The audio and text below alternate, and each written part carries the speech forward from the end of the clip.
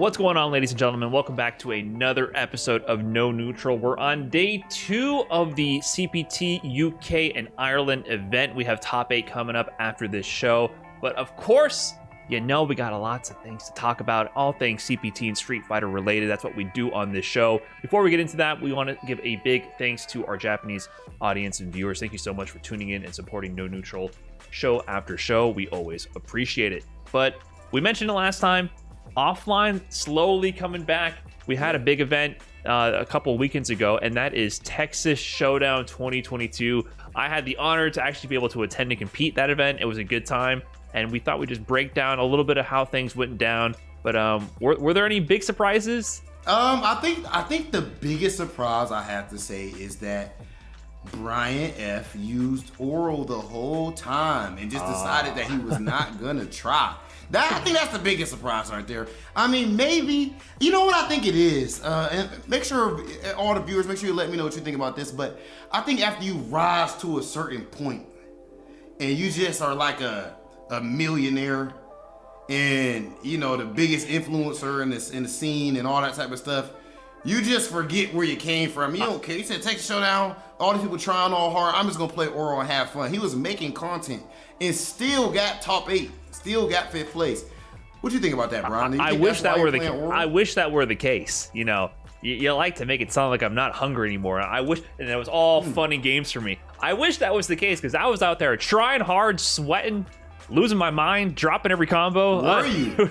Oh yeah, what are you talking about? If I wanted an easy breezy, nice ride to top 8, I would have played ROG the whole way. But I did bust him out for one set. It was off stream. I had to play Cheaps, a poison player.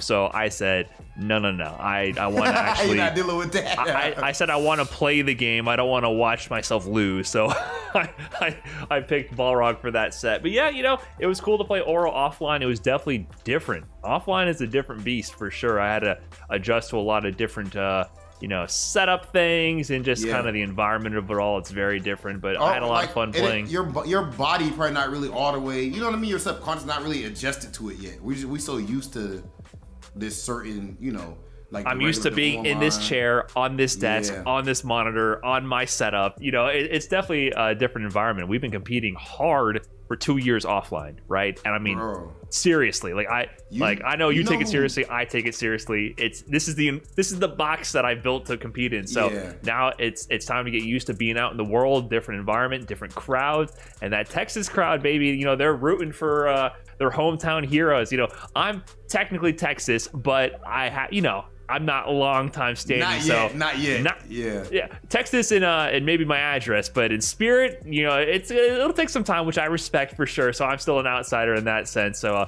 I had to go up against like Narakami, who shout out to Narakami, young player on the come up, did really good. He beat me in winners semifinals. I feel that Texas crowd, they're rooting for their players, and they had a lot of players. They were definitely hyped. Texas is one of the hypest regions, I feel like, in the FGC. They still go all out for their players. And there was a couple of those moments, like Punk going to losers early for Street Fighter V. I believe that was off stream. Did Nigel. You see it? Because of course you were there. I was playing top 16 at the time as well, so I didn't get to see it. But Nigel went Bison against Punk, who I believe also played Ken for that match. I could be wrong. He switched a lot of characters this event. Of course, the story of the tournament for me is our little brother, Justakid.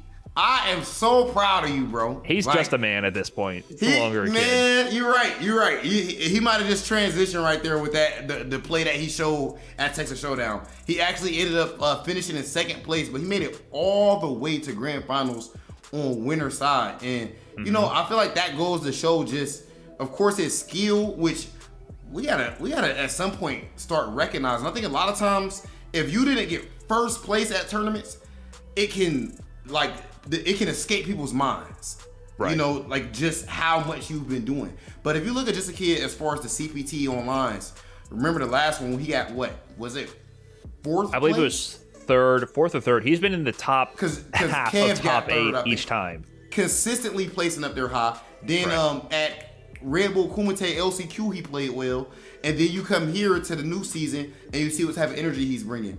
Justakid is just, I think that he's reached a new level of skill, to be honest, man. And I'm super proud of him. Like, I think I feel like that's him kind of sending the message that, hey man, I got a little bit of experience in this thing now and I'm ready to win. And clearly he's able to do it. But he ran into a buzzsaw that is none other than Punk the God. He smoked Justakid in grand finals, man. In the end of the day, he did. And I would say it's nothing to be ashamed of, but it is. Yeah, it's how it is. Something about you the lose way to anybody is something to be ashamed of. Like if you get smoked, you gotta feel that way so you can get better. And beat sometimes it doesn't matter how well you play. Punk can just counter it to the point where like you feel like you don't know anything. Like it really does happen. And it's not like Punk was invincible this tournament. He was in losers, right? Don't forget that Nigel put Punk in losers before top 8 began. But there's been so many of these events that I've been to of this size. It's like when Punk goes to losers like that, 9 times out of 10 he just wins a tournament. Like it happens so often. Like Punk will sometimes give out these wins. I don't want to say give out, you earned it, but Punk will give up a win. Maybe he gets outplayed in that moment, but that's something about that, it just clicks, and then he just sweeps the rest of the bracket. I mean, it was domination from that point forward. I think he lost 1,000 characters, 2 games, 1,000 characters, and like you mentioned, I'm looking at the results page. Ken, Karen, Ryu, Kage, Nikali, Kami. Wow. That's I didn't even know he played Cammy. I'm pretty sure he might have played a few off stream as well of different characters, because he was just nonstop swapping through characters like it was nothing. Like he's changing his shirt, color coordinating his outfit. It was nothing to him the way he just switches through characters in tournament and high stakes like that. And yeah, at the end of it, he had to go Karen. I think he said like for jury, he just doesn't have another character to play because it felt like he was trying to mix up his character options for this event. But jury was like, okay, yeah, it's Karen time. He just doesn't have, yeah. So Justakid, I feel like everybody else got like, not want to say less optimized, but maybe less optimized Punk, right? His sub characters, and then Justakid gets the grand final. Hey, yo, he's like, when good job, kid. Sat down at the setup and saw it again. Punk gets there, pats him on the back like, good run, kid. You did good.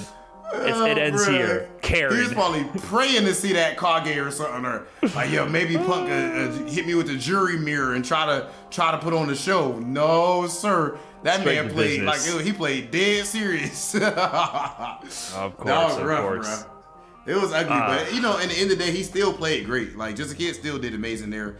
But of course, Punk. I mean, at this point, I have to imagine. I have to ask him about it, but I have to imagine that winning these type of events just feel like a Tuesday to him nowadays, bro. Like I'm sure he's proud, very proud. I'm sure he's bored of beating us. Like we got he just winning like, so you much. Scrubs, like come on, like make me work for something. It's true. Honestly, I feel like it's true. I mean, there was one person who's challenged him in the past. Mono was in this bracket, but I did want to bring up Mono. I'm glad they did meet up. Justakid put Mono into losers.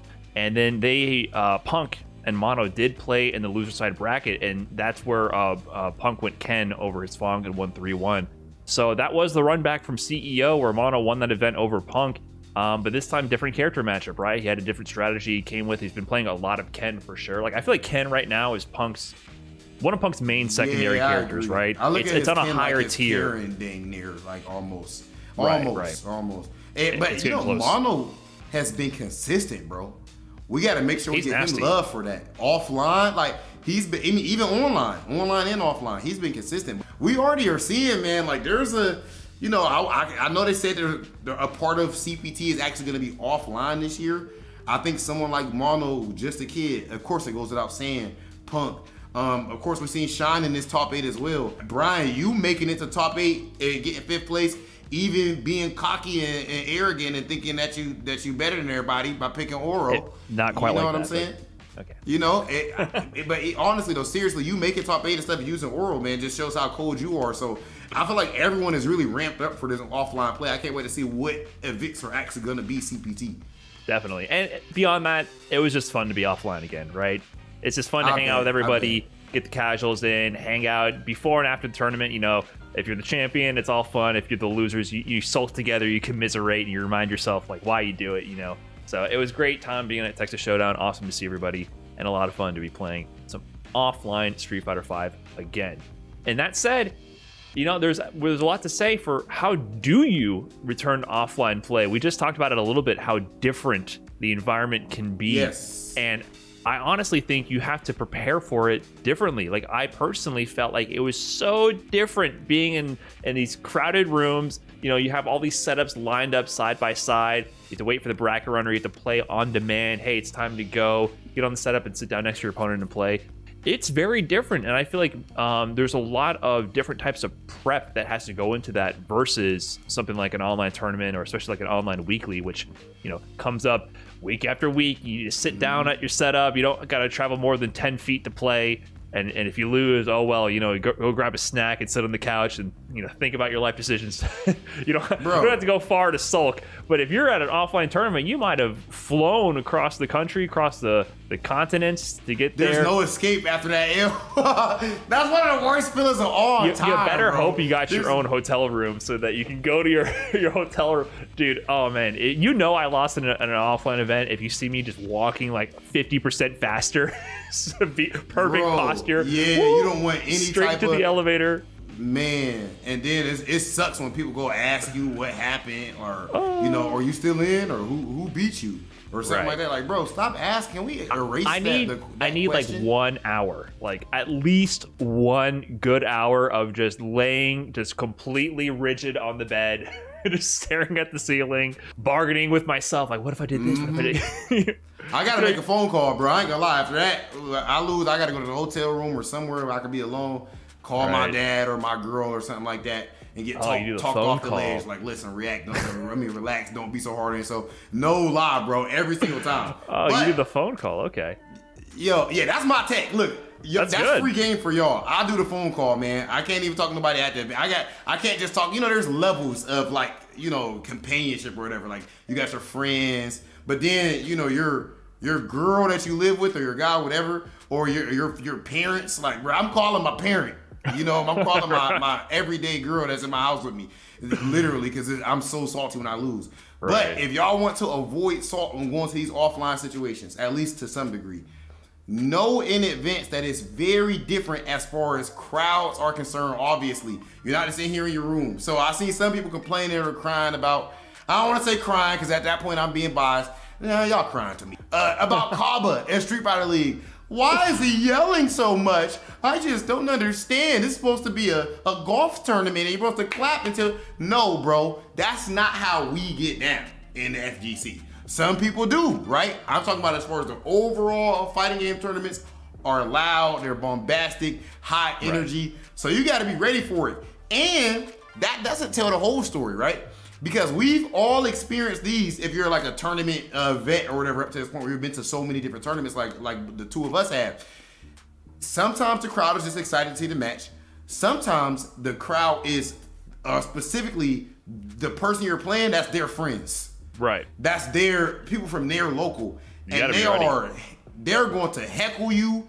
Anytime you land he lands a hit against you, then they're gonna wild out and treat it like the biggest thing in the world. They'll land like one jab from a scramble situation. They'll start popping off. You cannot let that affect you, right? Especially when it's some dumb, like you made a dumb mistake and, like, you know, strategy wise you had the right play, but maybe you fumbled the execution. Like one of those where like, oh, I messed up, and then they didn't really earn it. You know what I mean? It's not like they put you in special position. Bro, you know what they're gonna say? Oh, he's scared. He's scared.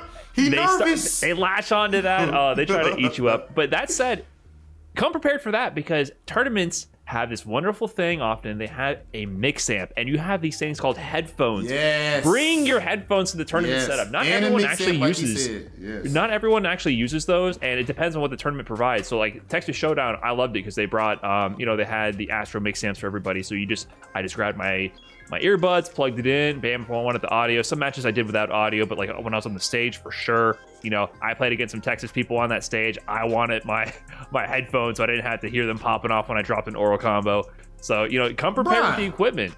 Speaking of headphones, do you not have on your no neutrals right now? What in the world is going on here? No comment. Oh, I never noticed. Can I do the episode without hearing Rob? What is this madness? This is a lack of dedication to the brand, but continue. Well, that's all I had to say about that. Don't worry, I'll bring the no neutral headsets around for every tournament. I'll wear them 24/7. You know, just for the fashion. I wear these all day, actually. Right. To the grocery store, you know. Yeah, well, that's not dedication then. So I'll step it up. Bro, they need to give us some waterproof ones then if they want me to go that far with it. You got to commit to it.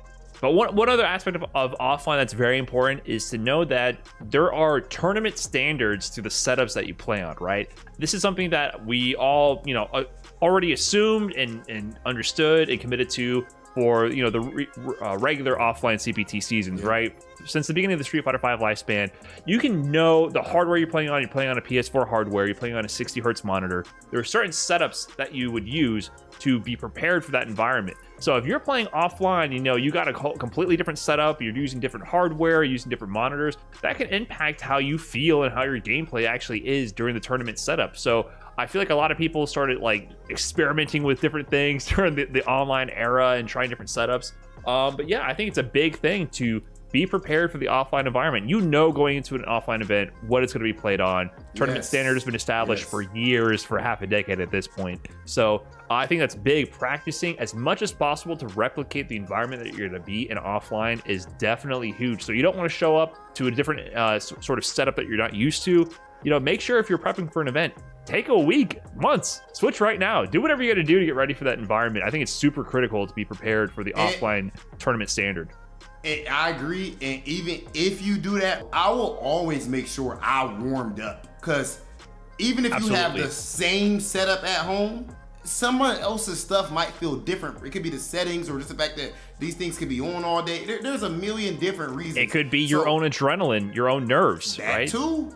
So I'm going to go play.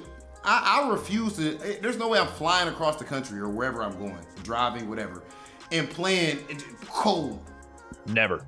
Warm up, play you some casuals before you actually play in the tournament, and that way you can more likely play like yourself. Because if you go in cold, you're gonna play bad. Right. You're not gonna be used to that environment, and plus, like I mentioned before, your own nerves, your own adrenaline, how you're feeling in that moment will affect your perception of time and everything. Like that's a fact, right? Like your perception of time is definitely skewed based on your own state in that moment. So the more you can warm up before a tournament, definitely the better you'll do. Like that's what I do before top 8, right? That's always difficult too. You play everything on day 1, then day 2 is top 8, and you were so warmed up by the end of top 16 when you qualify for top 8. Don't make that mistake of going in cold in top 8 like that. It's a separate day. Get up early. Street Fighter V was at 2 p.m. for example, which is not early. But if you sleep in a little bit, sleep until 10, go grab some food. Suddenly it's 12:30, and then maybe suddenly you get a coffee or whatever. You know what I mean? Eventually you mess around and you look at your watch or your phone, and suddenly it's 1:45 and you got to go play. So just be responsible, be professional, especially if you get far in a bracket. You're a pro at that point, right? You got to act like it, get there early, warm up, and play your best. Seriously, that's something I had started doing actually in that last year of our regular offline, was consciously getting up at a certain time where I know I'll have time to get ready exactly how I want to as far as my food is concerned. Like being able to get a breakfast or whatever without it being a rush or anything like that. If you look into sports psychology, probably even just human biology or anything, I'm sure it'll show. Like if you're actually able to get up, get your food, get moving around, then at that point, there's probably even an argument. I don't want to sound like a super meathead, but there's probably even an argument for doing a little jog or something like that. Look at Tokido. Remember, he was on that heavily. He jogs in place. 100%. Yeah, I try to go for a run, or if I can, at least walk around, maybe do some push-ups in the hotel room. Yeah, you got to get the blood flowing. It's facts.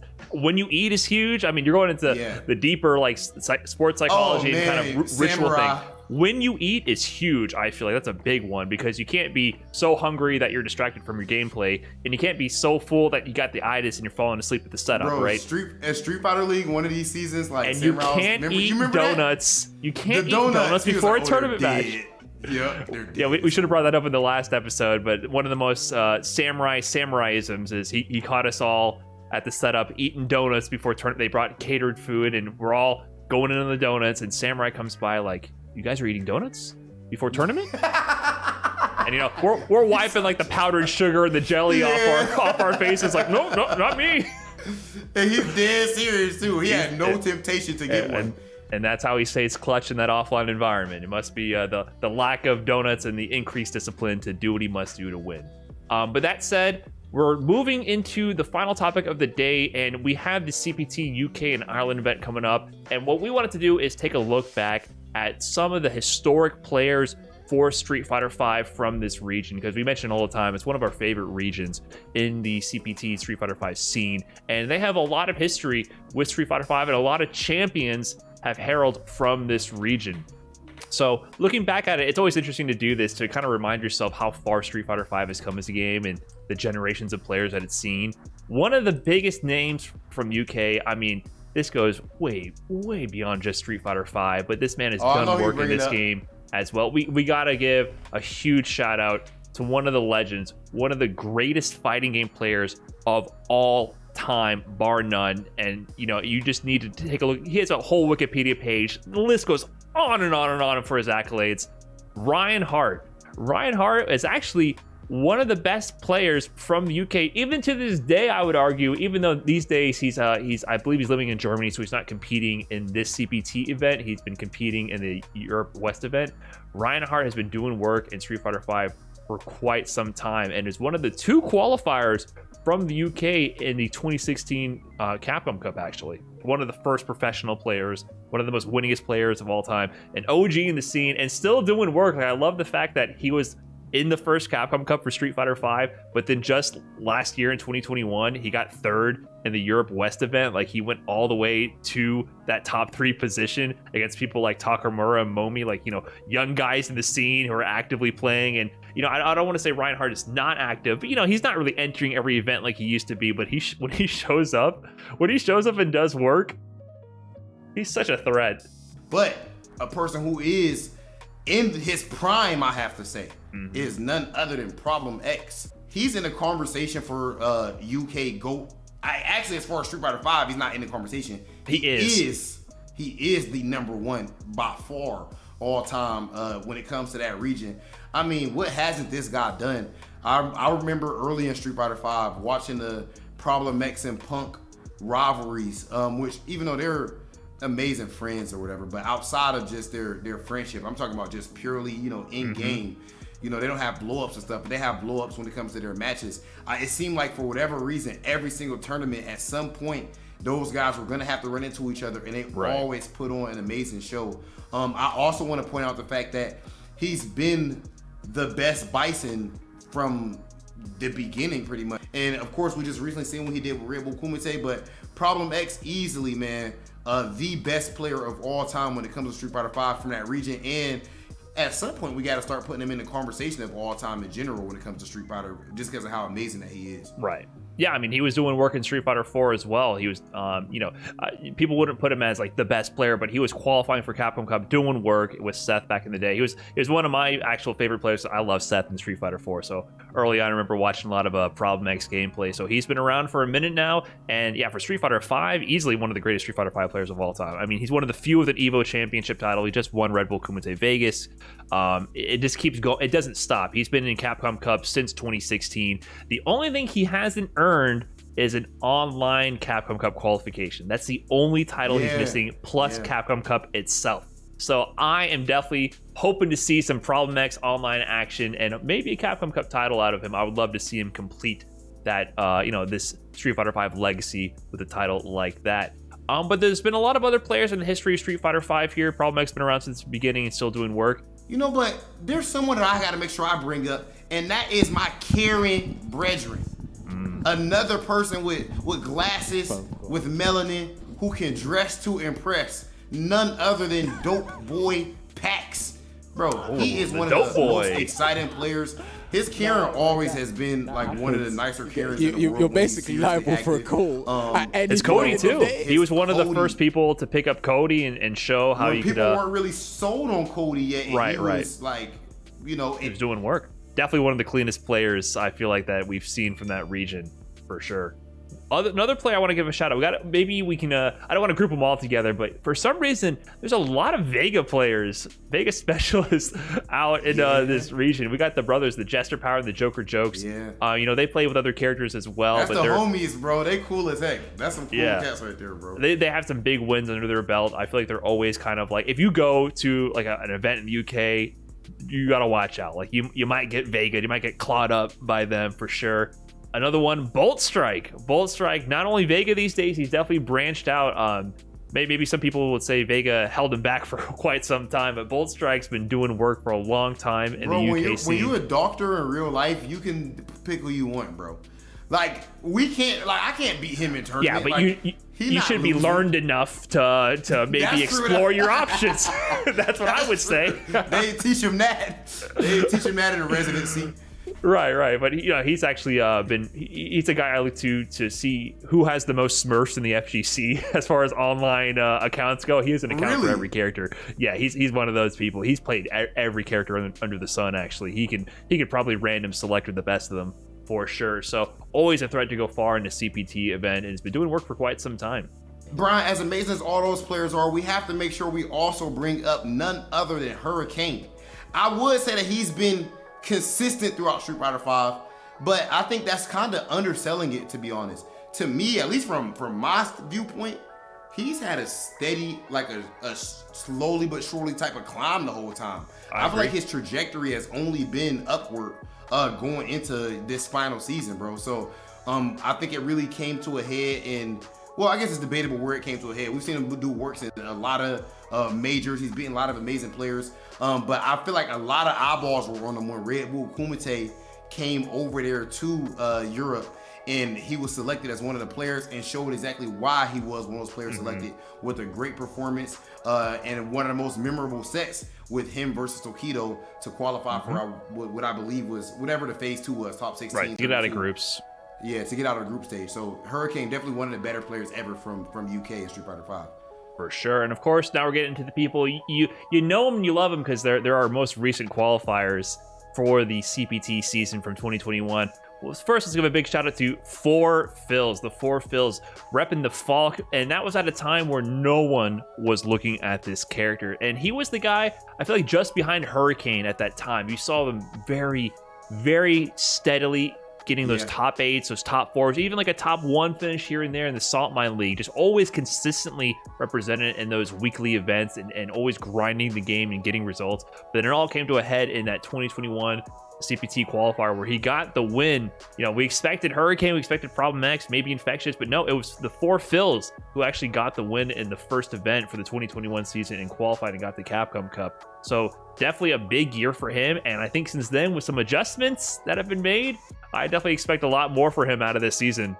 As much fun as he's gonna have with those new Falk adjustments, I don't know if he'll have as much fun going up against this next player I'm about to mention, the last player to win a CPT in the UK, none other than the man, the myth, the legend, Infectious.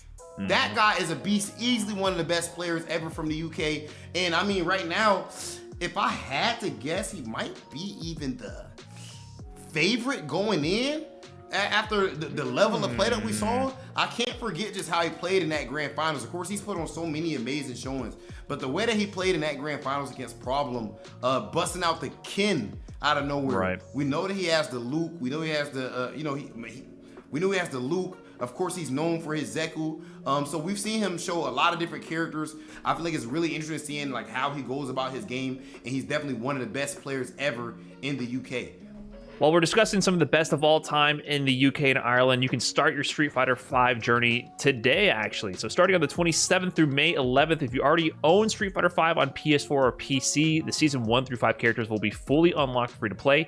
For people who haven't tried Street Fighter V before, you can now download Street Fighter V for free on PS4 and play all the characters for free. And that is not all, ladies and gentlemen, because coming up, we have CPT NA Midwest and CPT Japan. Make sure you register as soon as it opens up. Head over to CapcomProTour.com for more details. And as interesting, as fun as it is to talk about all the details, to analyze every little thing that happens, sometimes there's moments in life where you have to go by feel. And that is the moment that these UK and Ireland players are in right now. At this point, all they have to do is beat the other 7 players and they will qualify for Capcom Cup. Ladies and gentlemen, it's finally time. We have the UK-Ireland top 8. Let's get into it.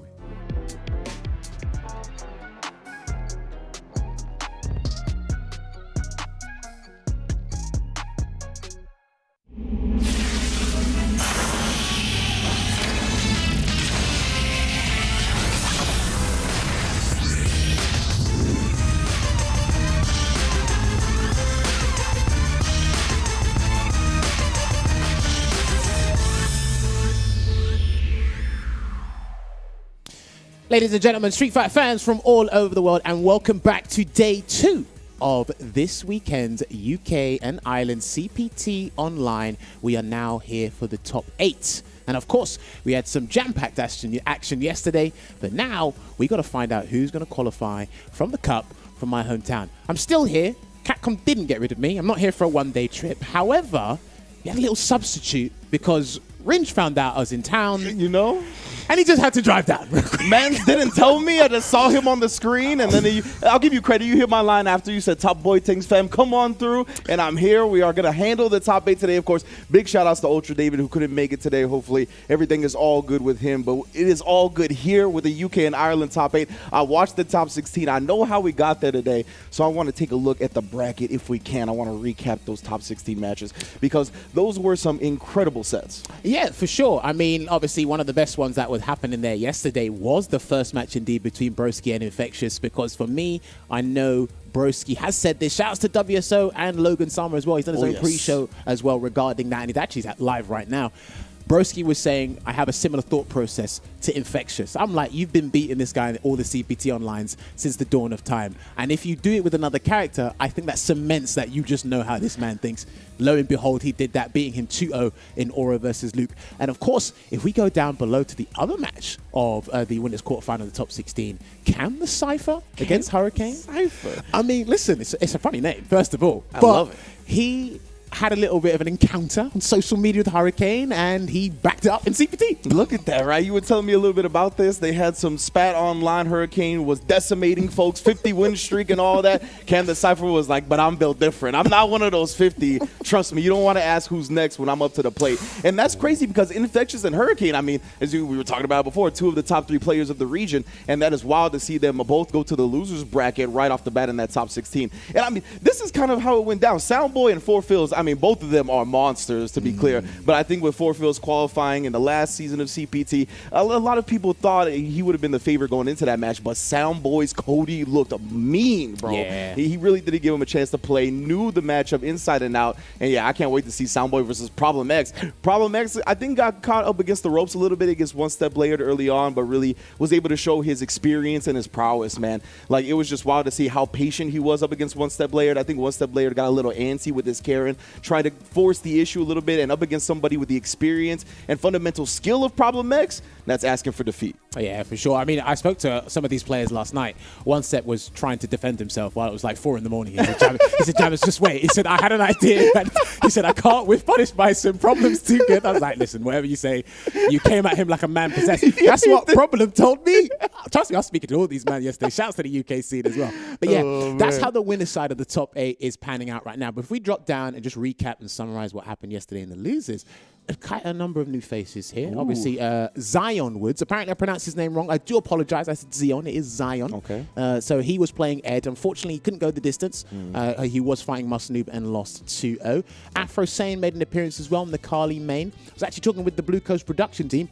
They had another theory that they thought Afro Sane was going to try, but he actually didn't. So I'm probably going to talk about it when I go back to the UK. All right. But yeah, he lost to Shax. Shax couldn't make it either because he had a nail-biting set against Four Fields, losing 2-1 there. One Step Led did beat Musnoob. That was a run back that they had from when we had them on sets to do a first 10. That's right. A lot of run backs have been happening with the UK guys as well. Mopolapo, he beat Ending Walker. Oh, the heartbreaker, of course. And another Ed, right, that we were talking about. Ending Walker, I think, really is one of the up-and-coming and favorable stories of the European scene. Like, a lot of people have been keeping their eye on Ending Walker. He's been doing major work with Ed, whether it be in CBT, whether it be in Salt Mine. This dude is always on the forefront of pushing pushing Ed as a character in the meta. So it was tough to see him go out. I was really pulling for him from top 8, but of course, Mobile Lapo did a great job on the Balrog. Unfortunately, ran into Hurricane, right? And I mean, like, Hurricane's cameo is just too clean a lot of the time for that Balrog action. He was just too quick on the ground, right? Always kind of maintaining that outside distance of rush punch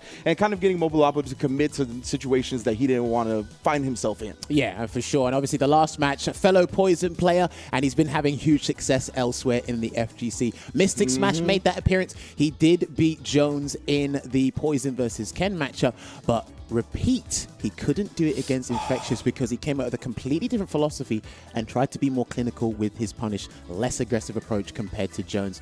Couldn't go the distance. I spoke to him and said, I know, like, it's good to have you back, first of all. I mean, you just disappeared for 2 months and then you just turned the game on Friday and then decided to make top 16 on Saturday. Work, you know, I wish everyone could do that. But yeah, couldn't make the distance, but Infectious was the one who pulled it out 2-1 there, and he is going to be going up against Infectious in the top 8. So we've got a very interesting top 8 bracket, and I'm pretty sure worldwide everyone's been talking about it, having their theories. So me personally, Ringe, this is just from my personal perspective, from me to you, I think the top 5 UK players are in here. Obviously, there's 1 or 2 names you can switch out because Shax is one of our best players in the UK as well, but he's not here. But if I had to give you a 5 names right now, we got Problem X, Infectious, Hurricane, Phils, and Broski. They are there. Okay, they are there. Straight up. And this is the thing. I don't think Broski gets spoken about enough as one of the best players and one of the most technical minds we have in the business from the UK and just the European region in general. But this is the matchup where that one guy who bet on the lottery ticket of a very weird odd, he's probably just living life right now because we are going to have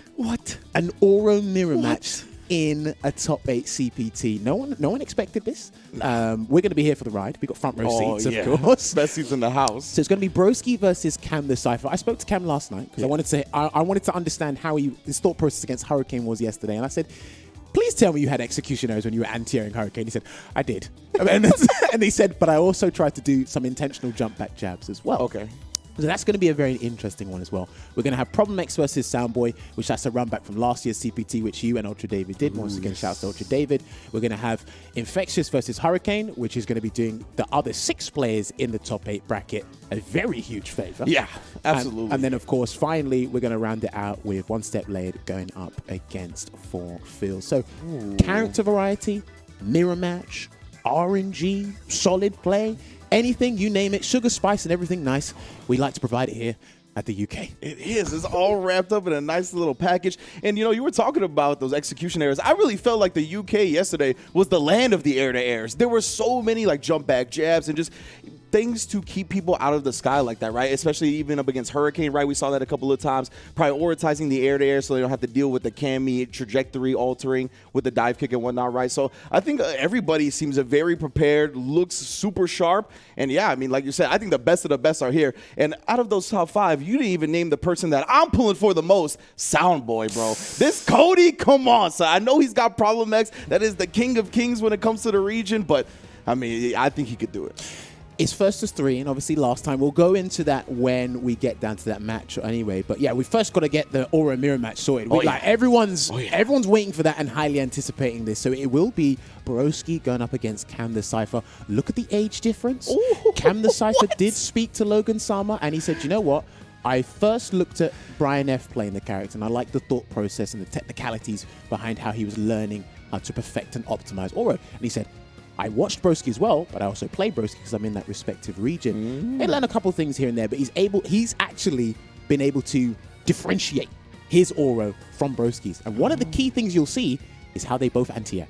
Notice that Cam the Cypher was doing the uppercut. Yes. Broski always likes to do full conversion from jump medium punch. They have Tengu Stone. Yes. I said to Cam yesterday, I said, look, I said, good luck tomorrow. I said, you have nothing to lose. Everybody else in that top 8 has a sponsor or something, their name or something on the line. You are new to this, similar to ending Walker's position. And I said, if all goes south, if everything goes south, you got Tengu Stone. So listen, you've got things to help you, right? But apparently we do have a player quote from Cam the Cypher. So please feed it to us. Let me see what he said. I want to see if he's talking about his character. Ringe, you want to read this one out? The mirror match is going to be tough for both of us. Let's see who gets to rob who first. That's what they're talking about with the Tengu Stones, fam. So here's what I noted down yesterday, because I opened up my laptop, turned my gaming laptop on, I went in training mode, and I said, what is he supposed to do in this matchup as yourself? And then I did this. As yourself. I tried to be poetic, but it never works. So I said, he who activates V-Trigger 2 first could win, but he could also lose. Because if the Tengu Stone, if you don't make the sequence of Tengu Stone work and your opponent doesn't have to defend it correctly, you still have to wait for their Tengu Stone, and that way you could lose. Right? It's the talk of the town. Like, Ringe is one of the best V-Triggers in the game. Absolutely. If it's not the best, it's top 3. That's my personal opinion. Feel free to dispute it. I believe it was the Cam, the Cypher versus Hurricane match that I was watching yesterday, but we saw a throw tech in the corner, right? And Cam a throw tech, and it was like a checkmate right from that situation when he had Tengu Stone out. He did the crouch medium punch, one of the best buttons in the game for Oro, and then Hurricane neutral jumped, right? It's like, okay, he dodged that position. Nah, son, neutral jump, eat the Tengu Stone, and he ate like 40%, 35% of his life. He died off that. Dude, so flexibility, versatility, it's all there. But yes, it's the drip versus the homeless man. It is Oro versus Oro. Ladies and gentlemen, buckle up because you're about to realize how Tengu Stone really works. The Hawaiian shirt versus the Arizona iced tea colorway on the homeless man Oro. I feel that. He's got the golden turtle, though. That's got to be worth something. Okay, so it looks like I thought they were going to not use many fireballs in the first place because they kind of want to set the pace. Broski's kind of like, he'll wait a little bit before he starts chucking out the Nichirinchos, but he's doing it now.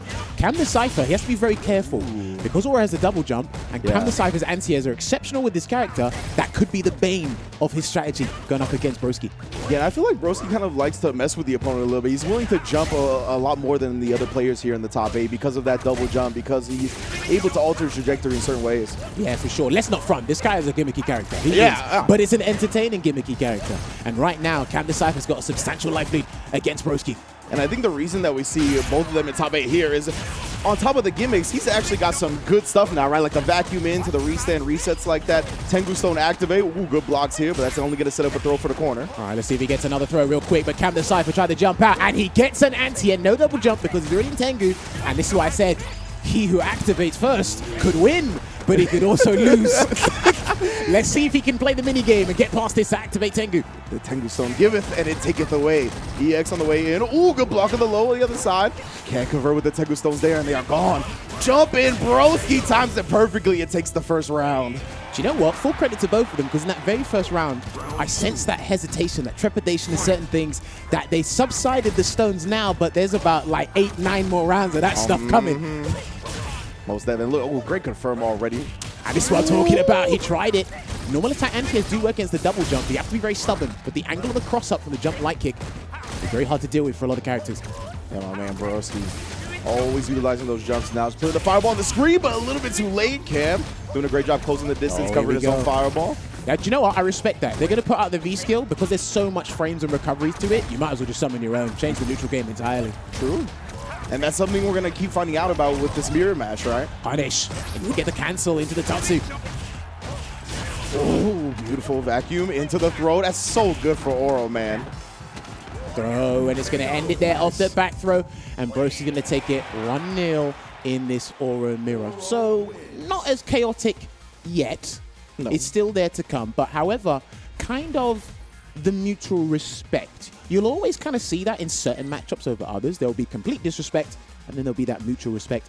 I'm seeing that from Cam the Cypher right now. I'm not sure if it's because he's in awe of who he's fighting. And the thing is, Cam the Cypher's beaten him before in, like, you know, ranked sets and whatnot. But hopefully over time, the jitters are going to shake off. Yeah. And find his stride. I think it's a very good play with Oro. Absolutely. I think he proved that yesterday, right? Taking down Hurricane. You can't be not an incredible player and do that in this process, even with a character that people will call gimmicky. Of course. All right, find the pressure there. Good blocks from Broski as well. But again, has got the life lead right now. Clean jump in there from Cam the Cypher. Going to go for the full optimization. Heavy on the Anma. Man, so much damage that shot to the tick throw, but escape quickly. Good tech throw again. Yeah, that crouch medium punch after the tech. Such a good answer for Oro. He's going to do a little bit more damage before he activates, or chip him or something. That's what Broski wants, and he's going to get clean activation into the Madari Stone. And I think he's going to do the full optimization and take him to the corner for guess the game. Yeah. My goodness, bro. I think if he does the whole thing, a back throw should do it. Let's find out. Oh, the anti, he could lose. Okay, maybe not. Come in the corner now. This is what we're talking about. You can't neutral jump here. Oh, he doesn't whip punish the throw tech, but he does get it there, and the Tengu allows for an easy conversion. Cam on the board. I'm telling you, he who activates first could win, but he could also lose. I'm telling you, that's the only line I writ for the notes here. Oh, man. That is what the mirror match boils down to. He's going to wait again. Do you know, I haven't seen more chicken feet from Broski's end. I think he's just confident that he can do this with mediums and poke away with the fireballs as well. Yeah, I want to see maybe more forward medium kick as well. He done it once, because he's very good at spacing that. But again, you're going up against someone who knows the character as well, so for sure, you kind of naturally know the spacing. That joint got 8 active frames though, man. Like, dude. Sometimes you'll end up swinging into it when you think you're good. But Cam now has the corner. This is very close to Is he going to release a reversal? No! Good blocks there from Broski. That's not plus. I don't think that's plus. Ended up just respecting it anyway. Still on the verge of stun. Oh no! The whiff throw not punished again, but gets the cross up anyway. Tengu nullified. And EX command throw just to finish the job. All right, interesting stuff there. So, yeah, I think just looking at this in general, they're going to opt for that slow approach. One of the key things that we have been seeing so far is just how they're going to defend against each other, just in general. Obviously, we highlight and you can meme the Tengu Stone, but it's like, look at what's happening before that. The interactions with the projectiles, the mediums that they're both using, the double jumps, and how Broski's trying to throw off Cam the Cypher, but he's not being deterred by that at all. This is what young players are like. They're not deterred by anything. That's the thing, right? They're so, like, unhinged and kind of unweighed down by baggage from previous fighting game experience, right? That's what the players with experience have against them. All right, both of the Onibis are out negating each other's effects, but therefore Cam the Cypher's got a little bit more ground. Ooh, that was so clean punishing that with crouch medium punch. The V skill. He's trying to... Cam the Cypher's trying too hard to get in. I think sometimes he needs to fight Broski, fight fire with fire. It is a long and enduring neutral game, but sometimes you need to long it out. Yeah, and that could be the part of the impatience, right? Being so young, wants to get in there, make things happen, get on the high fight top 10. Yeah, of course. Gets another grab here. Might be able to get another one. There you go. Let's go. Don't be sneaky, Cam. Yeah, he's going to play it safe. The end-to-end, the conversion. He might be dead, Ridge. Whoa. Captain Cypher, what is he doing? Nothing might about it. Puts him in the grave right there. Cam, beautiful stuff. But that's what we talked about. You jumping in the corner with Tengu Stone out, it just forces you in weird situations. Even though he didn't convert from Tengu Stone, right? It just kind of created a situation that allowed him to anti-air or air-to-air cleanly and convert. I love, this is me being petty, but I do love Broski being on the receiving end of this. It's funny sometimes. I mean, I love Broski. Don't get me wrong, I love Broski, but I like watching when someone has to deal with their own character. It's like, damn, is this what you love to deal with? 8 hours of the day? Believe me, as a G player, I get it. You feel me? But like, people always laugh. All right, on the, yeah, see, just fight fire with fire and let the V-skill do the work for you. Unfortunately, puts himself in another perilous situation here. Good anticipation on the forward medium kick as well there from Cam the Cypher. Oh, you see, actually called out Broski's jump instead. Took a page right out of his playbook. This is poetry in motion right now from Cam the Cypher. He's got the advantage here, but Ringe, another clean jump in. Broski's jump-ins with Oro are very good. The hard read he has, that's the round. My goodness, mad damage right there. And again, it was the neutral jump this time, and that hit so far down so quickly right there, catching Cam off guard. I'm trying to think. I think Oro's got 950 vitality. It's definitely less than 1,000. So some of these jump-ins that you're seeing, especially from the hard punches, they're going to hurt. Yeah, not getting a lot of opportunities to play the game after those. Crush counter as well. Nice conversion. Yeah, this is what I was talking about. The stability of Oro on top of his shenanigans are really making him a solid character this season. You know, I don't think he was bad as some people making him out to be, you know. Fair enough, yeah. But I think it's just the people that don't play him that kind of see the annoyance in him. But anyway, it's working out. B-skills doing the work again. And here's a slight life lead here that Broski can work with. He's just waiting for Cam to jump again, or he wants him to do the chicken feed. That's why he's whipping throws. Yeah, exactly. Beautiful stuff. Broski baiting out the anti-air attempt again, and yeah, just really playing with Cam's expectations. That's exactly what's letting him down, and Broski identified that pretty quickly. A raw activation from the Midari Stone, so that's desperation here, Ringe. Oh, most definitely. Just trying to do whatever he can to make something happen. V-break, get him back down. EX is too far. Tries to catch a press and buzz. Not going to happen. Great stuff from Broski. He knows he has health to sacrifice. He has throws to take to seal this round. Cam can still win this. Most def.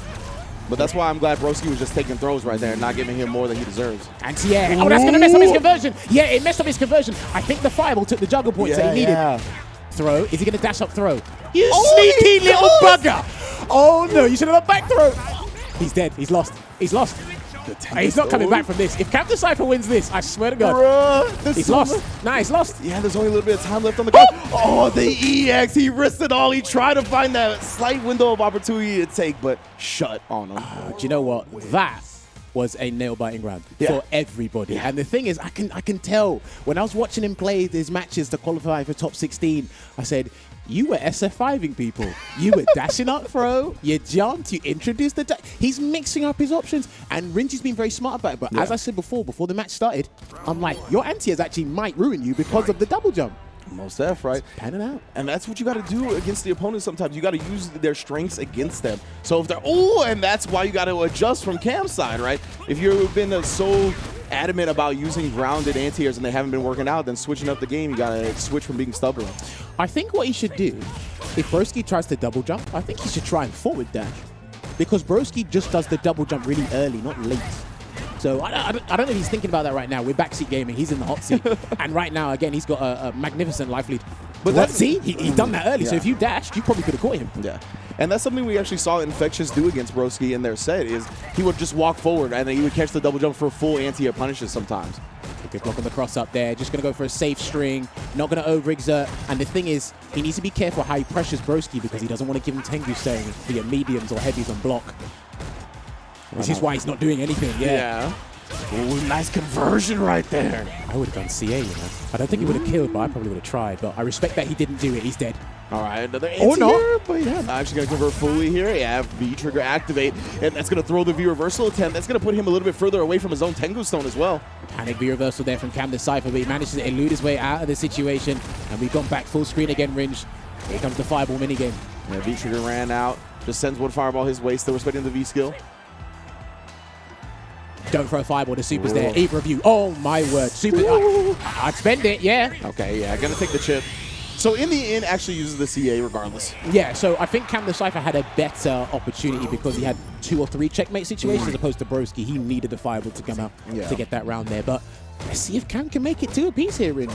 Yeah, on the verge of it. Broski, of course, with the CA advantage at this point. See, he gets a nice hit early and spins it, establish a heavy life lead, but either way, takes the EX instead. Frame advantage into the back throw. You can challenge that as Aura, by the way. He's got a 3-frame. That setup he did there before the medium punch is actually not legit against 3-framers. Ooh. You would expect the Aura Mirror maybe challenged next time around. +4 into a throw. Is he going to do it himself? No, he gets the +3 into the knee and the shimmy into the low forward hit grab. There it is. That's a very dangerous situation now. Yeah. You can V-shift that, but not when Tengu's your best friend. True. I wouldn't do it. And now Broski here. Cam was on the verge of tying this up, but Broski on the verge of taking the set. Beautiful whip punish to start this up. Okay, just poking away with the mediums. That is -4, so Broski took his turn back, and he got a counter hit conversion, fortunately. And it's going to go back to the neutral. Establishing that Fireball game. That was not, that wasn't plus. Interrupts the string with the heavy version. Oh, he tried the anti-air, but still coming up short. Now Cam the Cypher has the corner. Watch out for the reversal. Oh, he tried to jump. Meaty, though. Well, now Aura players know how that feels. Don't do the chicken feet. Don't do it. I said don't. Now back throw incident. He could lose the game off this. Tengu is activated. Oh, I understand why you tried to do that, but Captain Cypher, you're on your last legs here. If he shimmies you, you're done. Oh, didn't bite on the whip chicken feet either. Chip will do it. Chip will do it. He's going to make him get rid of it. Yeah, he's going to make him get rid of it. So Tengu Stone, that was such a good checkmate scenario from Broski, though. And the crouch medium punch, one of the classic round enders in Oro's toolkit, going to be able to seal Broski's set 3-1. Do you know what? Despite the scoreline, I actually thoroughly enjoyed that, and hopefully you guys at home did as well. I actually learned a lot. I'm probably going to watch that set back about 4 billion times because so much unfolded there. Obviously, the last round there, those last 10 or 15 seconds, well-calculated stuff from Broski. He knew what was at stake, and Cam the Cypher, he almost got out of it. Yeah. But it's like, look, if you want to keep playing this game, you got to say bye-bye Tengu. The resources were in your favor for that situation. Unfortunately, you couldn't be able to close it out. However, what I like about this is because Cam the Cypher is the younger player, you kind of learn a lot of things through imitation and just like on the fly. We've all done that as people in general. Over time, he was actually using Broski's tactics against him. Absolutely. And he actually used it at very interesting times. I think it's just a little too late, you know?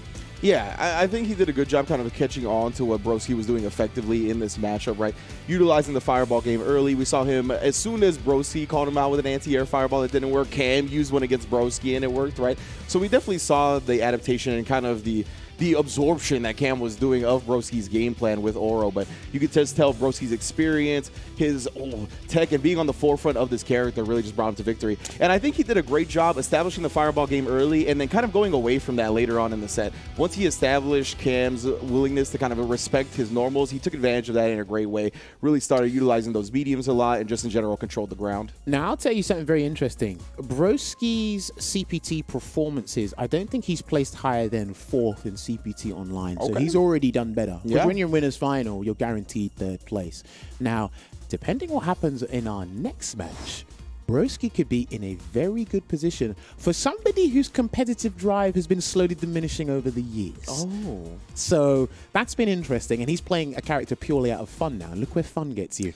It be like that sometimes. Sometimes you need a whole perspective shift on your approach to competitiveness or whatever it may be in life to really find that fire or find success in this way that you haven't before. So it's awesome that Broski is doing it with the Oro. I know everybody at home is losing their minds over it. We got an Oro guaranteed top 3, gonna be in winners finals, taking on one of the next 2 competitors, Soundboy versus Problem X. So, yeah, Soundboy has been phenomenal these past 2 years in terms of his growth and improvement in general. And again, he's probably the best Cody player we have in Europe currently.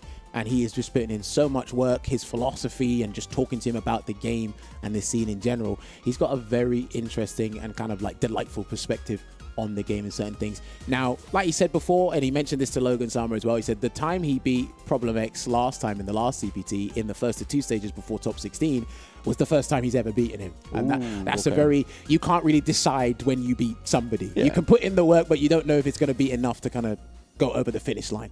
He beat him, then the run back, I looked at it last night and I said, right, what changed? Obviously, like I told you through DMs when you were doing it with David, I said, look, Soundboy was doing a lot of sways to anticipate strings and anticipate knee presses, but then Problem just said, you know what? I'm not going to give you anything. I'm not going to do a damn thing. And when you feel comfortable or feel uncomfortable doing something, you have to spend the bar for Zonk to force a guess that I might guess right. I'm not going to give you an inch so you can take a mile. So things just slowed down. And when he felt he needs to overextend, rush counters, whiff punishes. So hopefully Soundboy has looked back on that and said, okay, he might need to, and he did mention this to Logan as well. He's alluded to, he's taken a different approach today. And Problem knows when somebody has to play completely off the mark, unconventional, arbitrary in some aspects, and they go, look, I have to do this to open you up. I can't open you up. That's a sign of respect. 100%. If I have to go completely against the grain to just open you up, not win, just to open you up, it's got to be like, okay, you have to acknowledge that your defense is that good. You're an Evo champion, Kumite champion. It's like, it's going to be difficult. But I'm hoping the scoreline is different from 3-0. 100%. I'm hoping so as well. And I think it is going to be a little bit different for a couple of reasons now.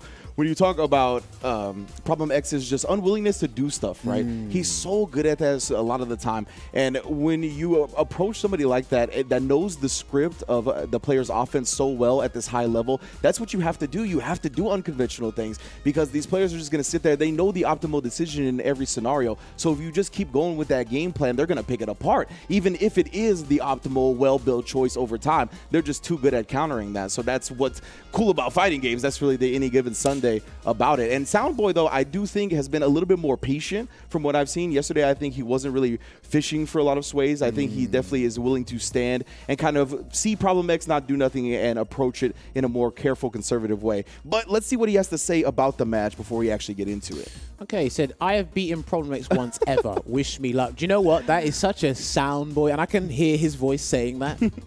I like, you know what? Wish me luck. You know what? Using Cody, you don't need luck. You need an EX Zonk Knuckle, and you just need to get in there and make sure. Like, again, he's a fantastic character now. That guy is, listen, he went from a prisoner to a mayor, and that's literally his progression in Street Fighter 5. He went from down in the dumps to at the top because he's been going under the radar. He's been getting these, beautiful quality of life changes as well as significant buffs. Obviously, the charge Zonk Knuckle being one of the biggest things as well. Them changing the knife, how it works, and the juggle potential. But I said this to David yesterday. Soundboy is what I like to call, he is anti-knife crime. So he just likes the pipe. Yeah, I feel that. He likes the conversions, likes the set play.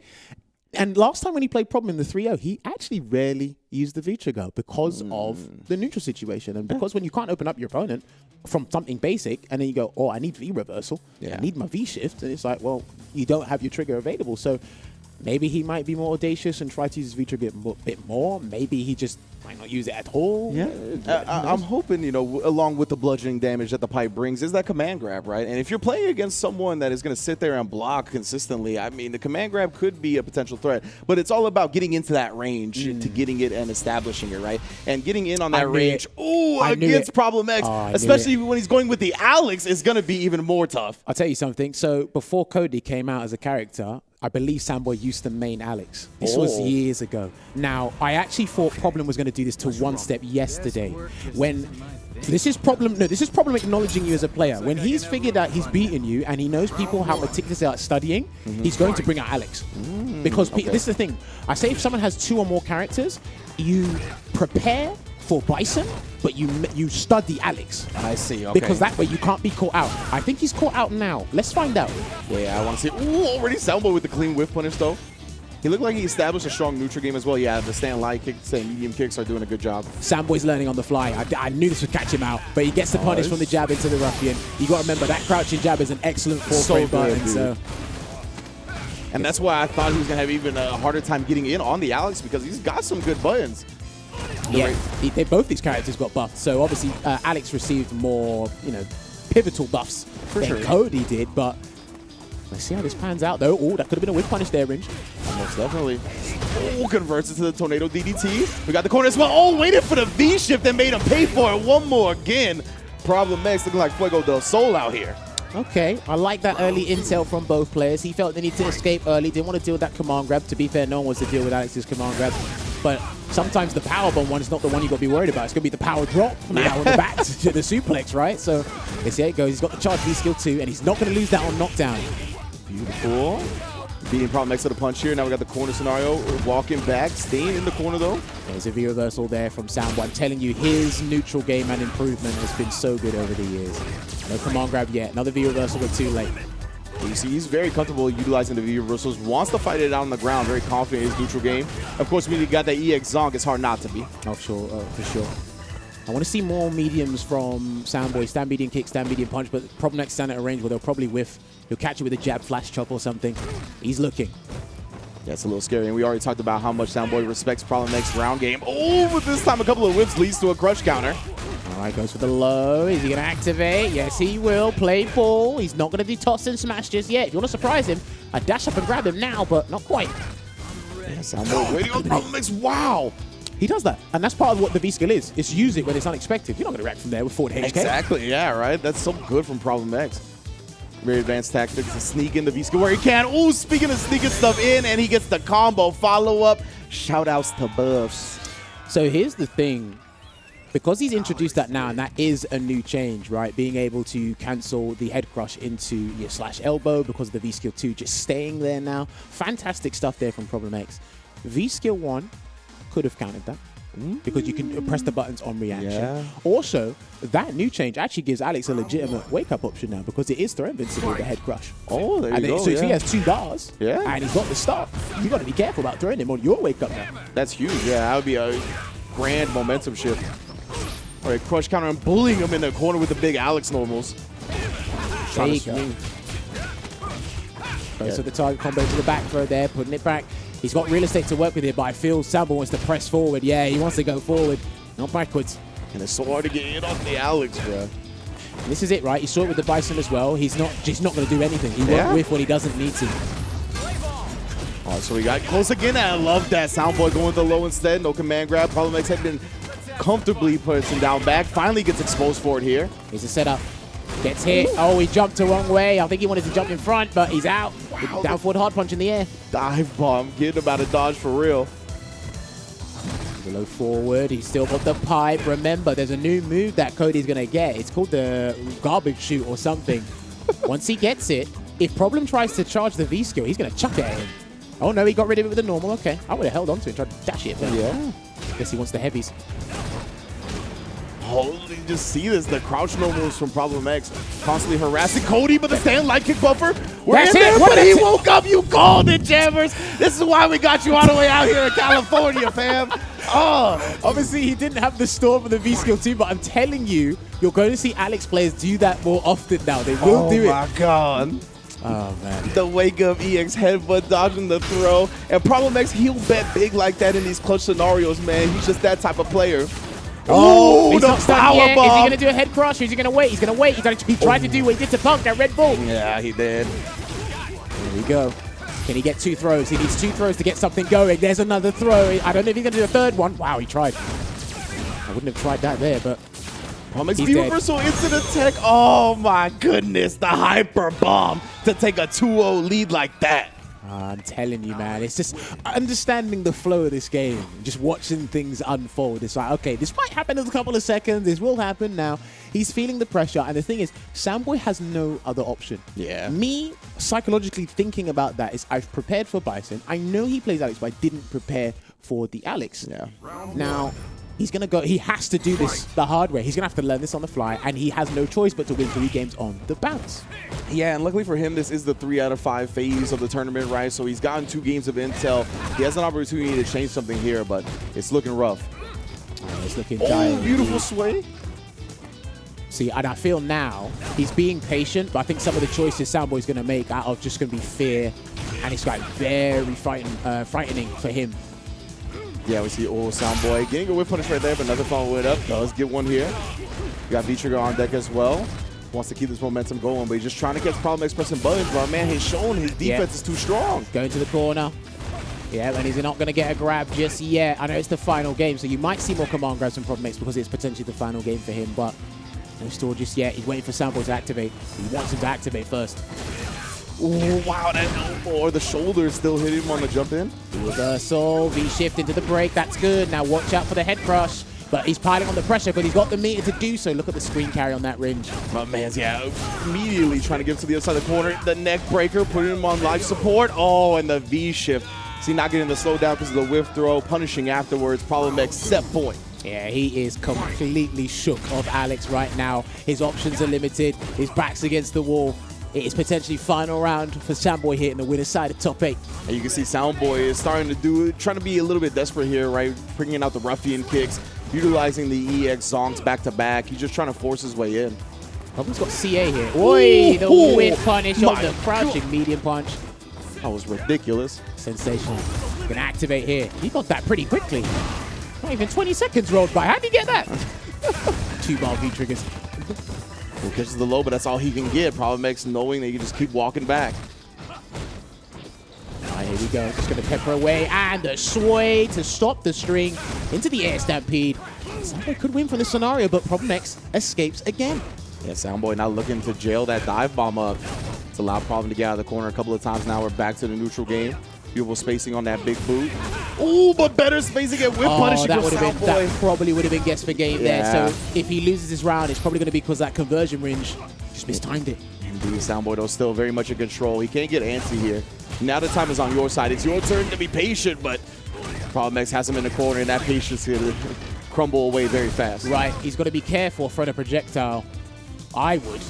Yeah, he's going to use that as a V-skill to store it up, because if he gets one clean hit from a special, that's going to be into super. That might be the game. There's a bit of scaling here, but we'll see. He missed it. He didn't get the flash drop, but he did anyway. Indeed. Problem X picks up the drop combo with an EX hyper bomb, taking it 3-0. Yikes, bro. Yeah, you just heard the glass shatter on that forward fierce, and from there, it was looking long for Mans.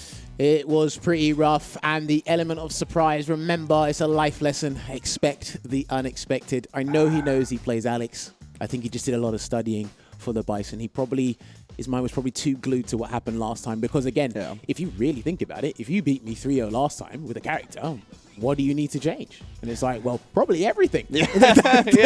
Because it's not going to work at the same time. You're going to go back and you're going to try and find out why I lost. But again, he brought out the Alex. Now, Soundboy did have a couple of ideas and a couple of counterplays to what Problem X was doing, but overall, it was just too overwhelming, Ringe. Yeah, absolutely. And we saw towards the end, Soundboy starting to bring out the sway on the big boot. He brought out the sway on one of Alex's specials as well, but it was just kind of too late. And we saw the whiff punishes start as well on the crouch medium punch, but it felt like Soundboy, as you mentioned, was learning on the fly and really getting used to fighting the character in this set. And when that happens up against someone the level of Problem X in this environment where it's only going to be 3 out of 5 and you really have to learn, you got to be on a different level to calculate that after 2 games and bring it all the way back. So unfortunate for Soundboy dropping down, going to be awaiting the winner of Infectious and Hurricane. What a reward he has. My man's got to play Problem X, the King of Kings in the region, and then out of the other 3 of the top with Infectious and Hurricane, he's got to play the winner of that. And then, of course, the 4 fields and 1-step layer to round out that losers round 1. So winners final is looking like Broski versus Problem X. It's another classic matchup we have here in the UK scene. Broski's track record is not that great against Problem X, and he knows that. They both know that, but we'll kind of allude to that when we get to that stage later in today's stream. But you know what? I'll tell you what. We all got phones. It's 2022. We love technology. And I know you like playing games as well. But what you are going to do is I want you guys to know that Street Fighter Duel, it will be getting a global release sooner. But a bunch of new artwork has come out, as well as their new stage, Suzaku Castle, as well. But yes, you can follow all of your iconic characters. You can see them on the screen right now. Akuma, Ryu, Guile, Chun-Li, Sagat, Ken, Blanca, Cammy, Vega, Dictator, Bison, wherever you are, you name it, they're in the game. This is going to be an amazing stuff with a variety of new fighting styles with counters, stuns, combos, super. Like we said before and yesterday, it's an impressive array of new fighting elements and associated combos to offer you a new battle experience, all via your mobile phone. Now, David was telling me he's from the future, so he's played the game already. He's not telling us when it's coming out, how it feels like, and I was just like, all right, David, rub it in, will ya? Make sure. But I promise you, we will get a global release for this game soon, but it's only available in China right now. There's definitely lots of evidence of David being a time traveler. Don't question him about that. But of course, speaking of trials, you can actually check out the Street Fighter V free trial right now. 45 characters, all available for download on PlayStation 4 as well as PC. So please go ahead and check it all out. Everybody is unlocked. You can get your hands on Street Fighter V for free right now. The free trial ends on May 11th. So for any newcomers who happen to own a PlayStation, who want to start playing, you can download a full free trial of the game. Do not miss your chance. Again, the free trial ends on May 11th. If you want to play the best character in the game for free, Luke, just download it. Trust me. Saying? You might win some more money. You might fall in love with fighting games playing a character like that. You know what I'm saying? You feel the strength. You're like, listen, okay. I like falling in love with fighting games. What I also like falling in love with is a break. And we're going to take a short break. And when we come back, we're going to be dropping down into the loser side of round 1 and seeing who will be exiting this UK CPT as well as progressing further in the bracket. We'll be back with you shortly. See you soon. Time to fight, time to fight. Never give up, we won't retreat. The ones who stand have turned to defeat. So fight, time to fight.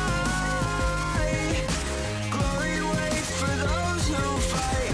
We unite, we are Street Fighters.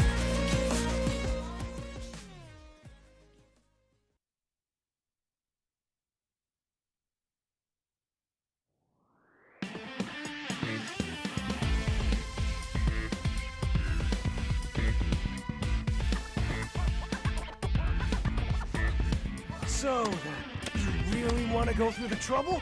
Fine.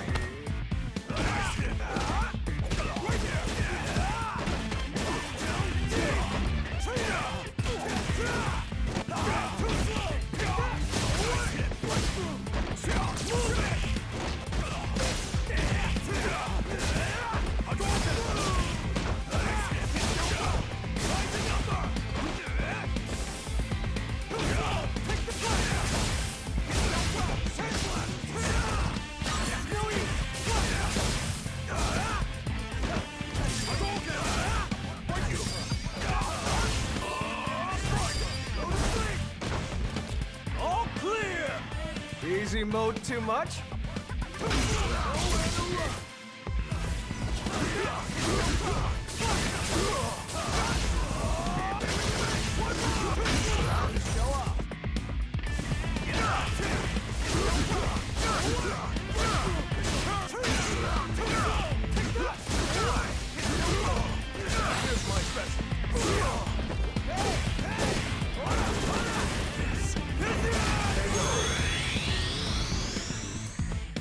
Sucks to be you.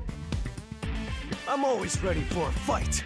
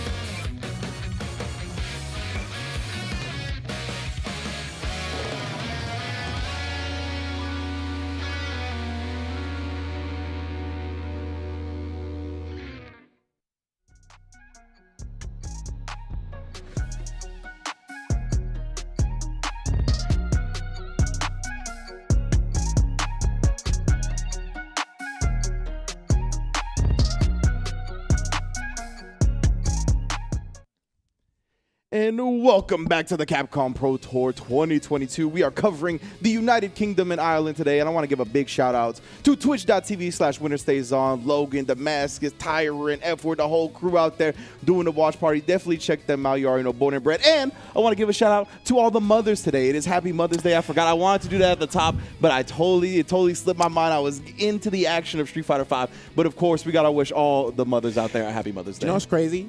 I forget where I am. Yeah. Our Mother's Day is back in March. I was like, going to say, you're like, what what do you mean? this guy talking? It's like, why is it? You guys, you must Why be. do you have to be so different? My man, he was like, you was on that California for real. But no, it is actually Mother's Day it is. here in the United States. That's brilliant. But yeah, do you know what? He completely threw me off guard for that. But yes, ladies and gentlemen, if you are just tuning in right now, we have concluded the round one of the top 8 winners side. And we're going to look at the bracket in just a moment. It will be Broski going up against Problem X in the winners final. We'll get onto that in the latter stages of today's stream. But Ringe, I was talking about this with you before, and I was talking about the production team as well. I'm pretty sure the guys, the locals at home, been talking about this as well. This matchup right here was one of the most anticipated ones outside of the Aura Mirror because of the names, the caliber, and what is on the line for these two. And I hate to break it to you because they don't like it if I'm going to say this. You've done the other 6 players a huge favor because you two, because Infectious and Hurricane in the losers bracket, you guys have done everybody else a huge favor. So like, whew, that's one less problem in the bracket. So no pun intended. Yeah, a gigantic problem at that, right? Infectious and Hurricane, 2 of the top 3 of the region, just complete monsters in their own right. We're going to see them battle out in the next match. Of course, we got 4 Fields and 1 Step later coming after that as well. But when it comes to Hurricane and I'm blanking. Infectious, I got it mixed with problem. Do you know the actual matchup, who it favors usually? So I think it's been kind of like 50-50, but recently, obviously last year before we went to the Intel World Open Regional Finals, in the Intel World Open Regional Qualifiers, the close qualifiers, Infectious actually beat Hurricane in the winners finals 3-2, then he beat him in the grand finals 3-1. Okay. So that was then when he was using Zeku. Zeku is buffed. We might not see him today, who knows. But then we saw as well, I think in one of the CPTs prior to that, I think Infectious has beaten Hurricane as well. So just off of the top of my head, the memory I have to recollect, it's Infectious just been slowly getting the better of him recently. But I think overall it's kind of been back and forth between the two because these guys are both amazing players in their own right. But Infectious came 7th in the first CPT online we had last year, and obviously he won the second one trying to qualify. Hurricane has been consistent in the top 8. He's made 3rd the first one, and then he made 5th in the second one. He's back in the top 8 here, so the results are going to change. They're going to be, unfortunately, they're going to be worse for either of them, Ringe. Yeah, exactly, right. One of these players going out at 7th, I don't think anybody really anticipated that at all. These are 2 of the top-level players. This could have been our grand finals but he's here in round 1 of losers bracket. And really what I'm most interested in seeing is who Infectious is actually going to play. Because as you mentioned, the Zeku has done great work against Hurricane, but we've seen that Ken a lot. We've seen him play Luke. There's all kinds of stuff he could pull out. So obviously he's got 4 characters, or like he's predominantly known for the 4 characters. Luke, Zeku, Ken, and Nakali. For the vast majority of yesterday, he was playing Luke. He only introduced Ken against Mystic Smash to qualify because it was a matchup thing as well. Hurricane's got a Luke as well. Yes. But he might use him here because of like the past history between these two. But the thing is, Infectious can throw us at any given point. But we will find out. I believe we do have a quote from Hurricane, because these are some of the 2 of the oldest players we have in the UK FGC. That is a long one. It is always interesting to face my former teammate because they're part of the same team for G Infinity. Shout outs to Excel, I believe it was. It always goes back and forth, but I believe I have the advantage overall in majors. Okay. Let's see how it goes this time. Good luck. Okay. Ooh, I like that he had that qualifier in there overall in majors, right? Because the atmosphere, the tournament environment really does matter, and it really creates a different experience that a lot of players go through. So the fact that he highlighted that, saying that on this big stage with circumstances like this surrounding us, I usually come out ahead. So we'll see. Infectious has been looking like a monster, in my opinion. He looks like, I think, better than he's ever been. So if that's going to be continuing, I think he'll be able to take it. Like I said before, and we kind of like, obviously we say infectious.jpg, we meme the robotic face. It's like, listen, he's a human being. He has thoughts. he can get nervous sometimes. And again, that's what you UK blokes want us to believe. That's what I did. So I have to do, man. It's part of my job. But I got to sell you a dream all the time. But I do feel he is a little bit shaky sometimes against certain players. Maybe it's because of the strategy he tries to employ, and obviously his demon is Broski, which he lost to yesterday.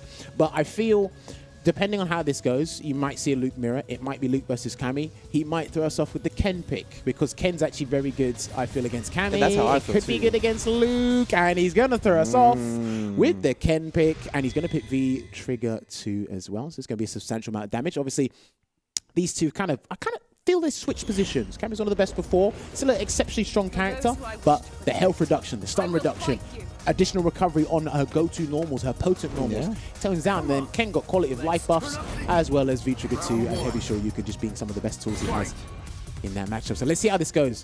Very surprised Hurricane didn't go with Luke first. So that's just me personally, though. Yeah, considering both characters' changes, right, as you mentioned, that means Hurricane is going to have less opportunities to do things right, and Infectious, he's going to have more opportunities, and he's going to be rewarded more heavily for those opportunities, like those whip punishes, because of the damage buffs and the quality of life buffs that Ken has had. Well, this is it. I know in recent times as well, Hurricane's results in general have been a little bit shaky.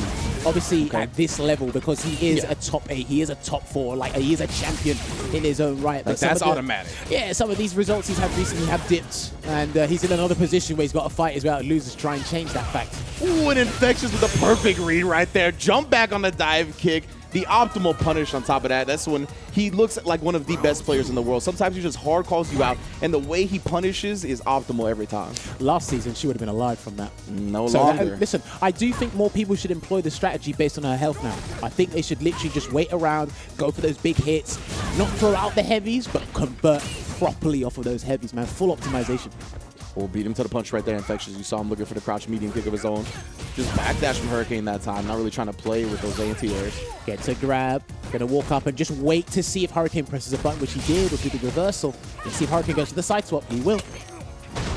Good little Frankensteiner back to the corner. Nothing trigger 2 yet for Infectious, so I think he's going to look to build CA. Yeah, he wants CA first, but he's got all the resources. If Hurricane whiffs, he actually could lose the game if he whiffs. Most definitely, yeah. She does not have a lot of health left. Proper conversion will kill her off. But, ooh, Hurricane leaves some damage on the table there. Does get the dive kick, though. And the CA for the conversion kill of his own. Going to a final round here in Game 1. And this is what I always say about Cammy. Shouts to Punk, he will say bait the meter. That's how a lot of people refer it to. But I think if you get rid of Cammy's CA before the final round, you have done yourself a very big favor, because there's probably about 80% of the cast that can fight Cammy comfortably when she's got no meter. I do think Ken is one of those. Yeah, he's going to be looking like, you see Ari abusing the fireballs now that he knows he doesn't have any meter to worry about, but that could have resulted in disaster. Hurricane not converting heavily. Wow, catching the end of the dive kick with the HDP. All right, there we go. Goes a fireball again. Hurricane still has no meter to work with, and Infectious is slowly chipping away at that health bar, but hard read on the jump in from Hurricane. Gets the conversion into Cannon Spike. Can he get another one? Yeah, Infectious a little too comfortable with that projectile game now in the corner. He's got CA, so he's probably looking for some sort of confirm or something, or walk up and grab. He took the other route instead, the safer one. Yeah, dangerous position to play from. You can see Infectious definitely holding back on those fireballs now, keeping them holstered. Very careful about when he and where he does it. Okay, Hurricane's going to look to activate a Crouch Fierce. I think there's another route he can take in terms of using the V trigger, but I think he wants to use it sparingly. He's going to activate like that. Good V reversal there from Infectious. Next hit for Infectious might win. That could have been it. Yeah, exactly. It was a trade, so he didn't get CA follow-up. Great DP, no cancel. Oh, but he doesn't need to. Catches him reaching and teaching him a lesson. Infectious, first round on the board, first game.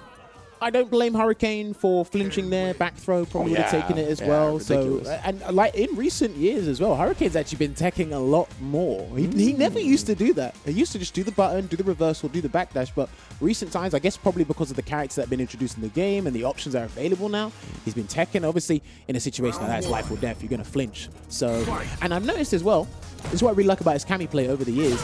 He has slowed down. But I think it's because the character's been toned down, so he's had to slow down, be a little bit more considerate with certain tools. But that's good, right? Showing the adjustment to the character and playing to their strengths, right? Not just trying to force your own game plan or what led you to success. This is how you grow as a fighting game player. So that's really dope to see of Hurricane. Of course, trying to bully Infectious towards this corner, but you see Infectious so good, putting out those buttons, countering Cammy on the way in. All right, considerable life lead here for Infectious. Less than 50% health to work with. This is going to be an insurmountable challenge for Hurricane to try and reduce this big deficit. He's in V-trigger, but he could get anti-aired. And that's rough for me because Hurricane did such a good job like slowly working him towards the corner. He paid with so much of his life and then jumped over and put himself there. However, does find the V-trigger. Gets the grab, and he's going to go for the throw. I think Cammy could have chased that down, but Hurricane wasn't quite ready for it yet. And I like this very conservative kind of confidence and defensive play from Infectious. Make it very hard for Hurricane to open him up. Yeah, exactly. Trying to pick his spots, make Cammy pay with her life on the way in. You see just kind of committing to these low jabs. Nothing too heavily committal. Yeah, Hurricane tried to jump in. Hurricane actually needs to jump in to turn this around. I don't think he can do this on the ground. Infectious just needs any old hit. Go forward, being blocked. He's getting into that range where he could threaten to jump, but he's not doing it. He did it a couple of times. He doesn't want to be too linear, doesn't want to be too telegraphed with it. Watch out for the V-trigger too, but I think Infectious is going to run down the clock. Wow! Oh, through the fireball. That was so good. Again, all interrupted the last second. Infectious. My goodness, this man. Do you know what? I gotta give that a round of applause. I don't think I've seen anyone For try real. to jab that. For real, like in the entirety of Street Fighter V's lifespan. I don't think I've seen anyone try that. And that was a very big risk to do that. But sometimes when your back's against the wall and things are on the line, that's the best time to do it, to be honest. Like his confidence, the willingness to make these big defensive reads and clutch moments, it's one of my favorite parts about fighting games. It's how assertive Infectious has been in this set. It's been really good. Like, it's just very slow, simplistic, straightforward. Nothing like, out of this world until he does that. He was like, I hear you commentators, bro. You want to say my game's not out of this world? Hold up. Infectious likes to make me look bad sometimes. Let me show you this Crouch Fierce real quick. That's brilliant. Probably one of the best changes he had in recent years. I think he wanted the CA, just didn't end up coming out. He was looking for Mochi. He walked into that. I don't know if he wanted that or give him the benefit of the doubt. Say he didn't. Gets a grab. Hurricane needs a jump. Hurricane needs to jump. You see, ooh, how does he just walk in and out of these ranges so expertly? He done this yesterday against Mystic. Against a lot of his opponents yesterday. But he feels like super comfortable doing this with Ken range. It's so good. It's wild. Like, he is walking in range where he can get clipped by the crouch medium kick, but he just knows when the opponent is not going to do it. Ooh, it brings out the EX fireball right as you get into range where you think you're comfortable to press buttons, takes it away, and takes a 2-0 lead.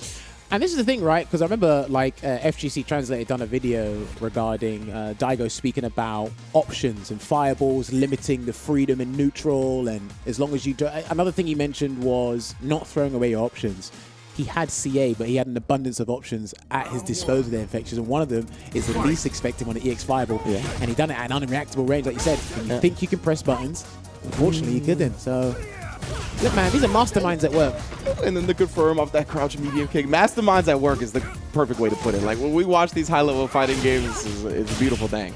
This is a conversion, unfortunately. That was a beneficial thing for Infectious. He's going to build the meter for the one bar. He's probably going to save it for later if he gets in trouble. Because Hurricane hasn't really been able to create and gain momentum. It hasn't happened at all in this set yet, I feel. He's constantly just trying to walk down Infectious, but Infectious, ooh. He tried it again, yeah. He's doing that against standing medium kick, though, interestingly enough. Not even crouch medium kick. Yeah, again, right there. Not even really attempting some whip punishes either. Kind of just really making sure he controls the pace and not letting Hurricane dictate anything. Not even letting him manipulate him on the ground to whip punish. That stand medium kick is -1 block, I believe. So Hurricane needs to be careful about his placement of that button. And that's a heavy Shoryuken Ken's got. So I'm not sure if that can punish that from max range, but he does need to be careful.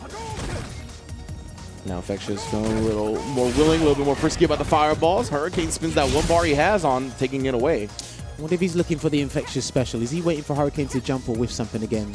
Got the trigger 2 locked and loaded. No CA though, so he'll probably do about 300 damage if he goes for a activation. We're going to change up that strategy. No. There it is. The execution error on the dive kick. It's going to give Infectious a slight lead. Dead. And an even bigger lead now. All the way into the grave, Cammy goes. My goodness, God reaching. And you highlighted that. Hurricane more willing to tech nowadays in Street Fighter V. And man, did he pay dearly for that one.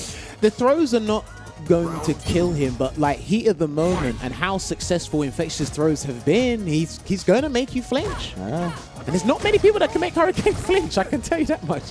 And look at this Infectious looking dominant once again, baiting you into the dive kick, baiting you into the throws.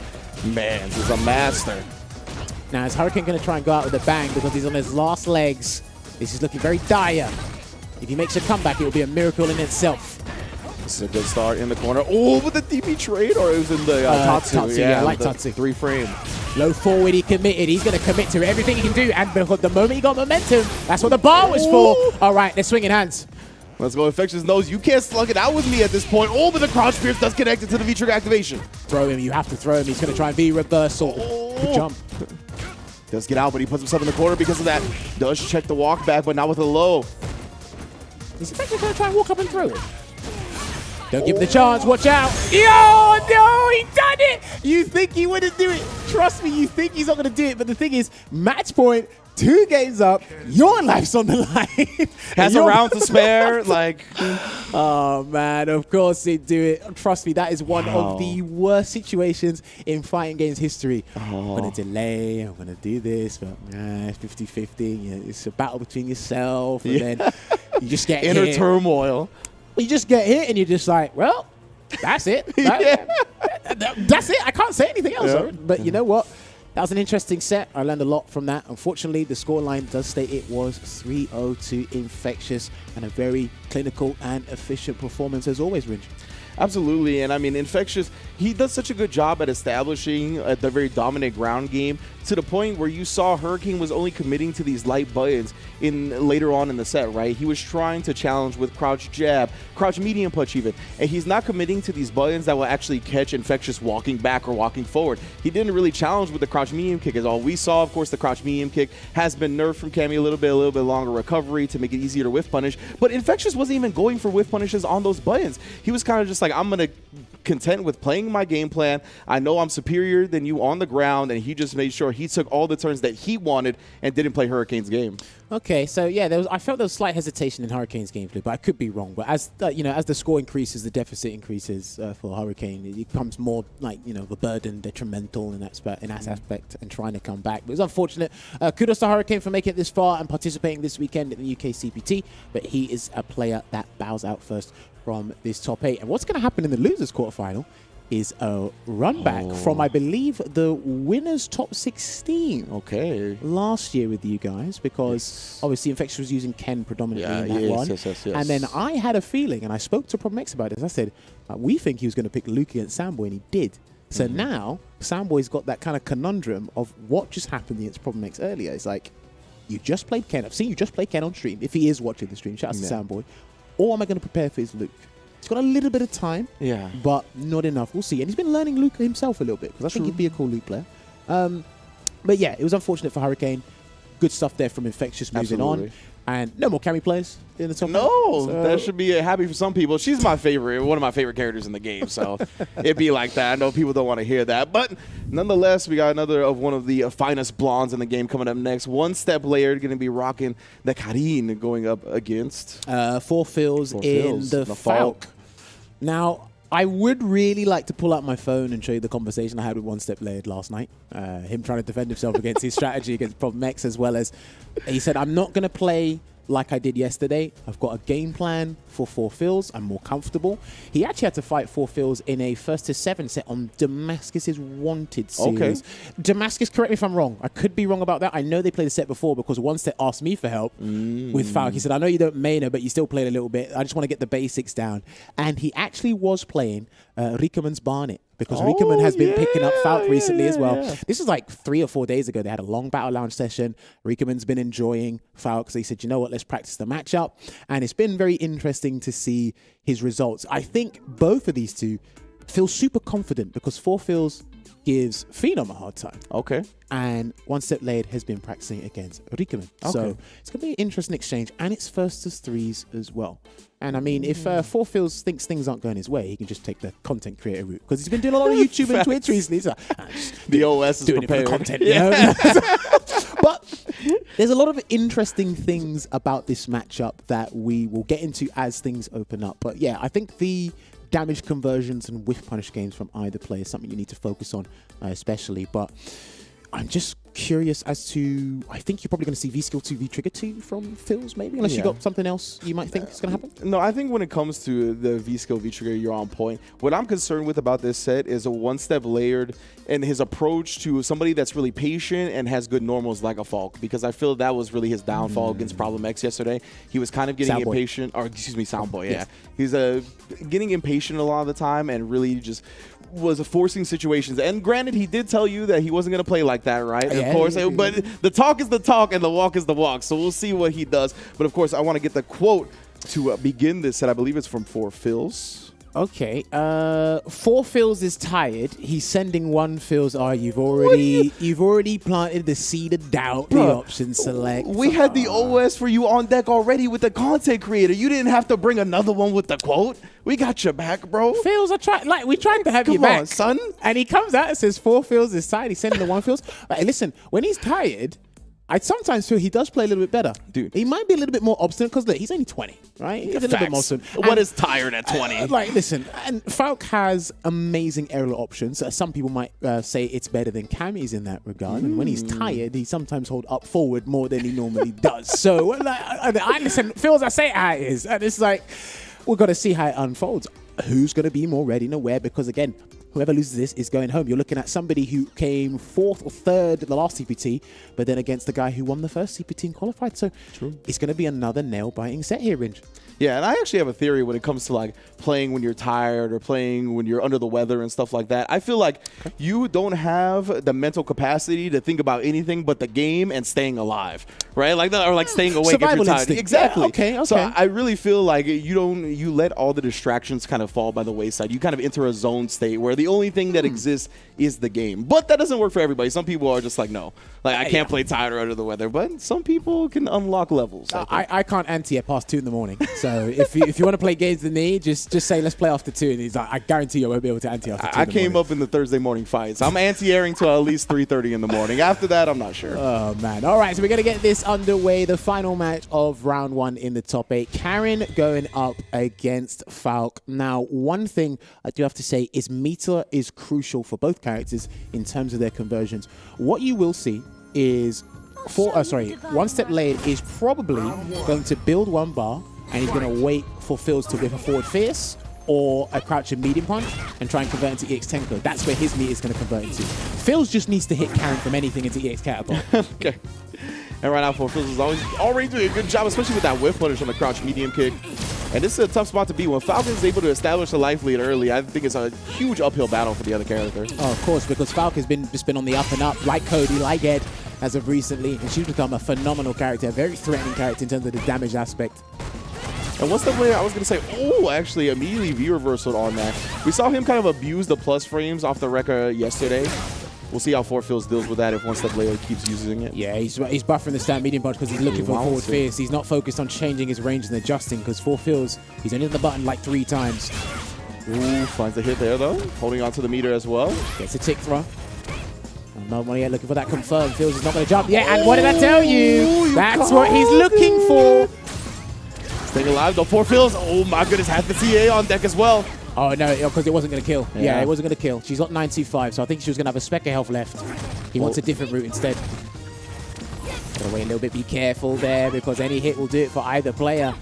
No whip push this time. Gets in. Oh, you can't press buttons on that, fam. 4 fills taking the round. Okay, it was a close interaction, because I feel one step later kind of messed up his conversion in the corner, because I know Karen changes. Yeah. She got more combo inconsistencies fixed. Ah. So that was unfortunate there, but Phils takes that round. He's got full CA to work with, though, Ringe.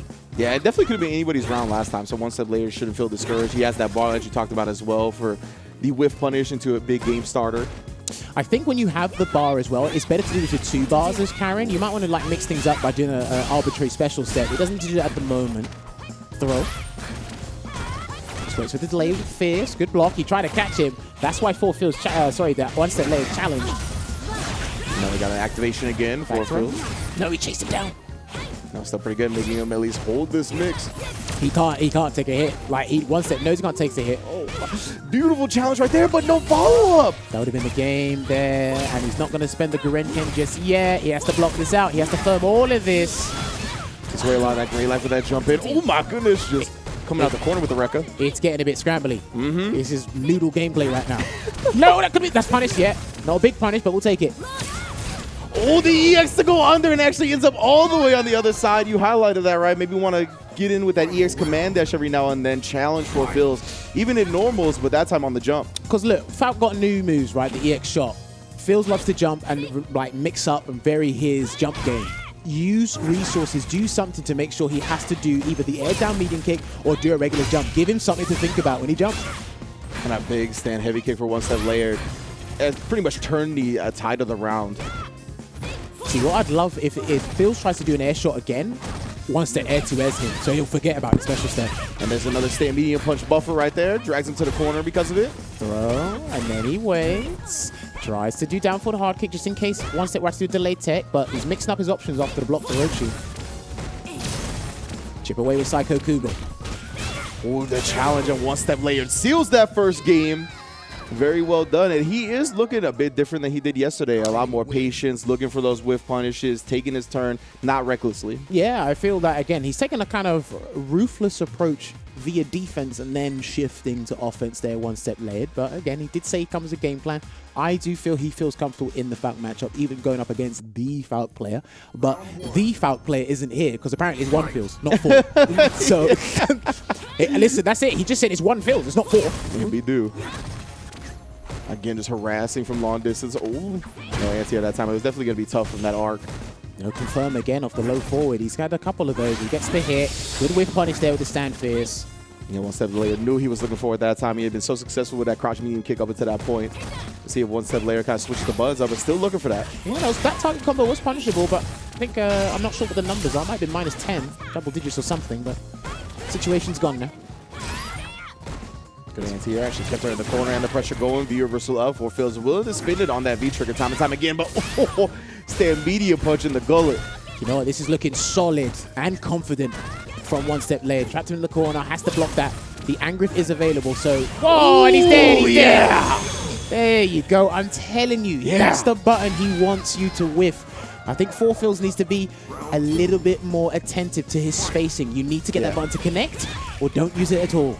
But the thing is, he's worried because he uses a shot. EX special step, and Tenko's going to go for the low one. Okay. He's worried. When he has the 1 bar, so much opportunities open up for Karen. But at this point, I think 4 Phils has got to make one step layer show him that, right? Like, at least go with the other option just to force one step layer to think about it. Well, I mean, 4 Phils has got to show up. That's it. My man's telling me 1 Phils, like 4 Phils has got to show up. He's got to add 3. Add 3 Phils to the bank, fam. You got to call the goons. Catch a medium punch. Could have got a conversion, but I think it's too far for that, so we'll take it. V shifts out. He's looking a lot better there from Phils, though. Yeah, definitely. And you can see that Fierce connecting this time, not whiffing. There you go. He's changed up his buttons now. Just throwing out the medium kick. Even then, you've got to be careful with that. Throw. Yeah, I want to see him manipulate his opponent a little bit. Yeah, press buttons that are quick, shorter recovery, just to maybe bait one step layer to doing something overhead. The reversal out of there. 1 anti-air will do it, or maybe 2 crouching medium punch pokes. He's got to be careful with his button choices, though. Just don't use forward fierce. Yeah, just don't use forward fierce.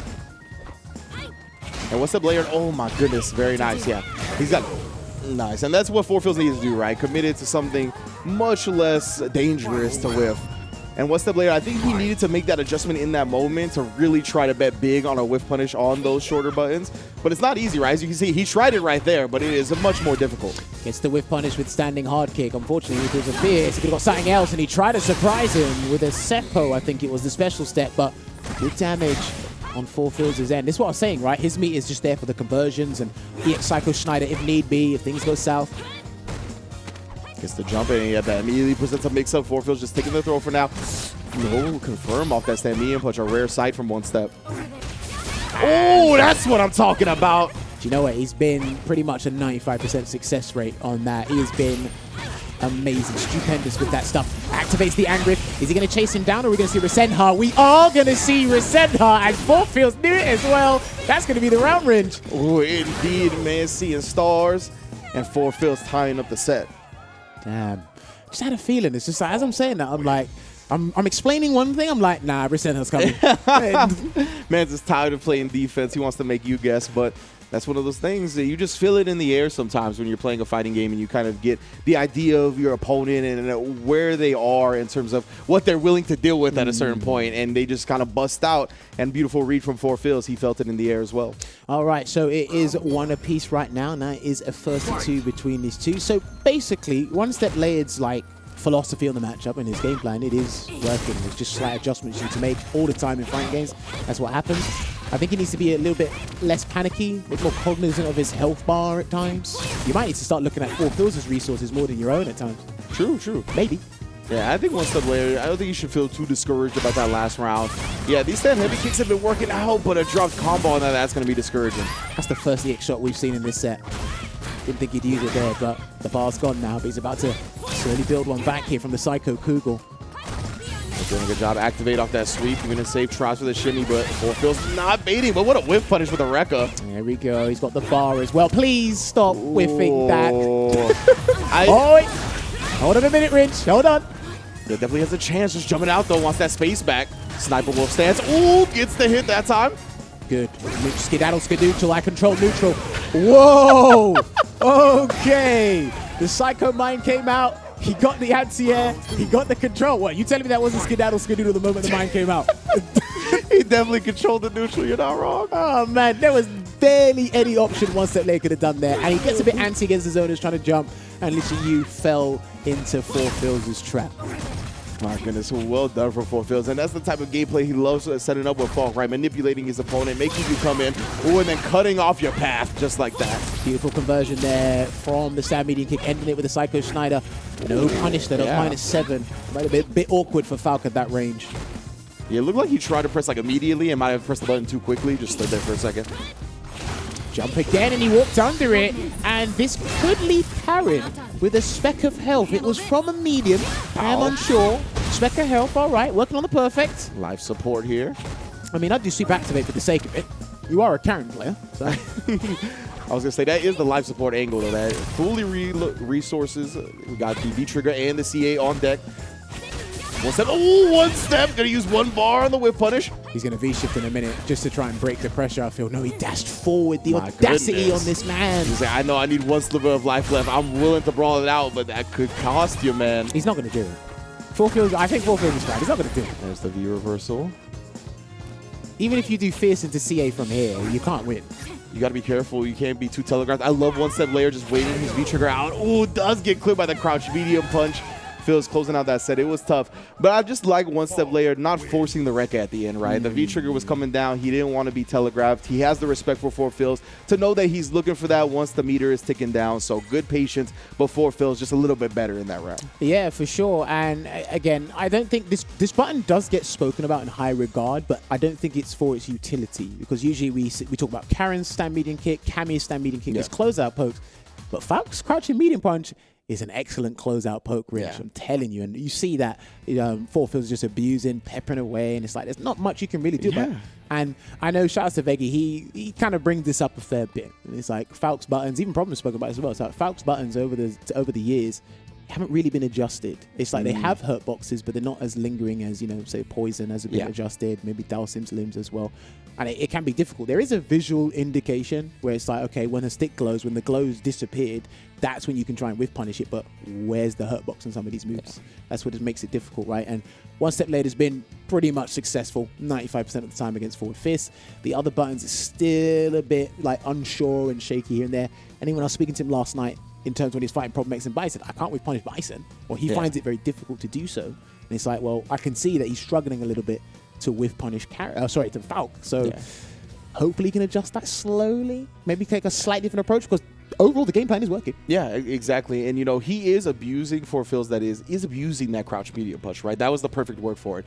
So in that scenario, you kind of have to believe in yourself a little bit as One Step Layered and know that that button is very hard just to react to the whiff of it, right? Yeah. So you have to react to it coming out at all and be confident that the range you're standing at is comfortable enough to whiff punish it. Like, you're going to be outside of range. You cannot react to it actually whiffing. You have to react to it happening in the first place. So we might have gone back to character select screen because, and I don't blame either player, whoever chose to do it, because One Step Layered is basically potentially on his last legs. And again, just a slight adjustment. I'd probably say it's a more defensive one. Neutral based and aggressive, A-okay. I've got no qualms with what you've been doing. I know what your strategy is. You're in the hot seat. I'm just backseat gaming. He went for the classic costume change. I think this is the costume he used the most. Oh, a return to form. I like it. Sometimes a costume change does it. Even if you want to throw your opponent out with the visuals or the colors. Yeah, sometimes you got to go back to the old you. All right. Let's see how this goes. I mean, he says it was 1 feels, but I think 3 feels is here now. At the very least. He's looking like it might not be at full power level, but he's approaching that. Especially as the set winds down. Swinging for the hills at the moment there, but he's going to do the target combo and release the Psycho Mine. Pop it early, because he doesn't want that EX Tempo being a threat to him in that regard.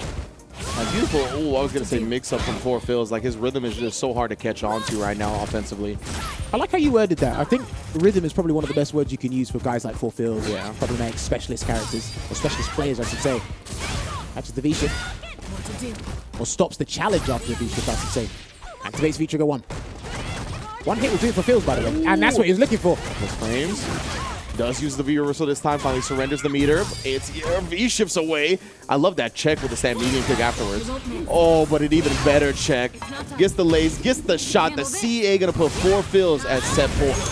Good stuff there for feels. And what's crazy about that conversion 4 feels just sit there is you can special cancel the Psycho Kugel, the mid shot, or it's +7 on hit so you can link it. You've got plenty of time, trust me. You've got plenty of time. The world is his oyster once that hits, huh? Wow.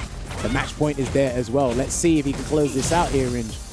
Most definitely. He's already establishing a nice lead here. If One Step Layer gets hit by anything, I was going to say that was a chunk of gray life gone. Most definitely is. One Step Layer does find his hits here, not biting on the frame traps. Good stuff from 4 feels. Puts himself at a perfect range to whiff punish. Yeah, I think One Step Later has been struggling just to open feels up. Feels' defense is interesting, to say the least, but it does work out against the vast majority of players. Gets that whiff punish from the standing medium punch. So strong once again. Oh, wow. The stay fierce. Blocks. He's going to have to block it a 3rd time. Wow. He went for a Resenta there. Is that how you want to go out? Okay. It seems like it, right? Uh-oh, he V-shifts out. The break just holds back. Anti-air stays in front again. The crush counter and the Tenko connects, because before when he tried that, he did mistime it. So it's his saving grace that keeps him in this fight here, Ringe. And I like One Step Layered really embracing that chaotic momentum and the chaotic pace that round kind of devolved into. And 4 feels done the code. He does that when it's either a match point for him or someone else. Oh, he takes the hood off? Yeah. CA is there. If he wants to spend it early, I wouldn't mind if he did that, but at the same time, things might get a little bit ugly.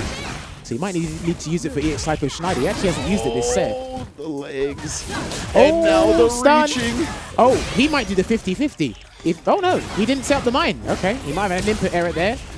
But he's going to do something else instead.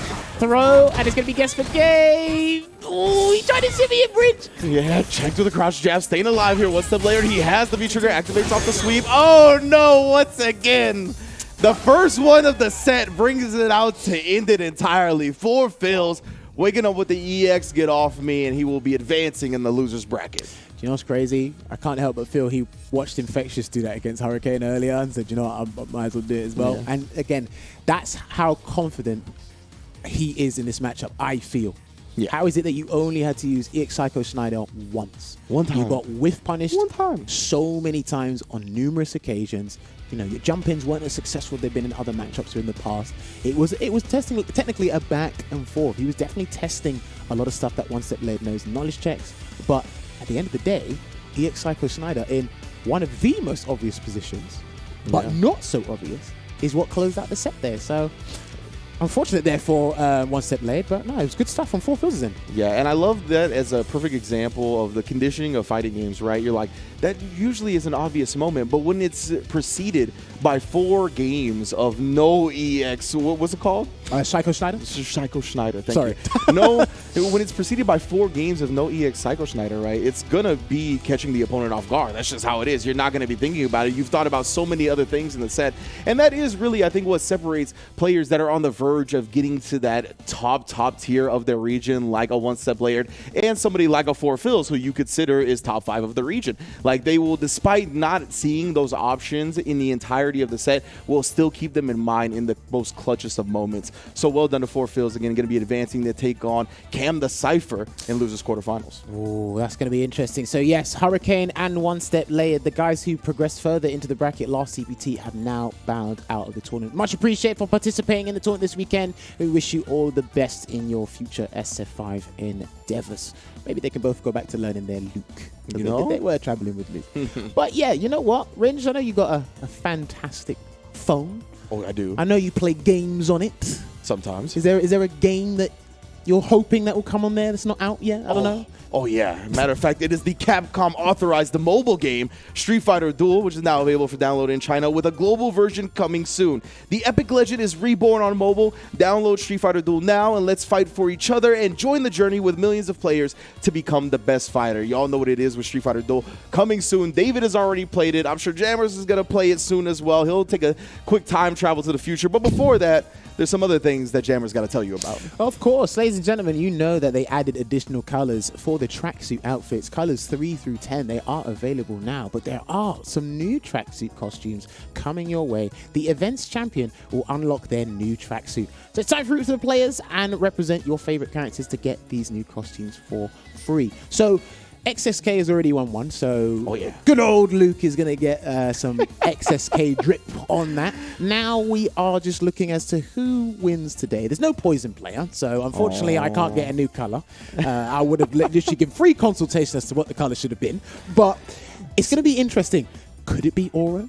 Could it be Buxton? Could it be Cody? Ooh, all those characters will have some cool colors. See, if you were just a top tier enthusiast like me, then your character would have a new color like Luke. To be fair, my character is probably top 3 in the game now. You know, Poison's pretty good. You know, I know you don't like true. true. Maybe not today, but I don't doubt in the future of the CPT, that's for sure. Good looking out, everybody that has joined us so far. Again, the tracksuit colors on the way. Street Fighter Duel's on the way. All kinds of stuff is on the way, including more matches for CPT. So keep it locked right here on Capcom Fighters. We'll be right back.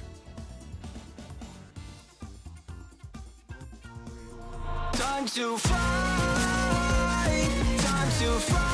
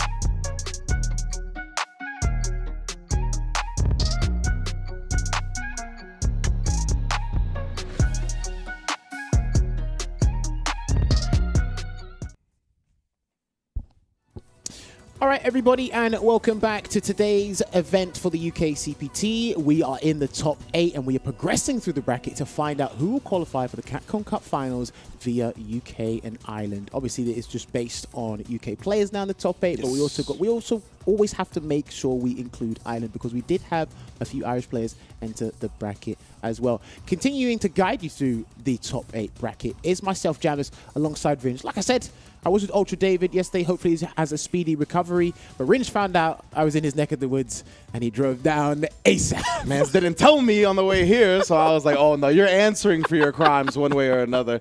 Whether I have to get rid of David myself and take his spot, no, of course, we wish David whatever's happening to be as smoothly as possible and everything gets taken care of. But yeah, man, I'm very happy to be here. The UK has always been a dope scene, especially the UK and Ireland as well. It's been phenomenal players, and the skill level has only continuously increased throughout Street Fighter V's lifespan, and we're here at the apex of the skill that we've seen so far. And I mean, top 8 has been dope, top 16 was incredible, and we're crowning the champion today. Of course, obviously, if you are just joining us, One Step Layered and Hurricane have exited the bracket, so there's no longer a Cammy, there's no longer a Karen. However, we still got one of the most entertaining factors, Oro. We did have an Oro mirror earlier today.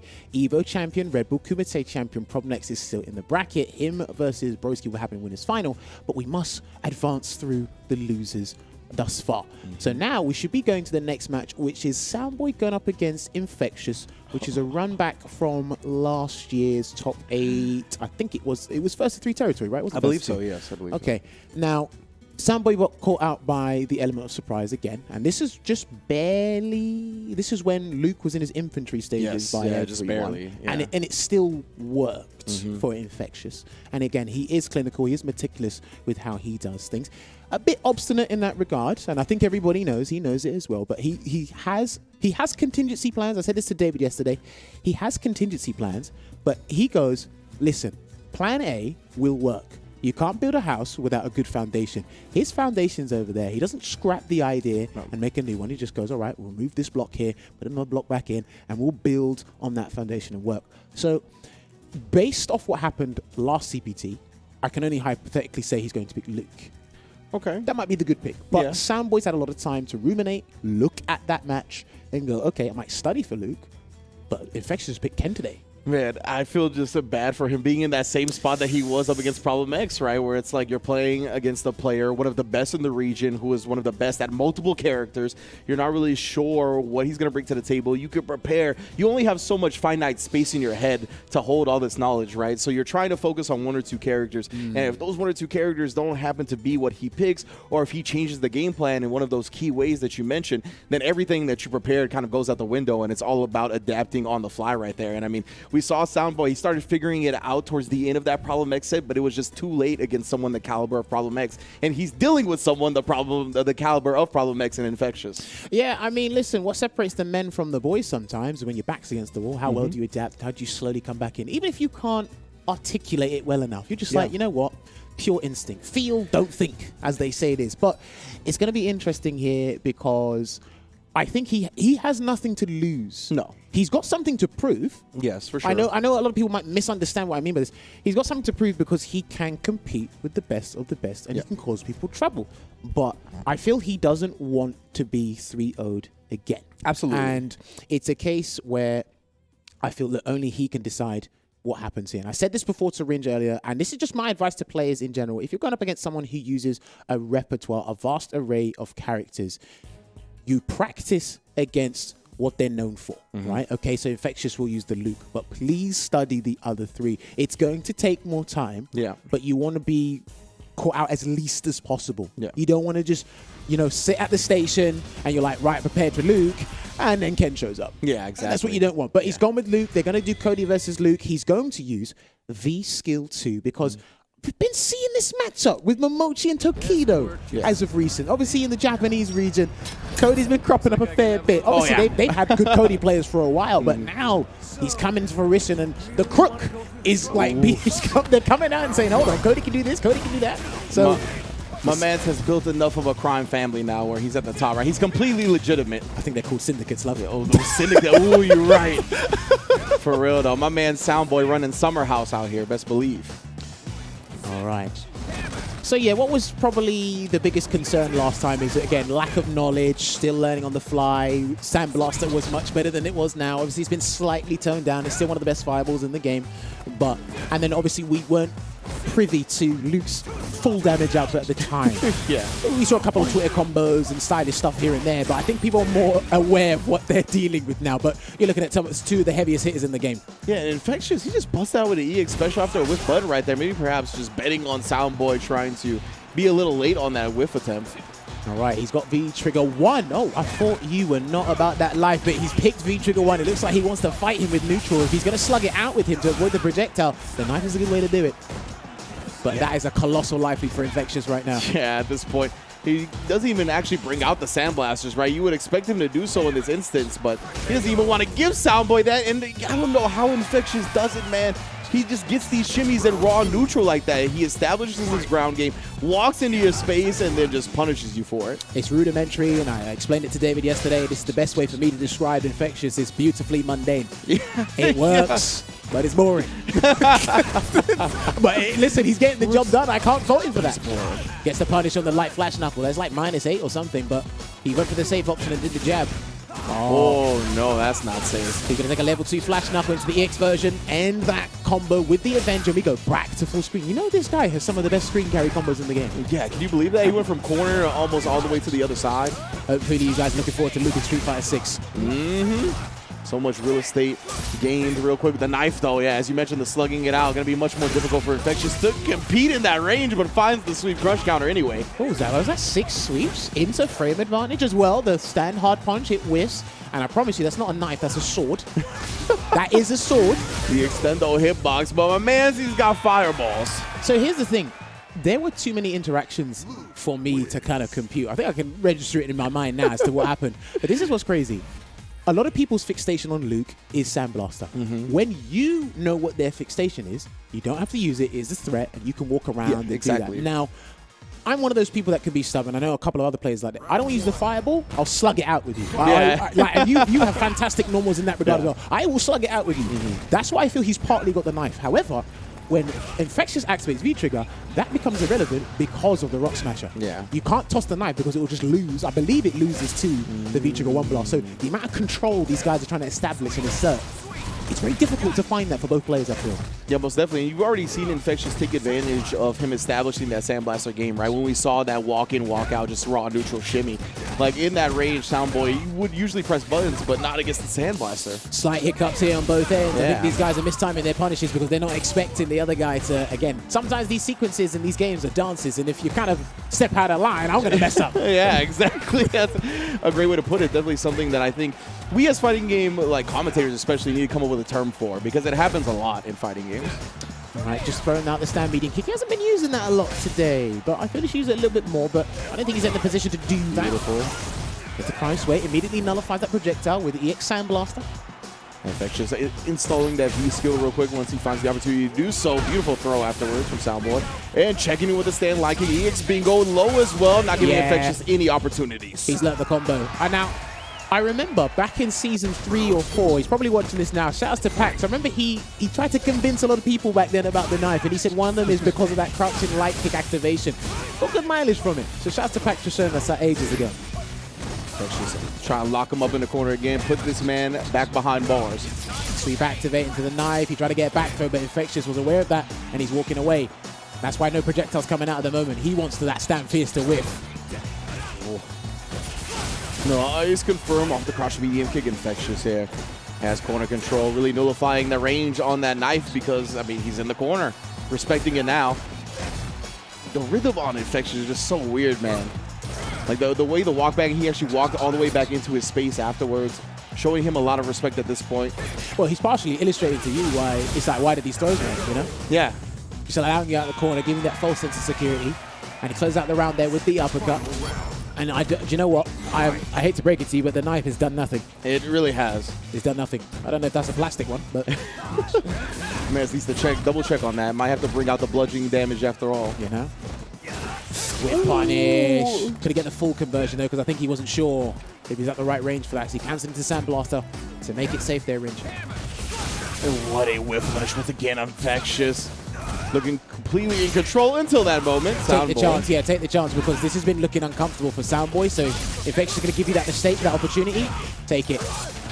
Needs full advantage here, on the verge of stun, actually. Oh, doesn't get the anti-air! I think he walked away knowing something was going to happen. I don't think he knew what it was going to be. And Infectious is holding up forward right there. This is what we talked about, these wild defensive choices in these clutch moments. Like, it really just shakes the opponent to their core. I think he's dead. Not quite. Too much scaling there, but skedaddle skadoodle. You know the rest of the verse. Controlling it up right now. EX Zong trying to skip the neutral. -2, going to take his turn back, but one light will do it, and he jumps out. Okay, interestingly enough. And Soundboy not risking a trade on an anti or something like that. He would die for it. But look at the choices of buttons they're doing. Soundboy needs a medium or a heavy. Infectious needs a light, yeah. And that button is such a nuisance tool to deal with. It just sends him forward. It's like -4, the quick left jab. Yeah. It's out there, but me personally, I think we should go back to character select screen and change triggers, but he might feel like ultimately he might get more benefits from the knife than the command grab, because he just hasn't been in position to maybe think, I need the command grab here. So okay, he's stuck with it. All right, he's going to stick with it. Yeah, I think right now he's kind of like content with the threat that the knife at least provides, right? Allows him to gain a little bit more ground. Right now, if he brings out the pipe Infectious, I think it will probably just checkmate him. But the command grab against Luke, you need to force him to do something. I feel a lot of characters can't force him to do reversal, do a V shift. He's comfortable holding down back and taking his turn back. And I'd like to see more people try and force Luke to do something. Because it's like, yeah, look, you're playing the game like everybody else. Yeah. So put him on even ground for once. But right now, yeah, Soundboy, ooh, the Zong Knuckle. He just lost too much life. He has stray hits. And good with punishes the conversions from Infectious. And I think that's something that's kind of been echoed through these sets, but we'll get to that later. As Soundboy knocking him down the corner. Big damage, but we've seen that more. Oh, Not wow. like this. What a round, bro. Waking up with the crouch mediums, getting a DP off the scramble when the combo dropped. He's bringing out all the tricks in the final game potentially here for Infectious, and he got caught by it. No! Oh, you hate to see it. I hope he has not mentally checked out, because that was the pivotal round in this entire set. Regardless of what happens, that round has changed everything. Not like this, man. Oh dear. Infectious is probably laughing just to discuss. Oh no, yeah, that round was nuts from start to finish. Crosscut with the rising rocket. That's so unfortunate. Yeah, and Soundboy, he still looks a little shook at this point. What does he do, Ringe? Yeah, he's trying to walk him slowly to the corner here, but Infectious has been playing so well defensively. He's just been eating damage on the way in. That's something else that we've talked about in these sets. Finally, he's like, okay, maybe I can throw a fireball, but no, you can't. Infectious, the one jump in he makes. Okay, just wait now. Yeah, one bar's gone. Takes his challenge off the like +5 frame advantage there, Cody. Anything will do it here for Infectious. A medium into the flash knuckle, maybe a jab target combo. Something will do the trick for him. Just gonna wait out here. Looking to kill, but Infectious knows, yeah, he doesn't have to get reckless. He doesn't have to get antsy. He's just waiting on Soundboy to come to him. Time is on his side. If they're going to take you down, at least let me chip away and let you have 50% health remaining or something. Yeah. There's not much V-trigger left with the V-trigger 1. Infectious will wait. There's the rapid slash. And he blocks! This is big. And be careful, because Infectious might do it again, or he might jump out the corner. Oh no! Instead he goes with the shimmy call out, the wake up crouch medium kick. Stop thinking you're in control just because you knocked me down. It's all Infectious all day. Damn, he done it against Hurricane. We saw 4Fills do it to One Step Layered. It's the threat of the reversal. And the thing is, I can't help but feel similar position to Hurricane. Yeah. I put you in this position where you're on your last legs, and I will do the reversal as an early message, because I have that huge 2-game match point buffer and you don't. So anything can happen. You could go crumbling, and it's just unfortunate there. But again, I made the wrong read because he done the third option. Yeah, exactly. Right? You were like, okay, is it going to be one of these two things? And then, of course, he brings out with the counter. That shows you why Infectious is one of the best in the world. But this is what's crazy, right? If you look at the first 2 games, pretty textbook, pretty straightforward. That's how Infectious plays. And if we look at the final game, what did he start to introduce? wake up crouching medium punch to beat delay. He jumped out of the corner. He made a hard read on a tornado sweep that Samboy hasn't really been using. Right? And then lo and behold, the final situation. Reversal on wake up and then low forward into EX Splash Knuckle. How about that? Always save your best tricks for last. Like, yeah, and it was even tricks that, like, he anticipated from the opponent. Like you said, like the perfect read on the fireball, which he hadn't really been doing. And that's kind of what we were just talking about with Four Fills and One Step Layer and those top level players of a certain region, just keeping things in mind despite having precedence of 2 games of 6 rounds before that happening when none of that happened. Infectious still coming out with wild choices. I was just so impressed by so many defensive choices he made there. The jump out in the corner, the wake up crouch medium punch, like you said, the call out on the walk back with the crouch medium kick. Like, this man just knows to use every single thing in his playbook, and he knows when to use them. That is even more impressive. So, he's 3-0'd Hurricane. And unfortunately, he's 3-0'd Soundboy again. So, for Soundboy, it's back to the drawing board.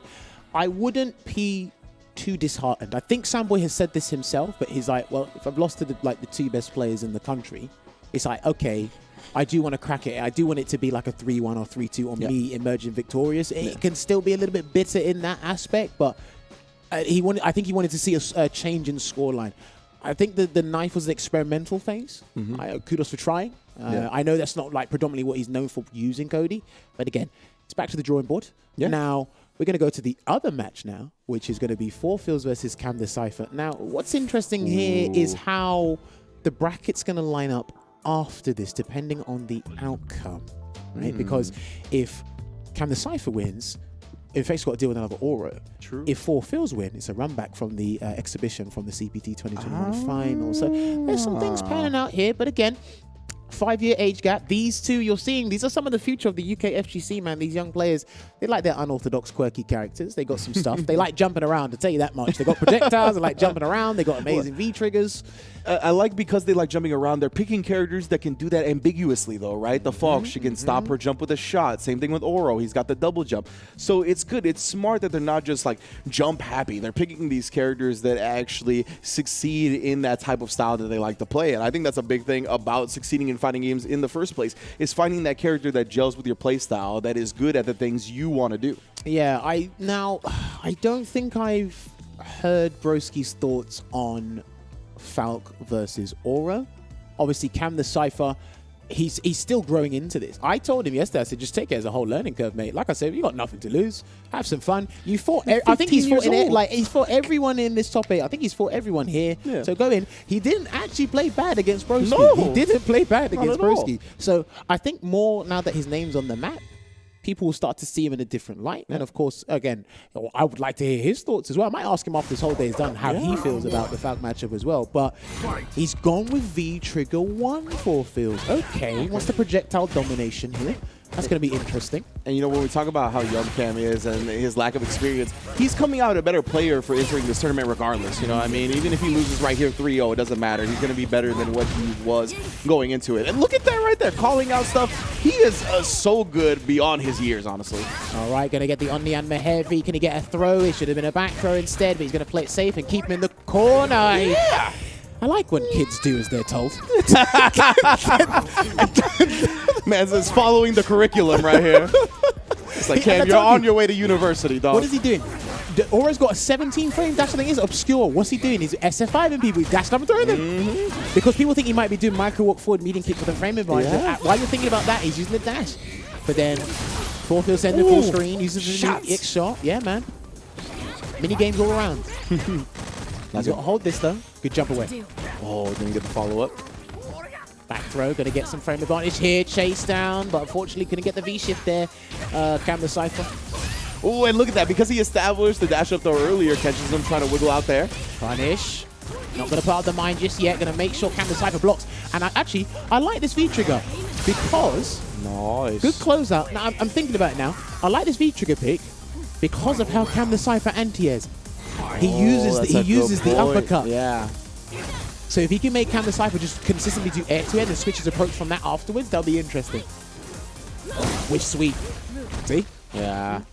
Most definitely. That is a great look from Four Phil's, already throwing off Cam's anti-air timings. We talked about that being one of the best parts of his game, including those reactions of the young man. Calls out the fireball with a CA. Okay, he's at a meter disadvantage, but he wanted to put out the V-Skill 1, I feel, to try and close the gap. It's worked out. And there's a jump from Four Fields. He will do that in certain situations. That was so smart, honestly. Let's see if he can square the way out of the corner after this setup. Good block, and that was huge for advantage because she didn't ricochet off. She stayed on the ground.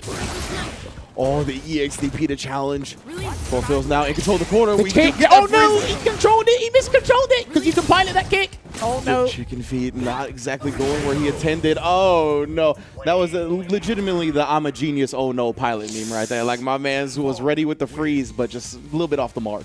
See, now here's the thing. When you kind of reveal that kind of option to your opponent, if it works, they're like, okay, I'm not doing that again, but it's because I lost. Yeah. He messed up, so Phil was like, that's what you wanted to do. He's like, I got you. Like, okay. He might try and bait it next time, but I think it was just slight mispiloting from the EX Chicken Feet there. That was unfortunate for Cam the Cypher because he's been very good with that today, or yesterday as well. Yeah, exactly. We haven't really seen much execution errors from Cam at all. The jump roundhouse. That looks so. That just looks so goofy. With the bare foot on the dome. That's crouching medium punch. Both players got great crouch medium punches here. And for sure. Oh, is he going to try and whip punish that forward fist? I don't know how Oro deals with that. I don't know if he can get the cancel off of the stand medium punch cancel into the chicken feet there. It might be too far, but we'll see. You know, Four Phil's just playing his game. Oh. He waited. He did wait. And it was too far to get the connection. But he's got dinosaurs, though, and Blanca-chan to work with. He gets one forward throw. Empty jump throw. Okay, mitigated the amount of damage you can take from the Tengu Stone. He's going to have to do this earnestly now. But he's got a CA, Ringe. He does have a CA on deck. Cam is also close to a CA of his own. Four Phil's just content playing this game. He can throw a fireball recklessly, though. We already seen the CA, and instead Cam, while he's thinking about that, takes the distance, closes it up. He's going to be very close to a kill here. But no, excuse me, all the way in the grave. Do you know what I really like about Cam's play today? I can say this from personal experience because I play him, but I know he doesn't like playing against my character. He is playing out of his mind today. He is playing out of his mind today. He's playing very well. He's not going to realize this until the day's done. Yeah. He's actually playing out of his mind today. I know the scoreline says otherwise, but he's playing really well today. Yeah, it's awesome to see right like, ooh, look at that right there! Dodging the anti-air, you got the corner, you got control. What's gonna be next? Overhead, block. Oh yeah, that's plus frames though. Here we go, and he's gonna walk and get the cancel. Is Four Phil's gonna try and jump out of the corner, I wonder? He checked him. Oh, indeed. Has another chance at life now. Just wait, please just wait. That's all you gotta do. You've got a colossal life lead, but he wants to get this round over and done with because he wants to equalize the set range. Oh, just walk up and chicken feet stomps that ass. Well done. Did you see him throw? Did Phil's press the button? I didn't see, to be honest. Okay. I couldn't tell which option he went with. I want to say he pressed crouch and light punch there, maybe. I could be wrong. I might have to check the archives back later, but he tried to do that against Broski when I told him not to, but I said it as it was happening. So he already made his decision, right? Yeah. But it looks like he wants to resort to the chicken feet, the TK chicken feet option. Quite a bit against a number of players in this top 8 today. But it's one apiece right now. I think that's something he wants to go through to close out rounds as well. Unfortunately, Four Phil's not getting an anti. That's a big start. Ooh, but not letting him get the V-Skill off for free. Well done. So Psycho Mind is there, but it's going to be irrelevant in a couple of seconds. Oh, I tell a lie. I didn't know how big that hitbox was from behind. Oh, yeah, for real, the relevancy. No stun. Oh, you letting keep him down. trying to anti-air, and when you attempt that, you get shot from the sky. It's letting him down. The thing is, he hasn't got a move that sends him under things. Forward medium kick, I don't even think I'd try that. Yeah. But because this is ingrained in Cam the Cypher's gameplay, his muscle memory, he said anti-air with the uppercut, no other way can be done. That's what's letting him down. What an air-to-air from Four Phil's right there, actually catching Cam as he was trying to double jump with the Oro. That is one thing that he could try to do. It's a little bit of a hard read to make, but the forward dash that we talked about before, kind of dealing with Oro, you could also deal with it with Falk. Good air-to-air with the jumping jab. Gonna walk into or dash into his doom, but you're lucky it's not Psycho Angrip, and he does a delayed tech. Four Phil's is building up the stun range. Oh my goodness. Oh, the V-Shift gonna get him out of dodge for now. V-Reversal is due. Nothing. The fireball catches them again. The Sniper Wolf stands to complete the stun. 2-1. I don't know how much Falk experience he has, but boy, you're going to learn the hard way that I understand when someone has an exceptional anti-air game. It's great. It's one of the most fundamental things you've got to work on and be consistent at. But this is what fighting games are all about. It's like, listen, there needs to be a way to counter certain things. And I think it's slowly but surely, it is starting to register. Yeah. But it's just instinct. It's 4 fields has jumped. I've got to do it. You're naturally programmed to do that. 100%. I think that's the key part right there, right? Is that you have to fight your instincts. Like, you have to fight yourself to not do the thing that is usually effective 90% of the time. It's a whole mind game he's learning at this level here, but again, he's taking it in his stride and he's learning. And look, he's only benefiting from all of this. Yeah, exactly, right? Such a young player, already so high level as well. He's only gaining more and more experience. Okay, gets the conversion into on Nian mode. Try to anti-air standing medium punch, it looked like, but his anti-airs have been highly unsuccessful against 4 fields because of the nature of Falk. No mind yet. Cross up, that was highly ambiguous. And if he does the full thing, he actually might build CA. No, he's going to spend the bar. He knows it better than I do. Wow. Nice. That was a clean setup. Good block of the empty low from Cam. He's got him. Tengu. EX Chicken Feet gets responded with the EX DP. Still alive and cuts off the pass with the fierce. Set point for 4 fills. Do you know what? I always forget when Falk does the shot, she actually lands faster than she did 2 seasons ago. I always forget that. So what Cam the Cypher is doing, he's actually not wrong. It's because she recovers faster. That was my mistake there. So that's why 4 fills able to recover in time, get the DP out before the chicken feet landed. Okay, he's starting to throw out projectiles himself. He's seldom used that in this set, but he's going to put the target combo out into the Psycho Mine again. 4 fills. That's going to be punished. Yep. And in the corner, that's not a good look. All this real estate to 4 fills back. That's what he wants. Oh, this is looking bleak. And the jump back into the jump back roundhouse into the shot.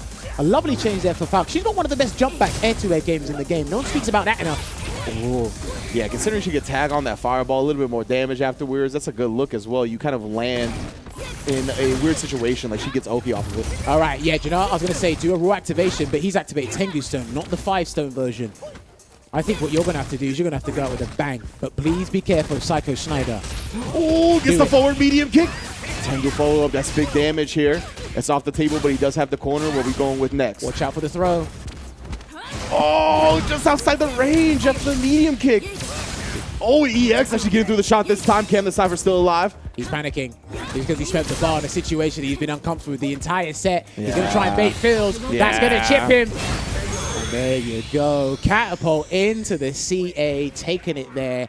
And 4 fills winning 3-1 over Cam the Cypher. I got to say, man, props to Cam the Cypher. Special shout-outs to him because he's come far. And again, he's proven to everybody he's got a character that he loves. He can compete at this level. Again, close but no cigar to advance into the top 4 or get to that stage. But again, well played throughout the entire weekend. But 4 fills. Give credit where credit is due. He qualified before. He won one of the CPTs, the UK Island region, and he's getting ever closer to that mark once again, Ringe. And if you're just joining us and didn't see that head-to-head, these guys, Cam the Cypher, 15 years old. The 4 fills, 20 years old. These guys are the future of fighting games right here, and you're watching it before your very eyes. And I mean, in the 4 fills case, he's making it a case for himself being the president of Street Fighter V, right? One of the best in the region, continuously making his way through the losers bracket here, putting everybody on notice with this Falk time and time again. Incredible stuff.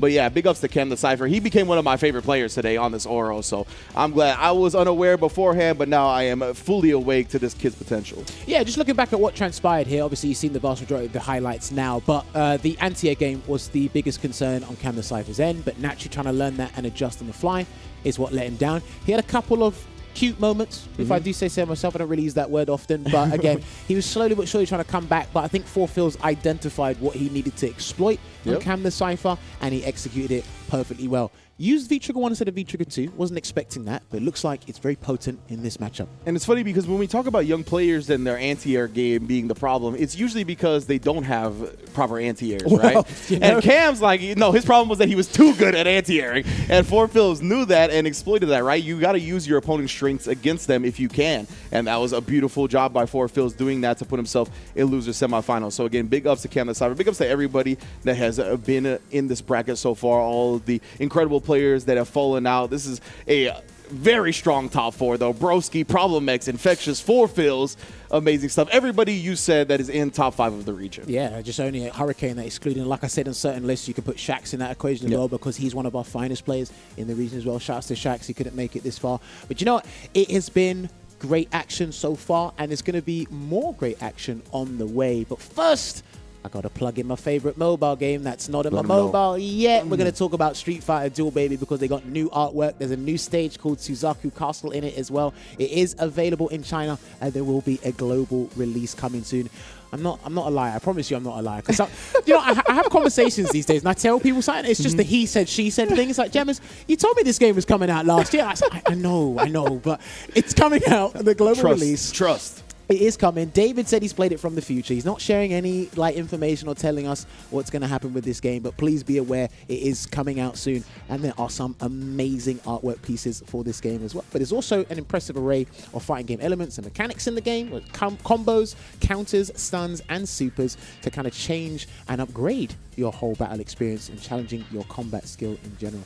Don't forget, it is going to have a global release soon. And Ringe, we're doing CPT. Indeed. But this is only the second one out of like 19. Yeah, something like that. I know another one's coming up real soon, and it's going to be France, Spain, and Portugal. Registration closes May 19th. It's going to be streamed May 14th and the 15th. You already know what it is right here on twitch.tv/Capcom Fighters. So again, registration is currently open but closes soon. Do not miss your chance to compete if you're in these regions. Europe being shown off once again. Please be in the building for that. Yes, I want everyone to show up, all the French players, as many Spanish players as possible, because ideally what we don't want is France featuring Vega Patch. Yes, 100%, right? Like, that's how it usually goes. Big ups just because France is such an incredible reason when it comes to fighting games. But I know Spain got hitters too. I know Portugal got elite players, and I want to see them show up and show out here at Capcom Pro Tour. So yeah, again, registration closes soon. That's going to be coming up next week, and you already know what it is right here on Capcom Fighters. We're going to be taking a little break before we get back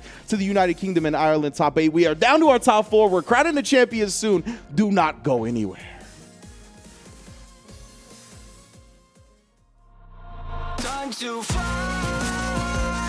time to fight. Never give up, we won't retreat. The ones who stand have turned defeat. So fight, time to fight. Glory waits for those who fight. We unite, we are street fighters.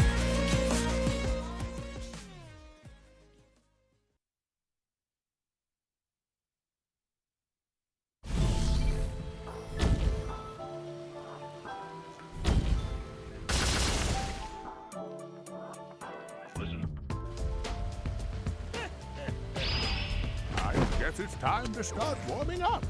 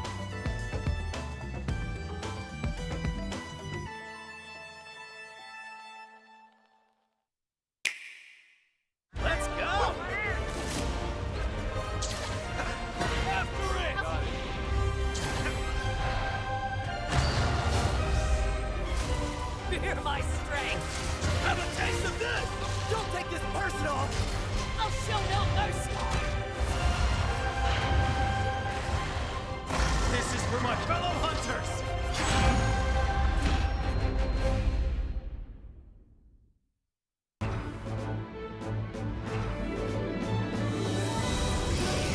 All riders have to strike out on their own.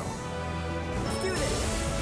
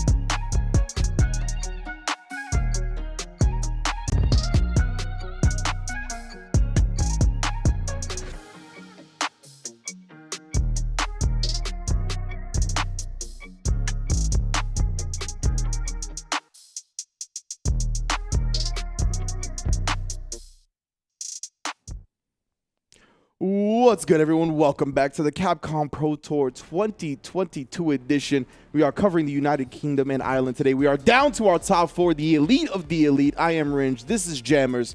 And we are here bringing you all the action, you dropping the insights. It's been a great set and tournament so far. But we are here at the winners finals, Jammers. We are indeed. And I mean, look, you know, I just had to just mosey on over here. You know, just real quick. I heard there was some commentary in town. I heard a fireball outside the studio, and I was like, I knocked on the door and said, is there some Street Fighter at the back? And go, yeah, we're doing a thing called the Capcom Pro Tour. I said, do you mind if I... One game. And then I just said, no, I'll just do the rest. Just simple as that, really. But yes, like I said to Rins before, and again, it's my personal perspective. It is up for debate in terms of our top 5 or our top 10 players. If we look at the bracket as it gets shown on screen right now, you are looking at 4 of the 5 best in the region. Winners final will be Broski going up against Problem X. We're going to be doing that right now, I believe. And then we're going to be dropping down into the losers semi-finals with Mildon Beast Infectious going up against 4 Fields. So that will be a run back. Similar pathways in the losers side. So Infectious basically 3-0'd his opponents, Hurricane and Soundboy, to get to where he is now. And 4 Fields has just done 3-1 against One Step Blade and Cam the Cypher. So it's going to be a very interesting, or it's been an interesting journey for the guys regardless. But now, first of all, congratulations to all these guys. Can get some prize money. First of all, maybe Broski can invest in more Teespring stuff, invest in something else. Get the merch up. But yeah, again, Problem X wants to win. Infectious wants to win. 4 Fields wants to win.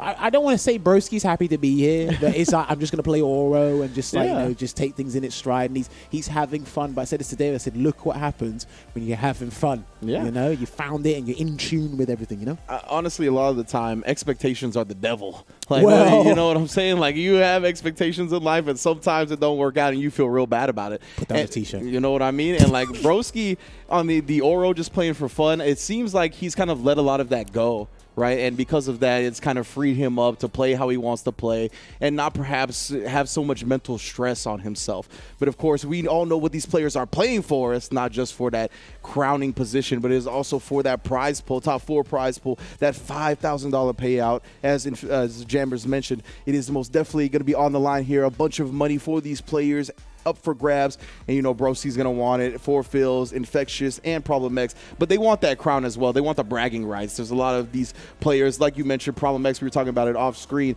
Hasn't really gotten an online win, right? We went to Red Bull Kumite. He reminded everybody when it comes to offline, I'll smack you up, but online, it's still a different story, right? And I think as much as he cares more about offline, I think he does want that online win, just to be like, yo, shut up. it's a CPT, and there's still a lot on the line. But again, these are, what's the word? Premeditated, organized money matches now. Essentially. The guys are playing for the big bucks. And obviously, if we talk about this winners final here between Problem X and Broski, it is a case where, at least from my knowledge, seeing it on the respective streams, Problem X does stream, Broski does stream as well, even the YouTube archives, because these guys are everywhere on YouTube when you type in their names for Street Fighter 5. The track record is unfortunately not in Broski's favor. Broski has had a very hard time dealing with Problem X as a player, and his characters, they are good characters, but they just suffer in some regards against Bison. Now, he has ended up with Oro, and he's been playing from Oro from start to finish. Usually, in like a ranked set, he might get him here and there. It might be a 2-1, the occasional 2-0 to Problem X. His first to 3 territory. I think the last time these guys played, it might have been 3-1 to Problem X. But Problem X has said, he said, look, I enjoy playing Broski in the matchup, not just because of the characters, but it's just the player I'm going up against. Yeah. So there's going to be more to learn, and he's picked V-Skill 2, Okay. Minamushi, because the V-Skill 1 has little to no application that's kind of valuable to Oro. okay. That's why he's gone with V-Skill 2. So he does know, and this has been working over time. We've been working on it over time, I should say. Yeah, so Broski going to be up against Problem, but hopefully that lack of expectations kind of transfers over to his matchup against Problem X, right? When you have a demon in a bracket, a lot of the time you can get defeated before you're even playing the game. So hopefully with his whole perspective shift regarding tournaments, that kind of applies to Problem X as a player as well. Okay, good start here for Problem X right now. He's about to build up the 1 bar. And again, there's not much Oro can do in the neutral. Doesn't want to throw fireballs because he doesn't want the reflect to absorb it and assimilate it. You know, doesn't want to jump as much. You know, he has to kind of just dash and do double jumps to kind of take those risks. Nice knee press there from Problem. Look at that. Barely anything has happened, and 75% of his health is gone. He tried to bait a throw before he activated Tengu. And I like that, right? He needs something big to bring himself back into the match. So good calculation from Broski. Of course, Problem X not biting, but tries for a shimmy. And Problem accepting the fact that he can just take a couple of more throws while still maintaining a life lead. Puts the reverse on, throws a U-turn with the Devil's Reverse. I'm surprised Broski wasn't charging there to do the uppercut as the anti against the Devil's Reverse. Guess he didn't want to risk it, but there it is. Assimilates the Nichirincho. Oh, he's too far to get a conversion. So unfortunate right there. Broski called out the slide activate with a neutral jump. But still Problem holding on to a lead now. You know he's going to be hesitant about going for that slide once again. Hold on, he'll try and do it now. +4 on activation here. He's just going to weigh it out here.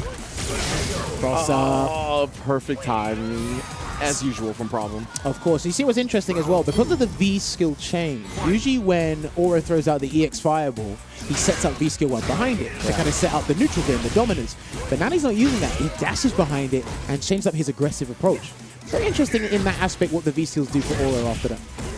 Yeah, right. Broski has been having such a hard time trying to close that distance against Bison.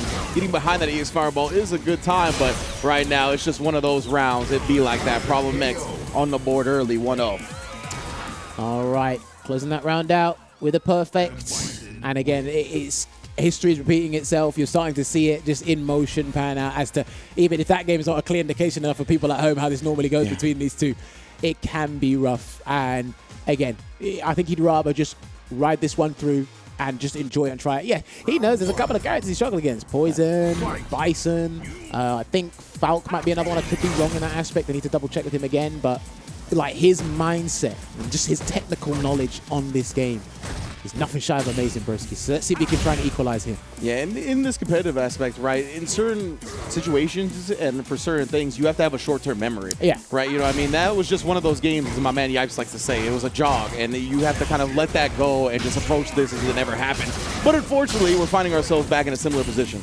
Good delay tech there from Broski. He likes to do super delay tech a lot. It can be the bane of his defensive choices against certain players. So hopefully he doesn't get cross countered by the roundhouse too much in this set. And I love Problem, like as soon as he sees the EX Fireball, he's like, fine, bro, I will dash back all the way full screen. I'm not worried. I have this life lead. I'm completely controlling the ground. I mean, Problem just looks in control. Yeah, absolutely dominant. Basically controlling 98.7% of the aspect of the matchup. Neutral, counterplay to the projectiles. That was the official Jammer's algorithm that was calculated right there. I feel calculated, that. I got it, right? Zeros, ones, and twos. I'll just say 98.7. Make it sound like a radio station. The beat down, 98.7. You can see how bemused Broski is. The approach is the biggest problem. He can't do anything. Yeah, he really hasn't found a way to start any type of offense on Problem, right? And that's just the thing. This man Problem holds down back. He chills out with Bison for full screen. He always picks the buttons at the right ranges. It's just so hard to get your game started. Gets the V skill, sorry, the V shift into the break there. Gets a counter poke from the crouching medium punch there, Problem. And back to the neutral, and that's fine. Normal attack anti against a double jump is fine. He should recover in time. Gonna get the conversion. Broski finally making something happen. Oh, but just as I say that, the slide. Now back to Problem X's game. Great challenge from Broski right there. Not biting on a throw attempt. And what's interesting enough is he's found a way to really pile on the pressure, that incessant pressure from Bison, to make sure Tengu Stone isn't really a threat. Yeah. And man, with the fact that Bison's main anti-air, oh my goodness, yeah, of course, with the Psycho Crusher to close out the round, going up 2-0, Problem X looking like a monster. But what I was going to say was with the anti-air from Bison either being like the jump back hell attack or the crouch fierce, yeah, I mean, a lot of those double jump shenanigans don't matter. Like, he's just recovering in time when the crouch fierce whiffs. And you can see even right there, he did it at a time that he would always do it. And when Broski didn't commit to the double jump, he got anti-air. So when that's the case, when like he's just doing it at a singular timing and it's either going to hit you or recover in time for you to not punish, that's a rough spot to be in. It's rough, and at this point, you're 2-0 down. Your approach hasn't even worked, let alone your counterplay. It's like, if you can't even approach the guy or cause him some trouble in the neutral, he's getting a better round now. It's like, I don't know how you're going to finish the rest of it, but listen, I like to do commentator's curse a lot. He's got the stun, but the thing is, his damage is going to be different because it's a different post-stun combo, so he's not going to get the... Oh, no. You just saying that. He wasn't able to get that follow-up, and now all that work, all that damage that he implemented, he's in the corner and it could all come falling down. If I were you, I'd put out the fireball and wait, but I don't think he's going to do that. Okay, he did. Ended up going in a little bit here. Problem X might be plotting EX Stomp if he sees another fireball, something like that. I think he'll try and get a confirm off of Stand Fierce. He needs something big here, probably, and if he needs to do that to spend the approach, he'll do it. Well, he'll send out another one if he has to. Yeah, Psycho Blast again. Can he get out? Nice, Broski. Seeing the screen freeze with a V-trigger activation of his own. Seeing the starter with a Psycho Crusher. Well done.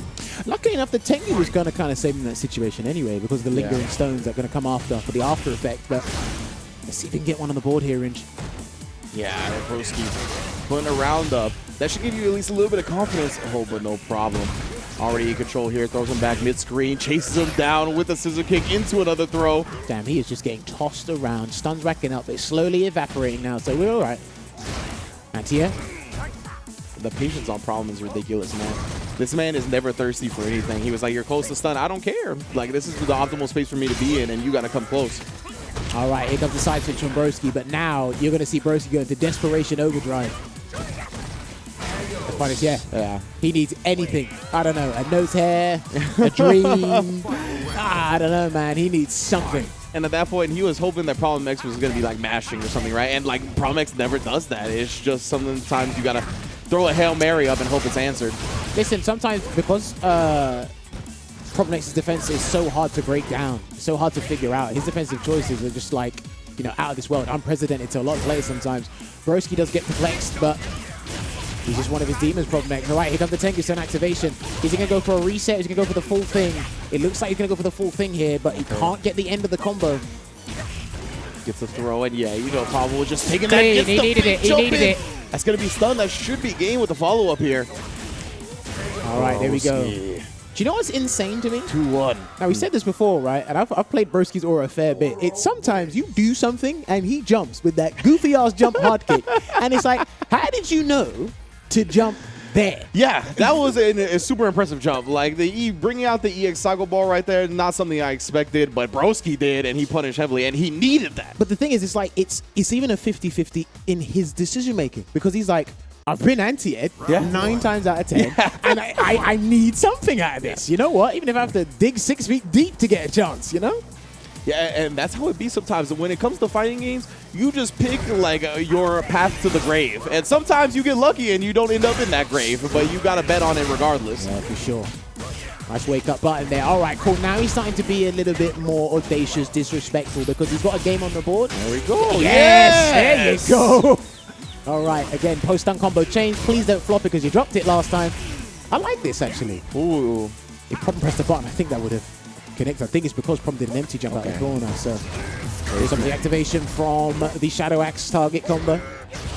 Oh, okay, Broski. That could be a little bit of a range to experiment with that double jump, but we command grabbed up. Ringy's panicking. Oh, no. He's going to throw him again. He doesn't want to deactivate Tengu. He's going to die. Popped. Oh, no. Oh, he didn't actually get the second hit of the hell attack. Wait a minute. What should I do next? Just activate it. He's not going to do it. He's not. Problem's not going to go forward. He's not going to go forward. Yeah, Problem does have CA on deck as well. Of course, Broski, he's going to keep it loaded just in case he can V-reversal the CA. Oh, never mind. Now, if you do a chicken feed, that could be super. Or Problem might jump at you and do air super. I'm thinking that. Yeah. I'm telling you, if you jump it, he's going to do Yeah, super. you couldn't at that point, right? Problem X was just looking for that moment to activate the super, get that chip that he needed. Broski risked the jump, but if it's not tight, if it's not a true string, the super was coming out. Match point here for Problem X to put himself in a favorable position in the grand finals here in today's event. But Broski hanging on by a thread, slowly but surely finding holes and dents in the armor, but it's still like torrid to deal with there, Ringe. Yeah, I mean, this is champion caliber play from Problem X. You can see exactly why he's been to the mountaintop when it comes to Evo. You can see why he's the Red Bull Kumite champion. Like, the man is just so disciplined in fighting games. Again, lovely choice of words there, discipline. A lot of these guys do have it, but he's able to make you break your discipline. Yeah. Make you defy it. But he's going to get the X-Tatsu, going to get the confirm, get the Minamushi, and end the combo with the uppercut. Good damage as well. I do like that combo. Trigger activation, and Broski with his life lead now. Oh, trying to switch up his rhythm, but Problem X still ready with the anti-air. Big jump out on the command grab attempt. What a jump. Get that throw. He's going to trap him, but he uses EX Nichirincho to try and create some space there. Broski wants to jump. Yeah, he needs to jump out again. Oh, just in time. Gimmicks are coming into play, but Problem X, he's going to be resilient on defense. And I think he's going to let that meter slowly build while his V-trigger slowly drains. Yeah, it's tough to combat that slide when the V-trigger's on deck. You don't know if he's going to cancel it or not. Psycho Blast. He's out. Oh, but he's still going to get punished for it. That's fine. That's fine. This is all fine. That's big, yeah. Able to get away in time. This is a significant life lead for Broski now. Problem X got to make something big happen. Oh, my goodness. I can't believe he took the throw. No projectiles. He can't throw projectiles now. He has to wait, but he's not going to wait long enough. Is he going to try and do the timer scan? Oh, my God. I don't know. This is going to work. V-reversal. That could do it there, Ringe. Big V reversal, and he should be enough, right? Yeah, Broski taking it. Remember, great damage does go into play when it comes to equating the timeout, I believe. But Yeah, this is still match point for Problem X. That's why I was a little hesitant. I was like, I can't remember if it counts the gray life or not. But Broski does take it. Very well done. Jump. And it's going to be a counter hit confirmed, but I don't think Problem has practiced that much. I'm not too sure. And again, just wait and look at that mutual respect in the neutral from these two. These guys have like a standing respect for each other. Yeah. And they're just such great fighting game players, right? Like, you can see both these players not being reckless. They know what it takes to open the other up, and it's very, very difficult. The V reversal, does the V shift, try to just surprise dash into the throw, but could confirm into the Inferno. Going to close it out with the EX knee press there from Problem. Chase him down, he's got nothing. He has got nothing left but one hit from Problem. And the reason Problem's not trying to hit him so much is because of the Tengu. Yeah, and finally a whiff on the crouch heavy punch anti-air attempt. Broski got the money balls. You see it, that's 2 points instead of 1. You got to hit them, bro. Oh, Here it comes. Right, he's going to do a substantial amount of damage here. He's going to build super as well. Low forward into Tatsu will do it. Oh, and he got caught reaching. There you go. Broski tied up the set 2-2 off that forward medium kick. Perfectly spaced right there for the plus frames. Gets Problem X reaching, showing that he's human just like everybody else. Now, believe it or not, Problem X, one of the world's best players at Street Fighter V. I'll say this from personal experience. He will flinch at times. You can catch him. Sometimes it's hard to break him down. Yeah. But he said this to everybody. He said, I guess just as much as the next Exactly, person. yeah. That's like, it. we talk about the discipline and whatnot, but when there's the great equalizers in fighting games, and when your life's on the line, you're on the defensive position, it's real hard not to look like everybody else and crack. And remember, even if he got thrown the footsies from the standing medium punch anti-conversion, right, he's feeling himself. Do you think he could do it? I mean, he's feeling himself right now, Broski. He could definitely do it. Will he do it? I'm not sure. Problem X has faced adversity like this. He has stopped people from coming back time and time again, but I don't know what that V-skill is about. Instead, just eats a jump in because of it. Delayed tech there from Broski. Now he's the one in the passenger seat. Sorry, passenger seat, driver's seat. He is controlling the meta, controlling the pace right now. Would you believe that Broski's not doing his character any justice by continuing winning, right? Yeah, right? It's like, yo, bro, just shouldn't have went down 3-0. Tengu's coming again, but he might not need to activate. If he gets the Minamushi in a situation here, he might be able to activate from it. Oh, the fireball, yeah, it kind of curves up like that, catching the Bison. That was reversed. No, he dodges the anti-air attempt. It's the game. Yeah, he's trying to he wants to get out. He's going to give up Tengu and Rins. Oh, he's turned this around. He was 2-0 down, Rins. It's a set point for Broski here. The confidence is building. You can see from the play how much more he's feeling himself now than at the beginning of the set. And this is where it gets crazy. Ooh, fireball perfect. You don't know how to like weather the storm with the fireballs. You don't know when he's gonna jump. You don't know when he's gonna dash. I'm telling you, this character's not bad. Ooh, okay, gets a big Psycho Axe finally coming through, breaking the glass. We haven't seen that pretty much all set. All right, there's an intro. He'll fight from the corner with peppering with the projectiles. Trying to do the gimmick with the V skill too. That was a big throw tech right there. That prevented a back throw incident. Pressure being applied here. Slowly we are waiting for the inevitable Tengu Stone, but throw the throw, it does happen. It does indeed. Knee press. Oh, he actually risked it. That would have been his life. He could have died for that, but it pays off. V-trigger activate. He'll wait. Problem's going to wait. He'll wait. Yeah, I was like, you got to throw him. He's not going to do anything at this point. He's not going to do anything else. He's going to wait. Overhead blocked. Oh, does throw tech that time, though. Beautiful defense for Problem X. Delay. No, he did, and he activates, and Broski's not going to spend the bar here. Oh, he gets the low, though. Just calls him out afterwards. He's too tense. Yeah, Broski really wants to end it here, and he's trying to do it via a jump. If he gets another jump, my word. Oh, he is jumping all up on him. Because he doesn't know it's going to be the double jump here, so he's just allowing the jumps to go there. And Ringe, don't worry, my heart stopped too. It is final game, final round, this winner's final between Problem X and Broski. EX not flinching. Oh, and yeah, again, it just floats up like that, and Broski was ready for the conversion. Great damage off that anti-air. I don't know how Problem's going to come back from this. He is not in the driver's seat right now. He's not controlling this neutral at all. Psychologically, Broski's been turning this around. Broski, though, that whiff on the previous Devil's Reverse, he didn't know what to do. Right, you got a choice to make. You're going to reverse or leave it. He left it. He's still alive here.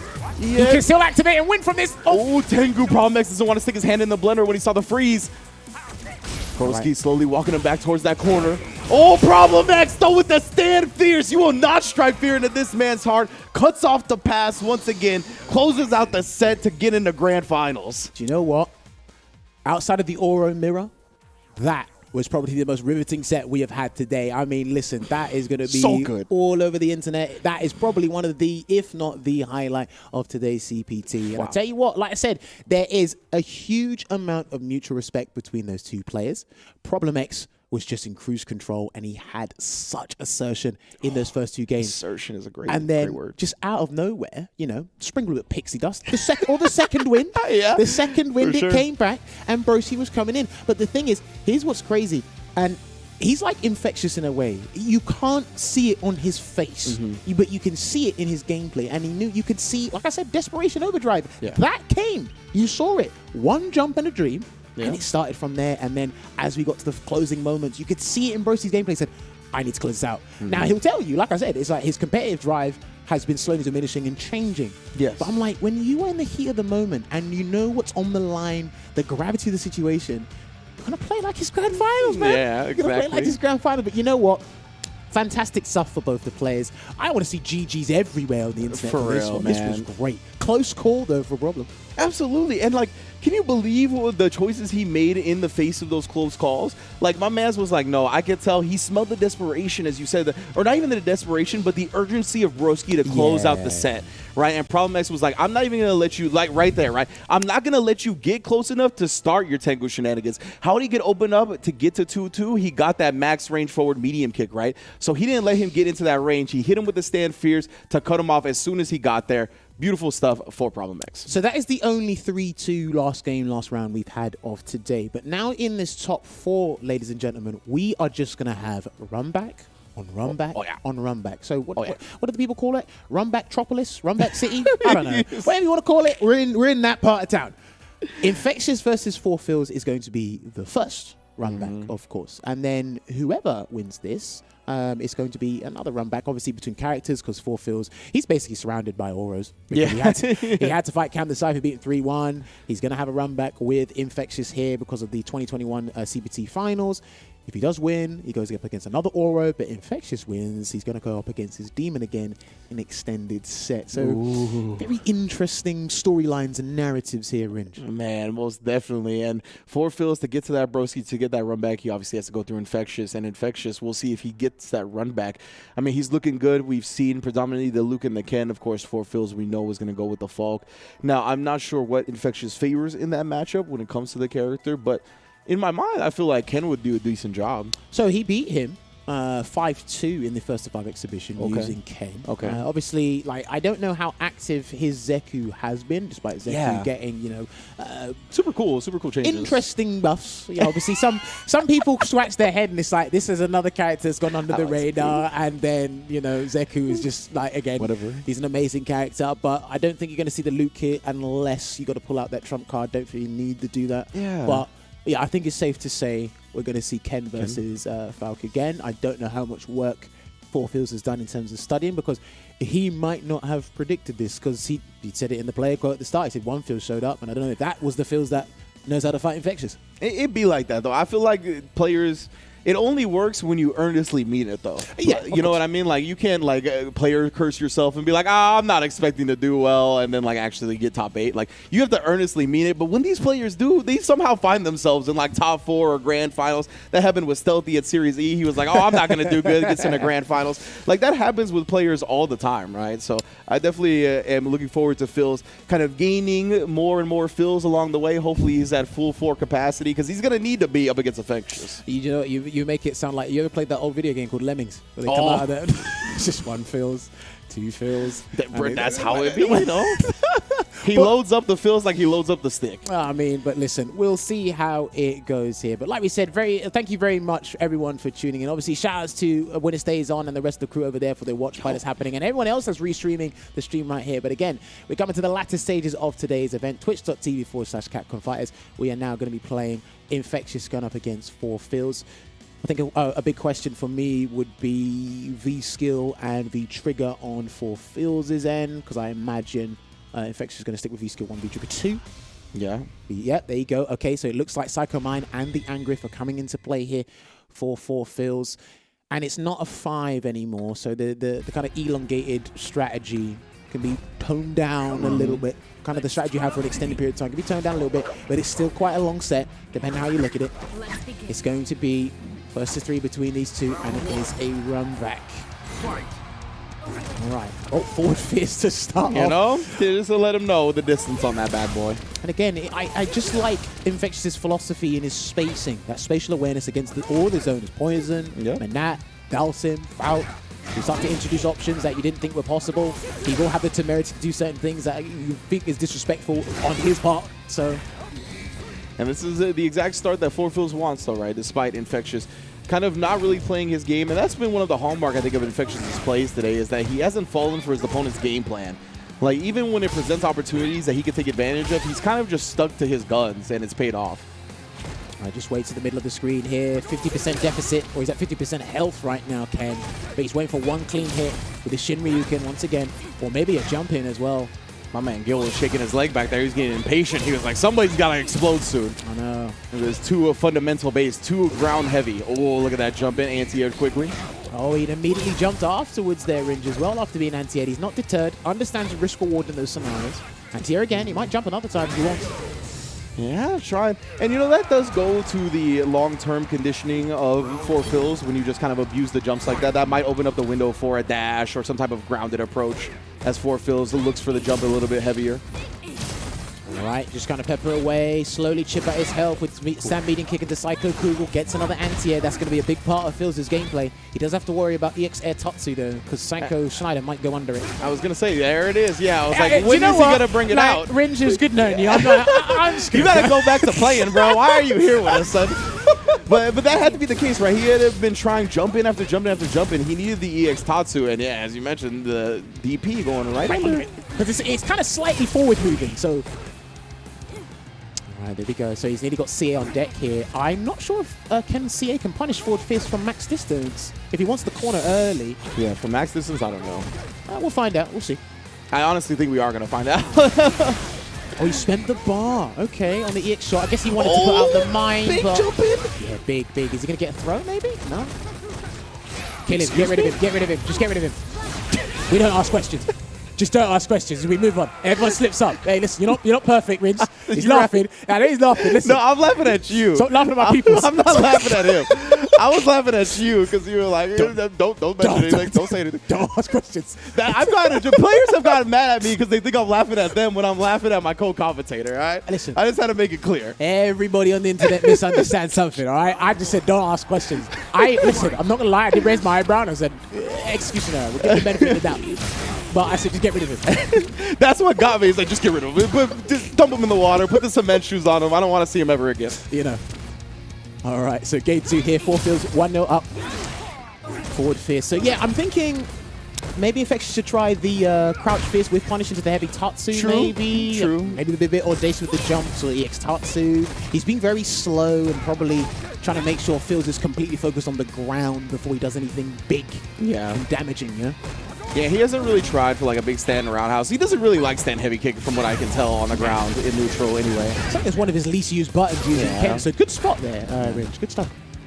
Infectious now. Oh, that was the prime opportunity right there. That's all I could say. That was my commentary. I felt that click. No, there was the crouch fierce into the whiff punish. Oh, man. Don't worry. We'll get there eventually. Nice anti-air. And he's going to get the angry because of the new changes. More consistent on the activation. Good block and a backdash from Infectious. Yeah, my man. Infectious, again, just trying to really make his way in slowly but surely. We're relying on the buttons that got him to the dance, right? He's not really experimenting with anything else. He is throwing out these buttons with malicious intent for Fields because he knows CA is at the end of it if he gets the proper conversion. Oh, your dome piece, bro. I think he might have walked forward and crouched last minute. Yeah, it looked like it. So. It looked like he did eat it crouching. And to be fair, overheads are roughly around 21 to 25 frames. From like half screen, that's a pretty fast overhead. And your answer's actually pretty limited to that against it anyway. So yeah, as you mentioned from half screen, right, that's not a lot of the like places where overheads range from, so it's going to get you off guard more so. Right, look forward, gets blocked. Here comes the jump shots from Fields. Obviously, Infectious anti-airs have been extremely consistent today, but he has a thing to think about. And he's played this matchup before. Let me reiterate that. Yeah, Fields looks very comfortable. He's at a life deficit at this point, but not panicking by any means. Got the gun loaded up. Punish. Oh, there we go. That's a factor we didn't talk about because I didn't think he was going to show up because like Fields doesn't really do poorly spaced forward fierce, but the angry comes through. Are we going to see a V shift? No, he's going to hold it. He's trying to jump. Yeah, Infectious, we've seen him. Dead. Oh! Actually, it's going to be a lot of damage at the very least. 3 hits, speck of health. Yeah, I'll put 10 on life support here. Yeah. I'd be surprised if he dashed and did something, but watch out for the V-trigger too. I thought he was going to wake up like Tatsu. Maybe. He was too far. It wasn't going to cancel it in the end. Still, though. I thought he was going to do it. Please, Fields, you're playing with fire. Oh, he's tried it. Okay, he's trying it now, Infectious. That's punishable. Woo! Bruh. Sorry, that was jealous. Not the commentator. Usually, that sound effect was... Sorry, that was jealous there. That wasn't the commentator. That was jealous. Huh?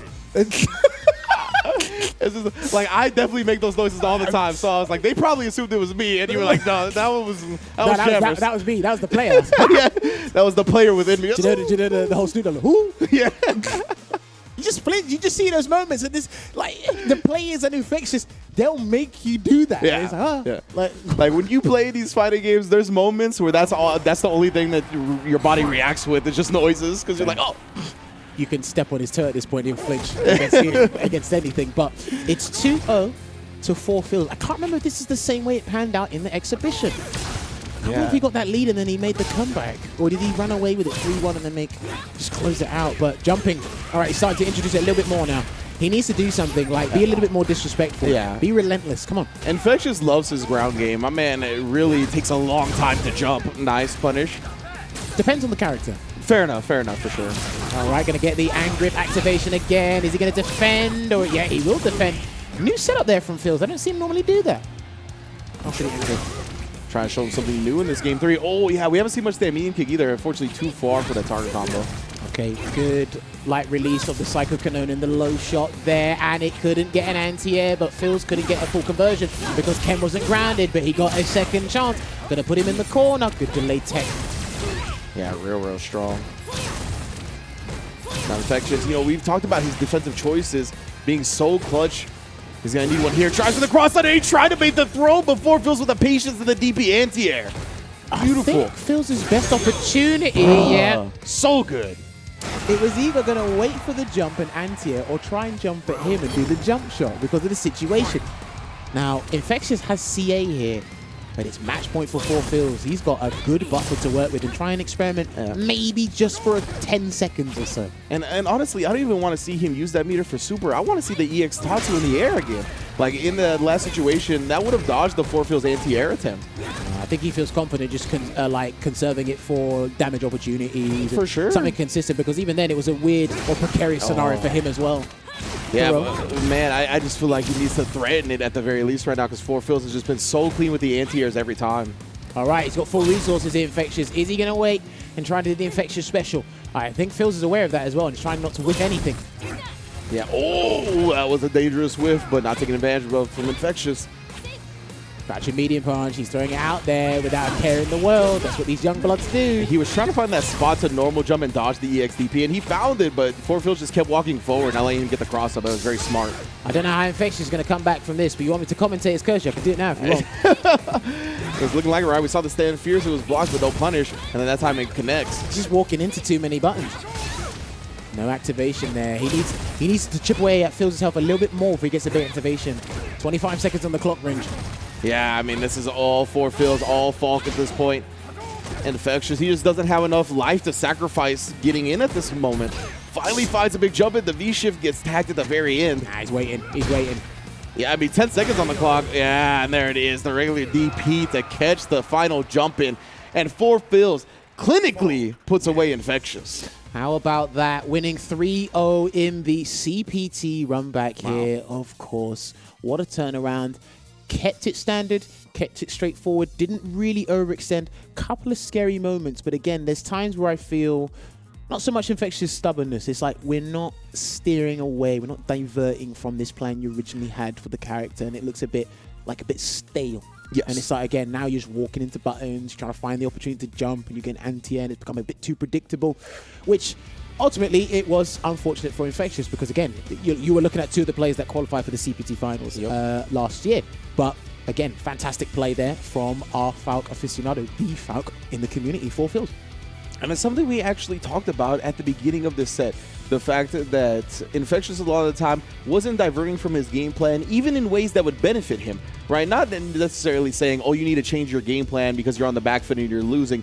We saw matches where he was winning and players were whiffing buttons at his face, and he was like, my game plan is not to engage with that scenario at all. So he didn't even try to like start whiff punishing Hurricane when he was whiffing on the crouch medium kicks, right? On Soundboy, we saw a couple of whiff buttons that he didn't engage with, and it had worked out for him tremendously up until this point. 3-0, 3-0. Why change the game plan when it's working so well? But we saw how that could come back to bite him a little bit, and the stubbornness, as you mentioned, not really the stubbornness, but just the commitment to the game plan and the unwillingness to change it kind of bit him in the ass right here, and 4Fills was able to take it 3-0. Yeah, so that is how the bracket has been panning out today, ladies and gentlemen, but we are now down to our final two matches of the day, and Problem X is sitting in grand finals winner's side, the most conducive position in a tournament bracket.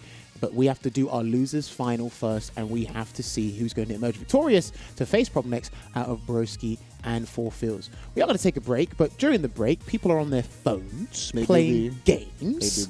Maybe. But, I mean, you want to talk me through that game that we like to talk about all the time, Rin? She's getting ready. Definitely. You already know Street Fighter Duel in the building. The Capcom authorized mobile game Street Fighter Duel is now available for download in China, with the global version coming soon. The epic legend is reborn on mobile. Download Street Fighter Duel now, and let's fight for each other and join the journey with millions of players to become the best fighter. Of course. And if you have been enjoying the action today and you actually do not own Street Fighter V yourself, well, guess what? There is a free trial for the game. Now, they've been doing it in the past. They let you get the debutant 16, the Season 1 characters, Season 2. Well, guess what? They scrapped all of that. And they said, we're going to give you all 45 characters. So if you do have a PlayStation 4 or you have a PlayStation 5 and you can play the game on PlayStation 5, there is a free trial for Street Fighter V now. Limited time offer. Download and play now. You can try anyone. You can try Honda. You can try Ed. You can try Abigail. I'm saying all the characters are not really like popular right now. Or if you want to be like the players at the AT&T. Oh. And they say, right, who's good? Who wins? You know what I'm saying? Just pick Luke. That's all you got to do. Pick the best character in the game. Or if you're like, you know what, I like that goofy orange-looking man with 3 strands of hair. How do I get this game? It's free. It's Download true. it now, and you can play Oro, and then you can use that silly that meme everyone uses with Oro, with the picture. Whatever that picture is, I don't even know where it's from. And I know fighting game players like making their friends salty as well. So, I mean, video game players in general. So if you and your friends are too familiar with fighting games, cop this, pick Dawson, and then watch them cry. Indeed. But yes, that is going to be it from us on this side. But yes, we're going to take another short break. It should be our second last break. But when we come back, we're going to be going to losers final of Broski going up against Four Fields. See you in a bit. Time to fight, time to fight. Never give up, we won't retreat. The ones who stand have turned to defeat. So fight, time to fight. Glory waits for those who fight. We unite, we are street fighters.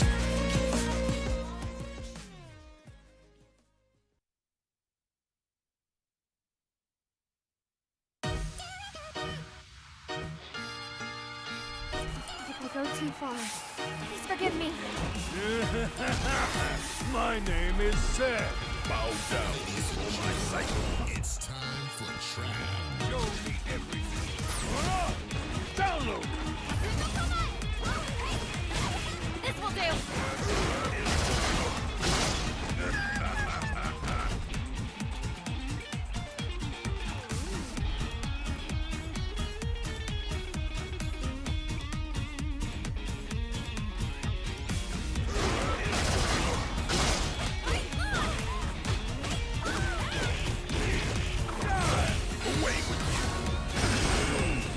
Ultimate Cycle Crusher. See what I'm really made of. I'll settle this. It's the end.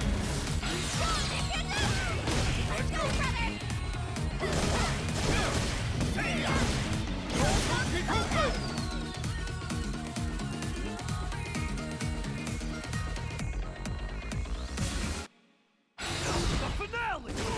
You can't escape.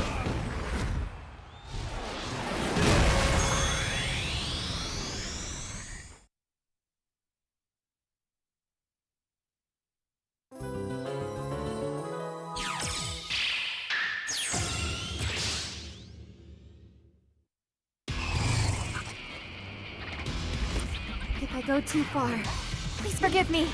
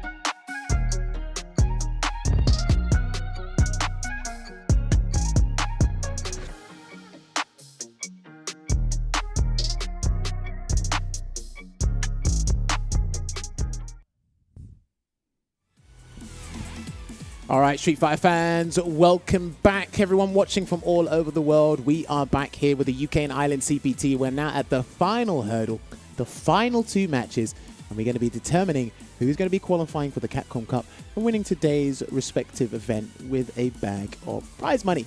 3 players remain, Broski, 4Phils, and Problem X, who's sitting pretty on the winner's side of Grand Finals.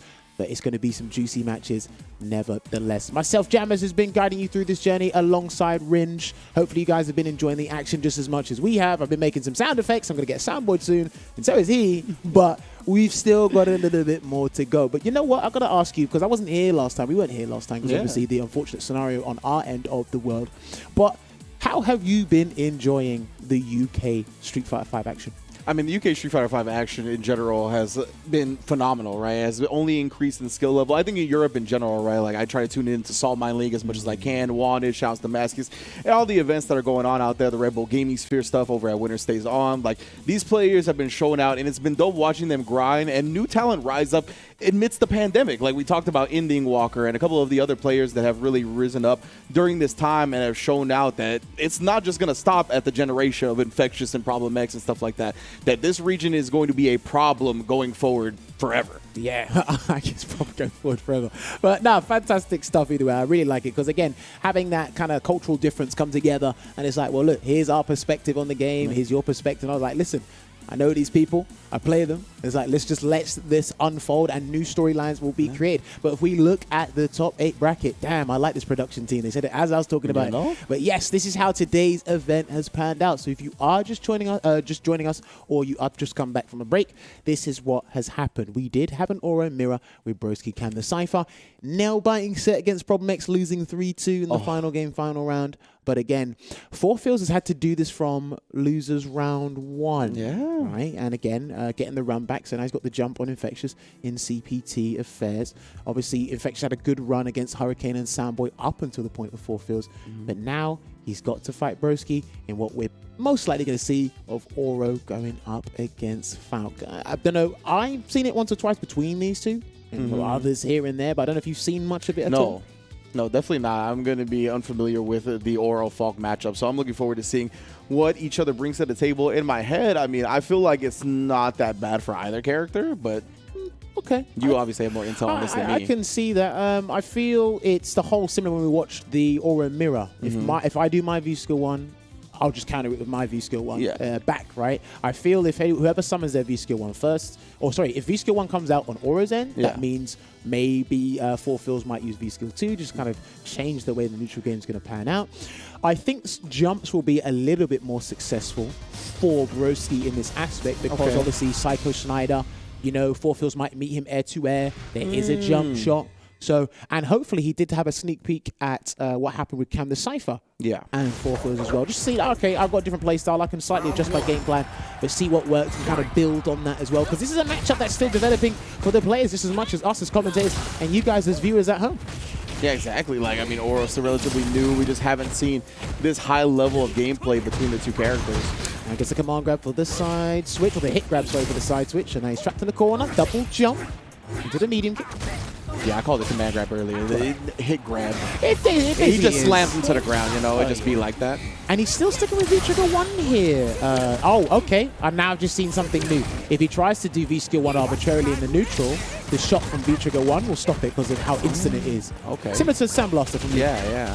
Oh, there's going to be big damage here. I think he's still alive. He's not going to build the bar for the extra meter. So, yeah, he's not going to build the bar for the extra meter, so he's just about alive. And that's what he needed to. Ah, perfectly timed jump in. You mentioned Broski might be a little bit more successful with the jump ins here. 4Phils thought since he had a life lead, maybe he was going to back up and he tried to sneak in a sniper wolf shot, but And don't worry, these two are just as mischievous as each other when it comes to jumps.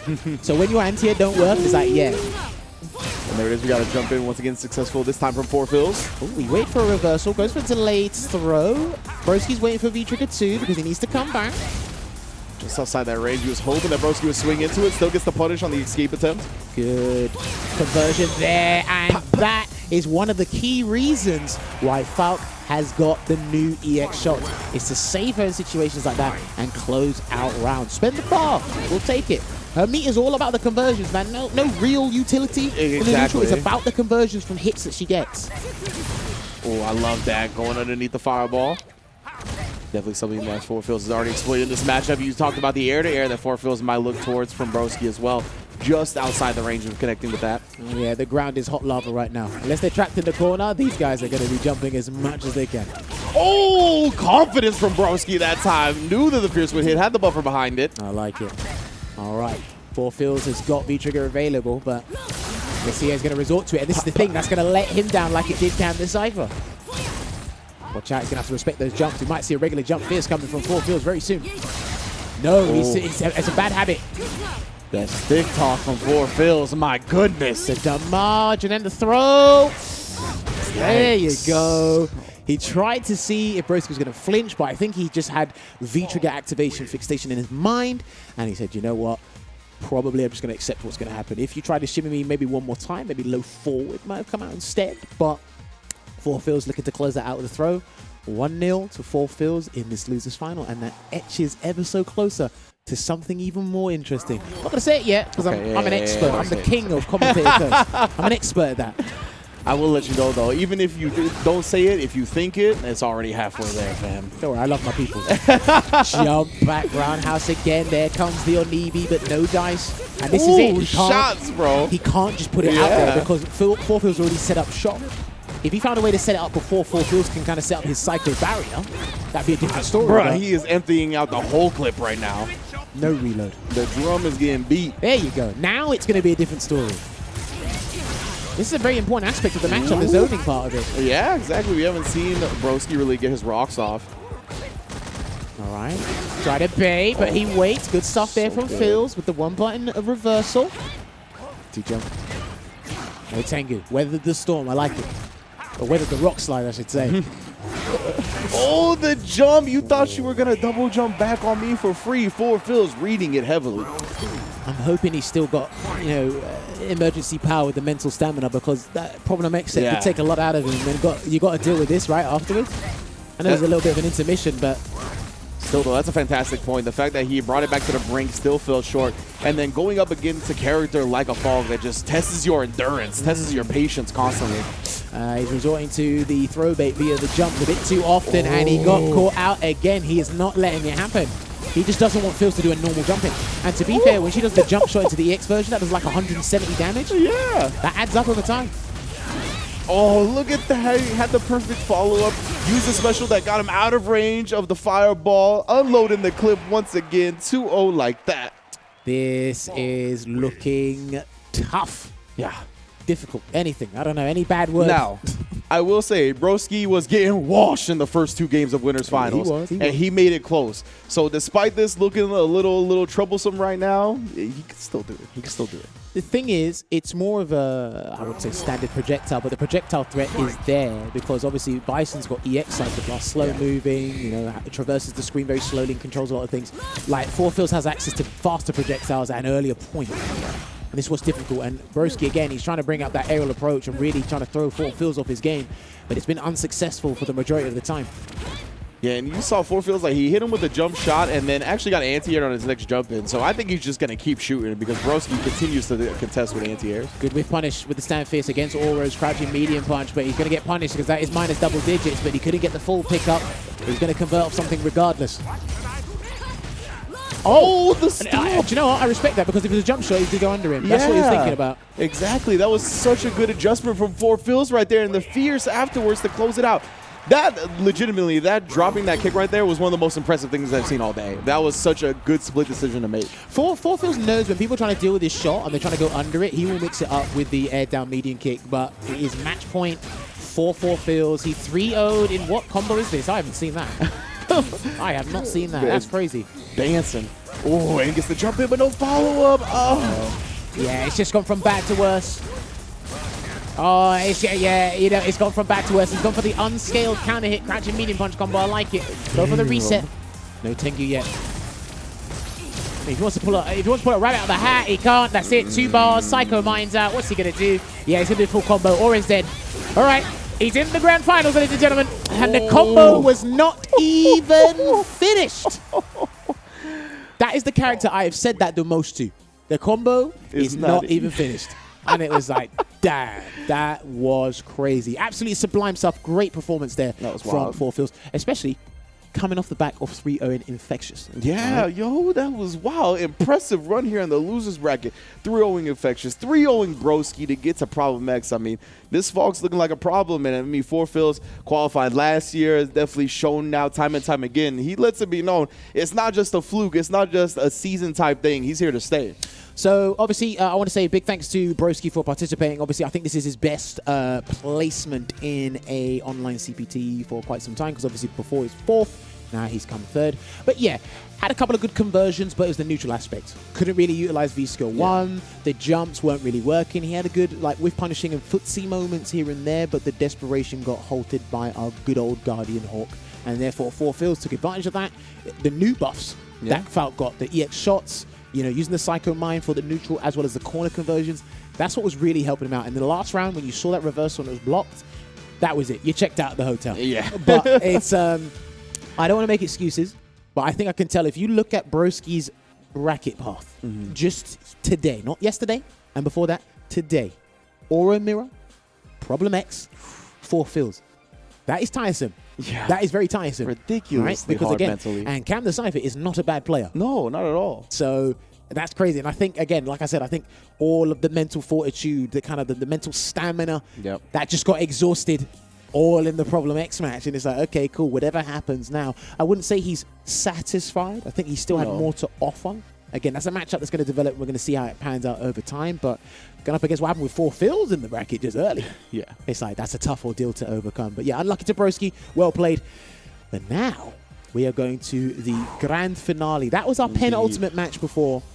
This is the grand finale. This is for the big bucks, right, Rinch? And what's crazy, The lion's share. is if you remember CPT1 for UK and Ireland in September last year, this was the grand final. Ooh, that is correct. And 4Phils gate kept problem from that W that we have been expecting him to get it for a long time. Now, I'll tell you, probably, I wouldn't say the absolute deciding factor, but I will say it was a variable.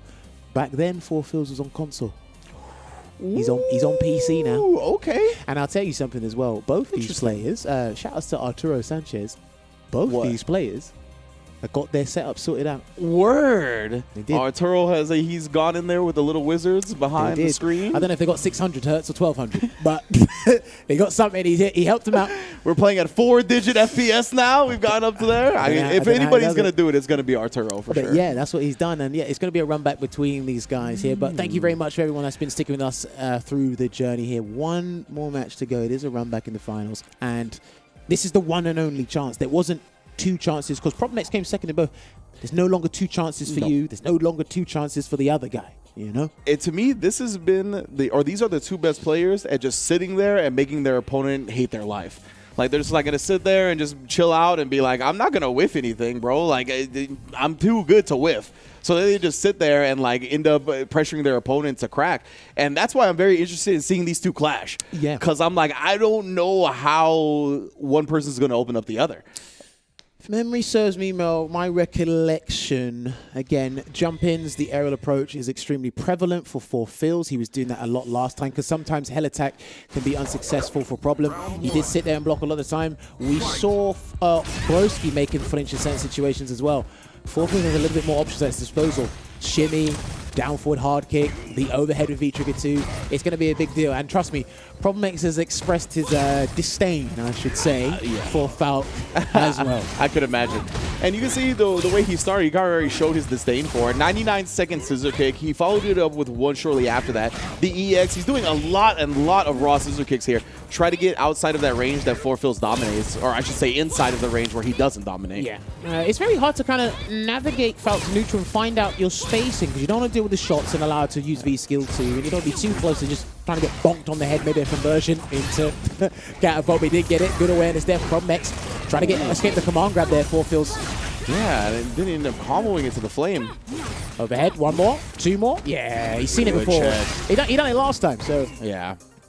we'll try for the reversal there. Let's say, Oh, but he walked up into the range where he thought he was going to throw ahead. Another one locked and loaded. 4Phils. we're talking about, right? Problem X have been flinching before. The overhead will get in, the down foot hard kick. There's going to be stuff, so it's going to be difficult. And I believe 4Phils done it from winner's side last time, so shoes on the other foot. Indeed. He's going to have to beat him 2 sets.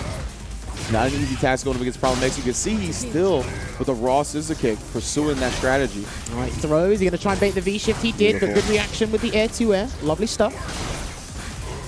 Yeah, he's trying to bait the V-shift or the reversal. With punish there, Rin.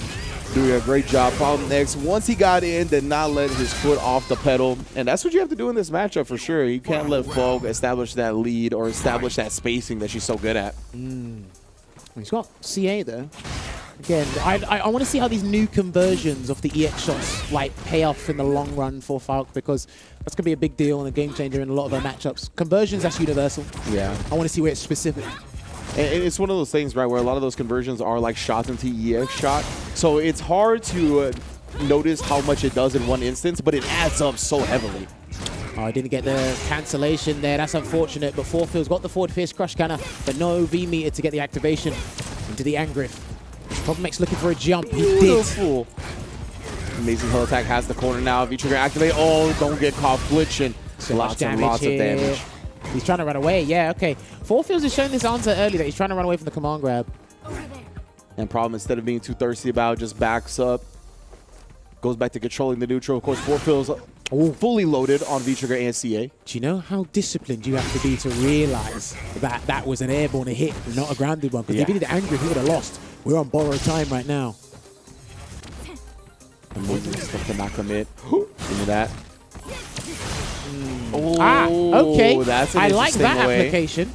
Okay, that's interesting. Blowing it up. And yeah, the Hull Attack actually whiffed here. Rin just gets the game. Oh my goodness, it is. Delay throw. Oh, he went forward immediately and it checked him afterwards with a crouch medium punch. We talked about that being a round inning button favorite for Falk. After a tech throw as well, it's real tough to bat it. Okay, that's interesting. Because obviously Bison can absorb projectiles and then send them back, but then now the EX shot, you've got to make you think twice. And I think it's going to be just a raw 90 to 100 damage anyway, spending the bar, but what that does is it sends him full screen anyway, and he gets the V-skill 2 out. So, okay, new factors we're learning here. I didn't know that. I'm going to make note of that later. Super smart. And again, Forfeil's looking in control, and I think this is kind of the tail of the tape that I expected right now, is because both of these players have been so good at not getting opened up by the other. And I think Falk does have the range advantage here, so she should logically win with the way they've been playing. I don't think Problem is particularly too fussed. Nice three-piece into the Psycho Schneider. I don't think Problem is particularly fussed about the range thing, because you can tell when he's studied the spacing against these zoners, but what a neutral jump there from Forfeil's. Yeah, and I mean, Problem has been abusing that scissor kick, right? So nice adjustment from Forfeil's right there, expecting and punishing heavily. No EX that time, and the jump read perfectly. Okay, I think he tried to throw there, but he got hit with the Psycho Schneider. Knee press in. Yeah, you can take your turn back after that, but if you V reversals for the space and the grade damage, that's a different story. Ooh, trade, but Forfeil's, I think that's okay for him. Still got some good damage in. Problem X backing some space up, tries to catch him off guard with the fireball, but not gonna happen. Again, yeah, all right. Problem getting the check. Oh, and then the late EXDP bets again, and Forfeil's just has the reads right now. And this is kind of similar to what happened last time. He had the reads on him and he really flustered Problem X and threw him off his game. But this is difficult because even if he's thinking about Phil's doing a reverse in that situation, not once but twice, it's like you're risking around for that. But it's like this is what people do at this late stage in the tournament. Yeah, for real. Oh, and then the Fierce coming through. Crush counter, that's big for Forfeil's. Again, just establishing this lead. Yeah, see the neutral jump? I love that from Problem. Great adjustment, waiting for the neutral jump and then punching with a slide. Yeah, this is looking pretty difficult at the moment for Problem X. What a jump from Forfeil's. He's very good at jumping in situations where you wouldn't expect him to, and he gets that full conversion. Stayed on the same side and popped him with that EX, that extra chunk right there. Let him know. Man, oh man. History is repeating itself. 2-0 to Forfeil's, and he's on form. He's on point. He's laser focused right now. Having that run through losers, then 3-0 in Infectious, 3-0 in Broski. He's on the way to resetting the bracket against Problem X Ringe. On a 3-0. He's close to it too. Do you think Problem should try a different character? Should try outs? Nah. No? I don't think he's going to get the results he wants. I think he's more comfortable using Bison. I know it doesn't look that way as I explain it to you. He's more comfortable using Bison against Alan. I don't know. The only reason I would say, like, maybe a different character is just because, once Alex is in and he has the command grab, he has a little bit more ways to, like, one-turn Falk, but Yeah, I mean, that might not be the strat. Problem X can make some good adjustments in neutral. Gotta go for the empty jump low there off of the Angry, but he gets grabbed. He has to take 2 more of these. He was going to cancel that anyway, so... Okay, reversals on 4Field's end, but going to activate +4 on block. That's +1. He's going to deal with another one. No. Got to be careful. Meters on 4Field's end. If he wants to spend it on EX shots, he can do, but he's not charging any cycle projectile at the moment. Nice anti-air. Yeah, trades. Oh my goodness, what a reaction to the Psycho Crusher, but he does it one more time. Not enough for the kill. Not biting, but does get thrown in the end. My goodness. Do you know what's crazy? I would have been shook in that situation myself because 4Fields let off reversals twice in situations previously in this set.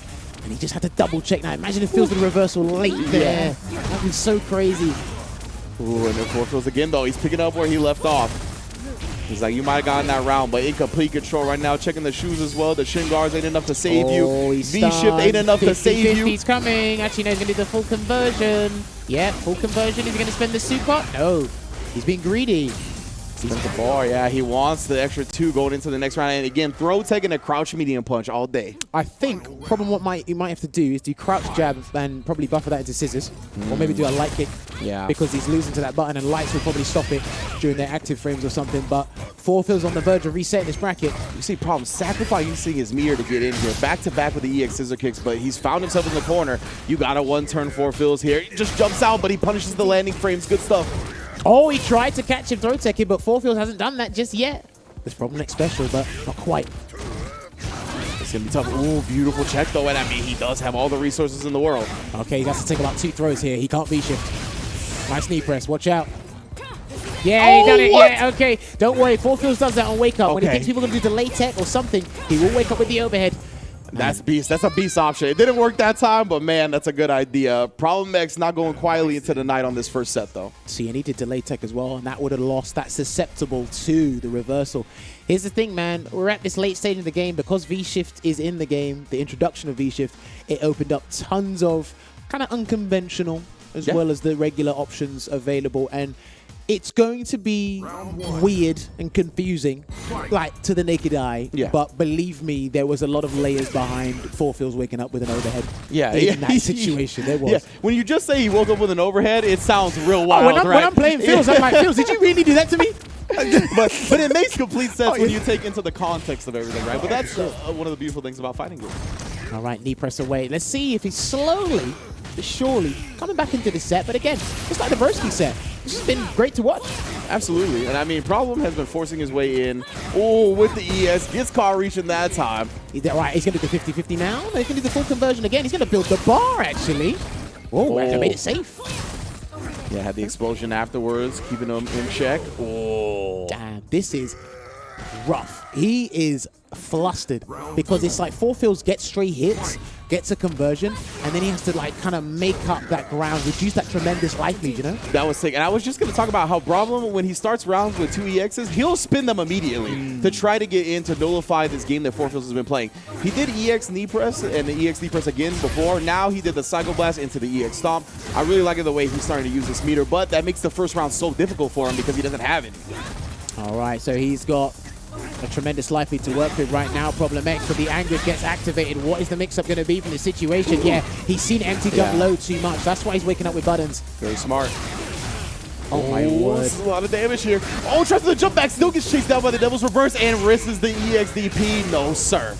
Okay. I don't really blame him for going through reversal there, but I think we're kind of seeing that rally of adaptation coming back and forth between these two guys, 2 bars apiece. I'm telling you, man, Problem X, he has a really tough first round with no meter to his name, but now he's got 2 meters going into this thing in. There's the EX scissor kick. That's one way to force yourself in. How we following it up?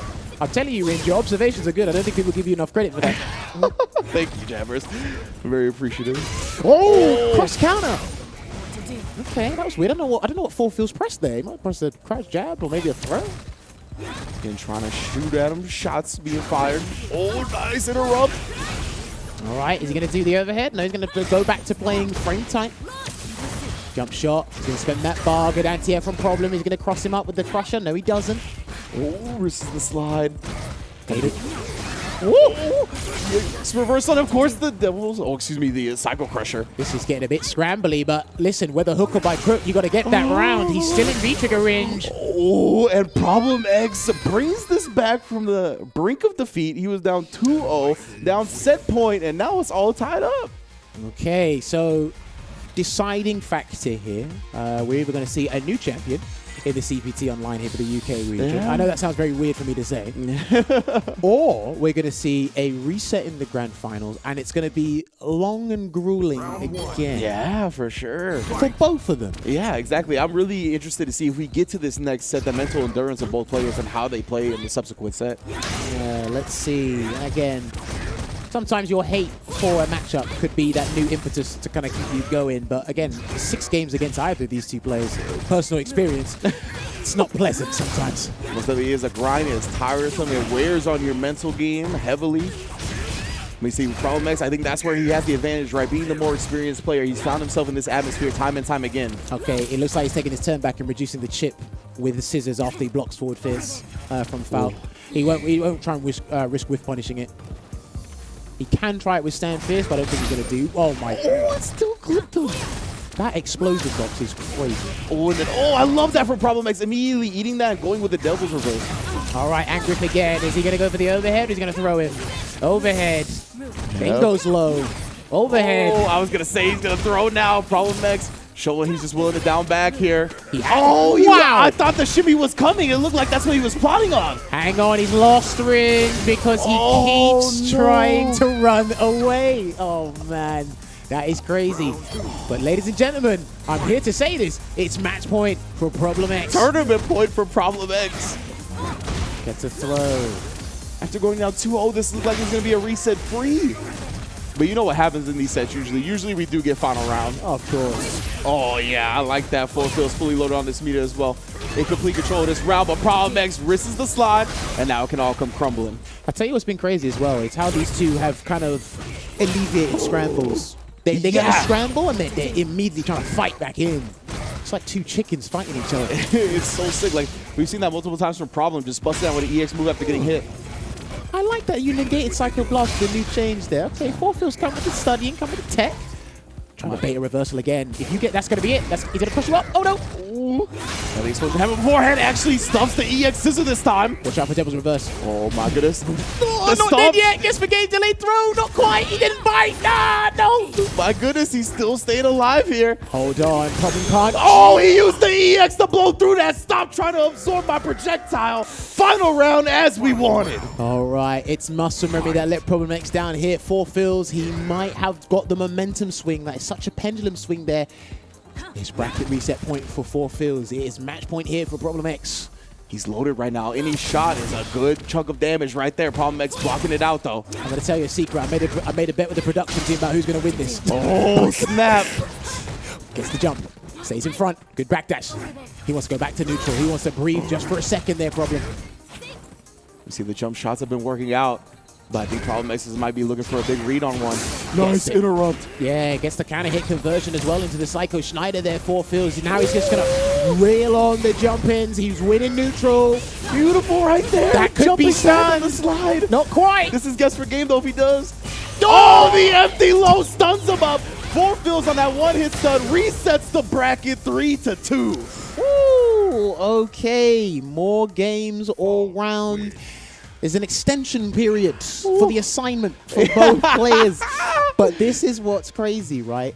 Forfeils was one of the few people that was empty jumping in Street Fighter V originally with this character because the jump shot, the air down medium kick to bait anti-airs, the regular jump. And it's like, right, now when I do empty jump low, you're like, is he going to do jump fierce? Yeah. And then by the time it's like he's on the ground and it's like I'm just walking backwards and he's caught you with the low. It's a very tense situation. And of course, that was basically the tournament winning round for Problem X. Yeah. So it's like and he's a very meticulous, very risk-averse player. Yes. He doesn't want to kind of just do things unnecessarily. And it's like, okay, he felt the need to just not do anything and walk backwards. And that's what Forfeils capitalized. And trust me, there's dents in the armor of Problem X. Yeah.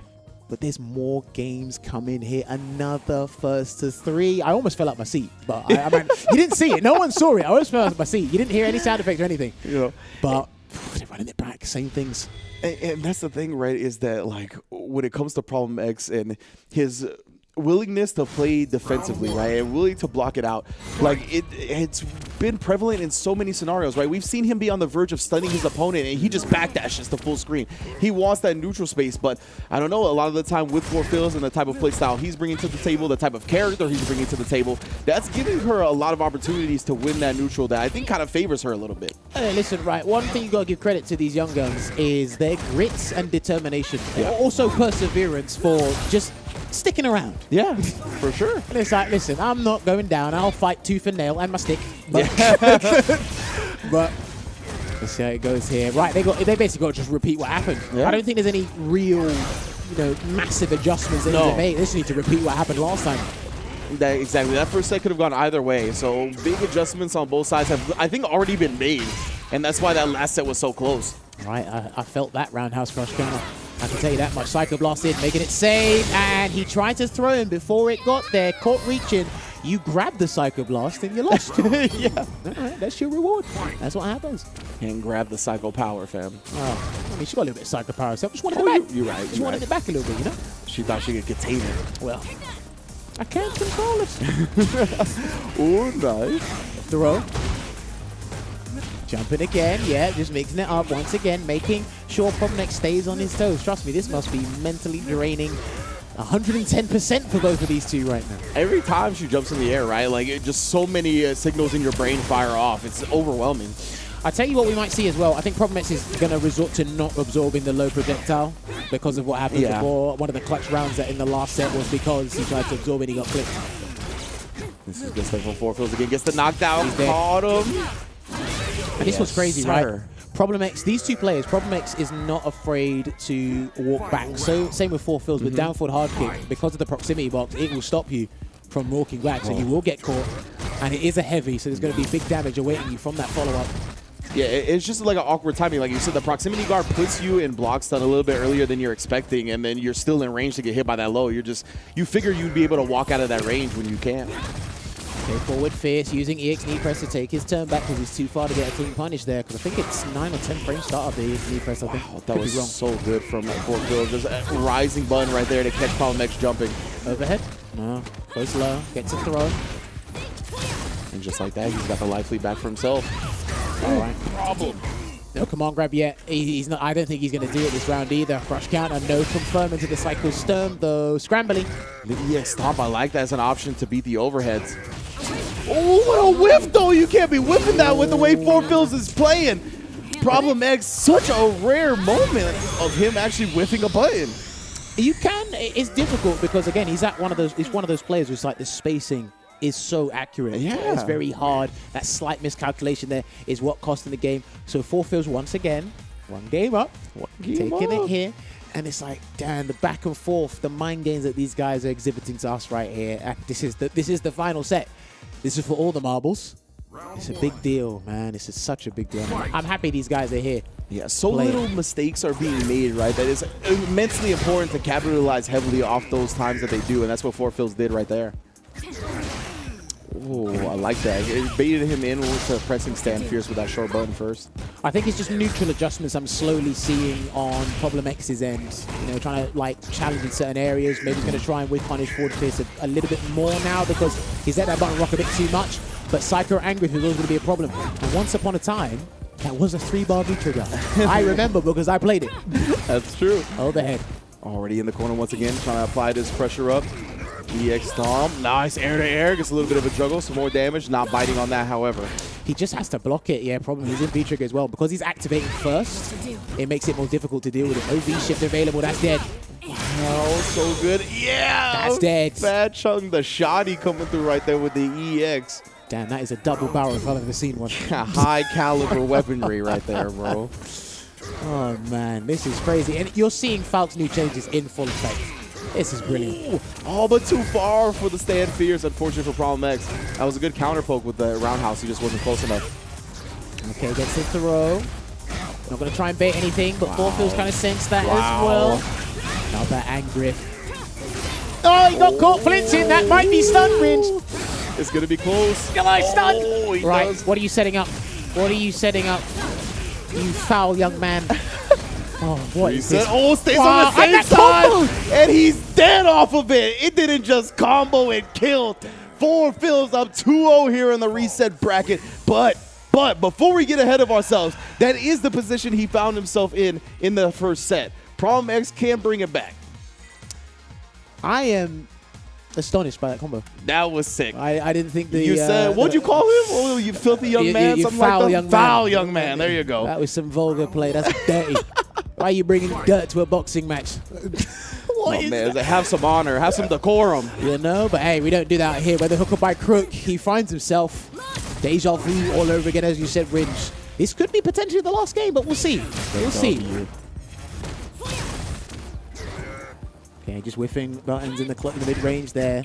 Really trying to find what button he wants to challenge and how he's going to convert from that problem. He hasn't been playing bad. It's just how overwhelming and these new changes over time, this new and improved version of Falc, it can be difficult for a character like Bison. Especially when he beats, dominates 90% of the ground, and you don't have to stay on the ground. Exactly. A problem off to a great start here. Ooh. Double whiff on the forward fierce there. Oh, that's going to be a big conversion there for 4Phils. Angriff again. What's the guess going to be? Just a throw this time? Yeah. Okay, that's fake. You could have challenged that, but I'd be shook as well. Exactly. Problem X is kind of second-guessing himself at this point. V-trigger activation.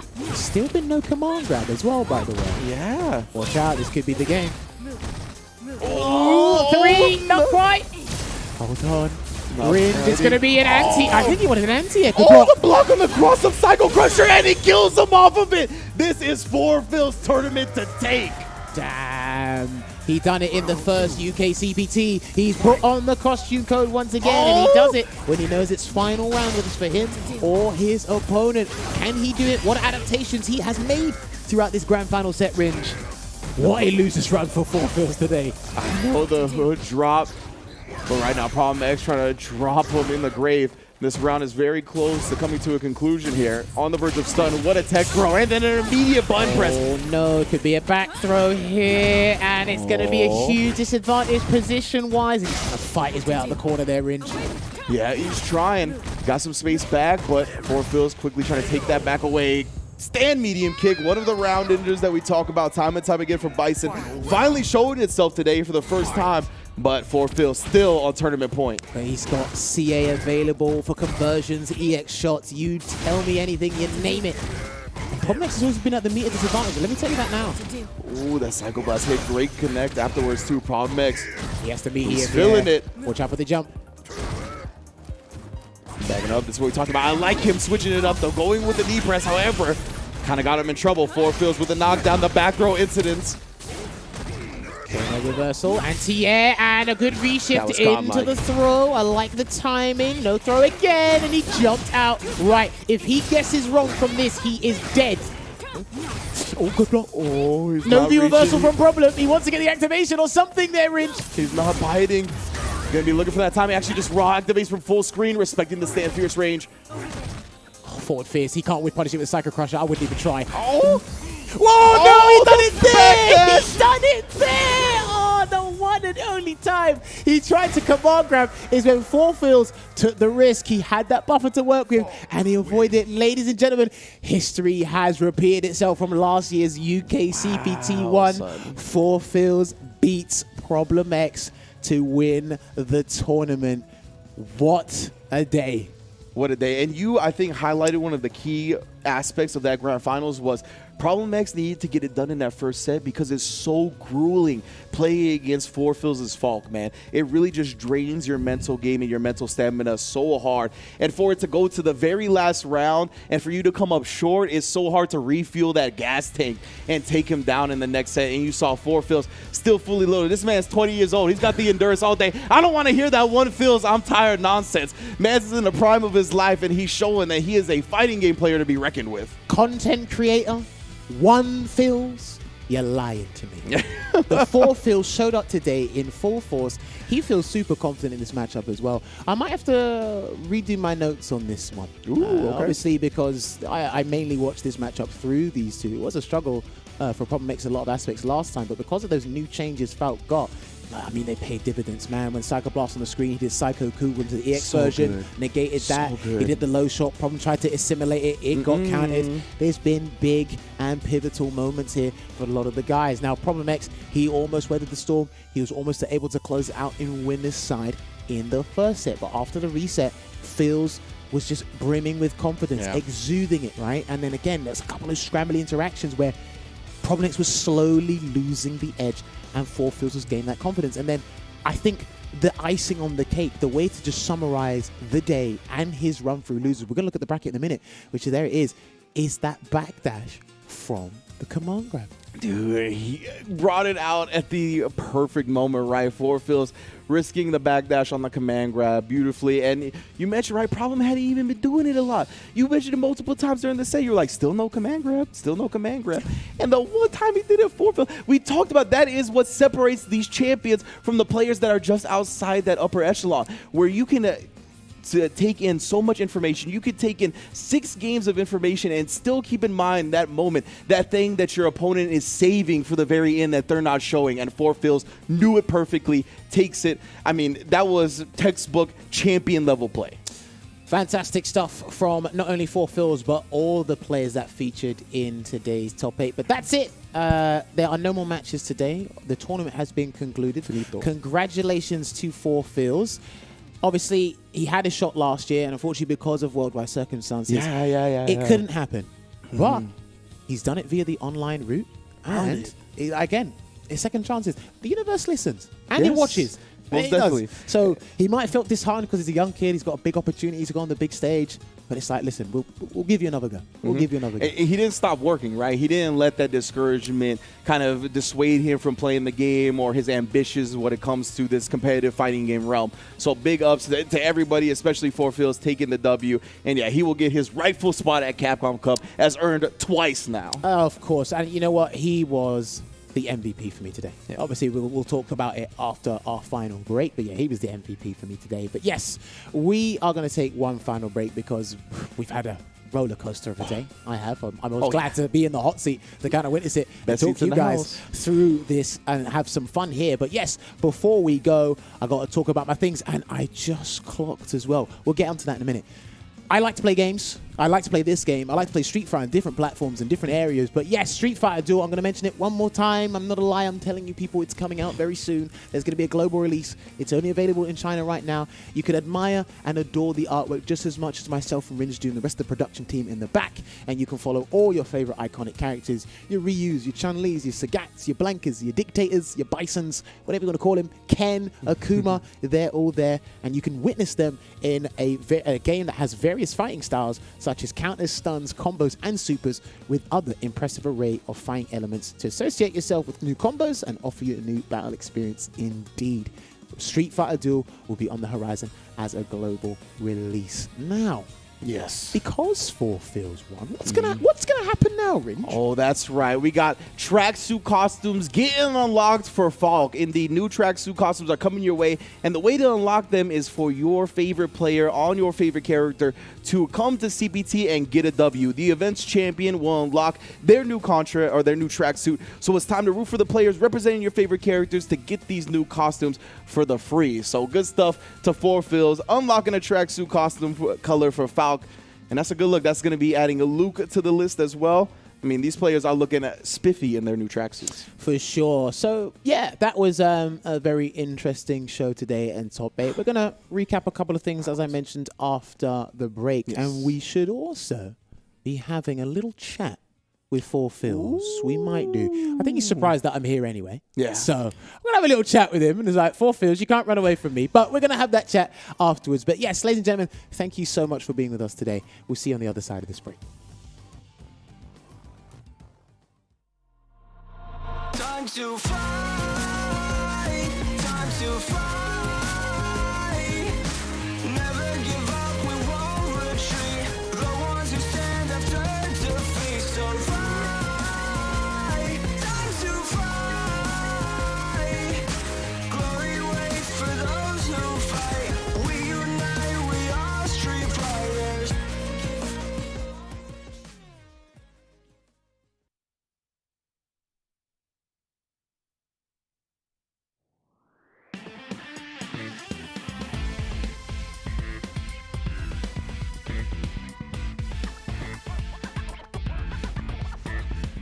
So, you really want to go through the trouble?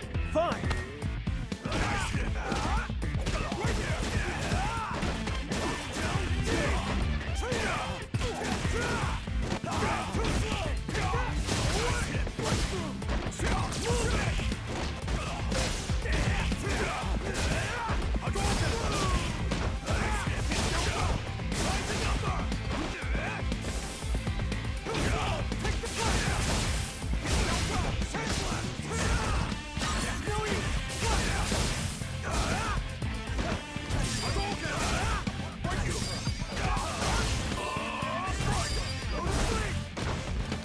All clear! Easy mode too much?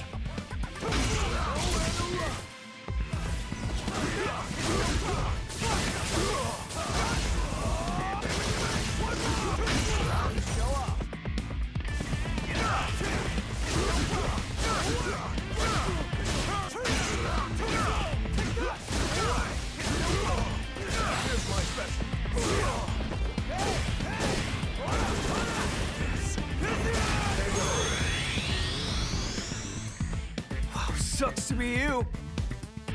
I'm always ready for a fight.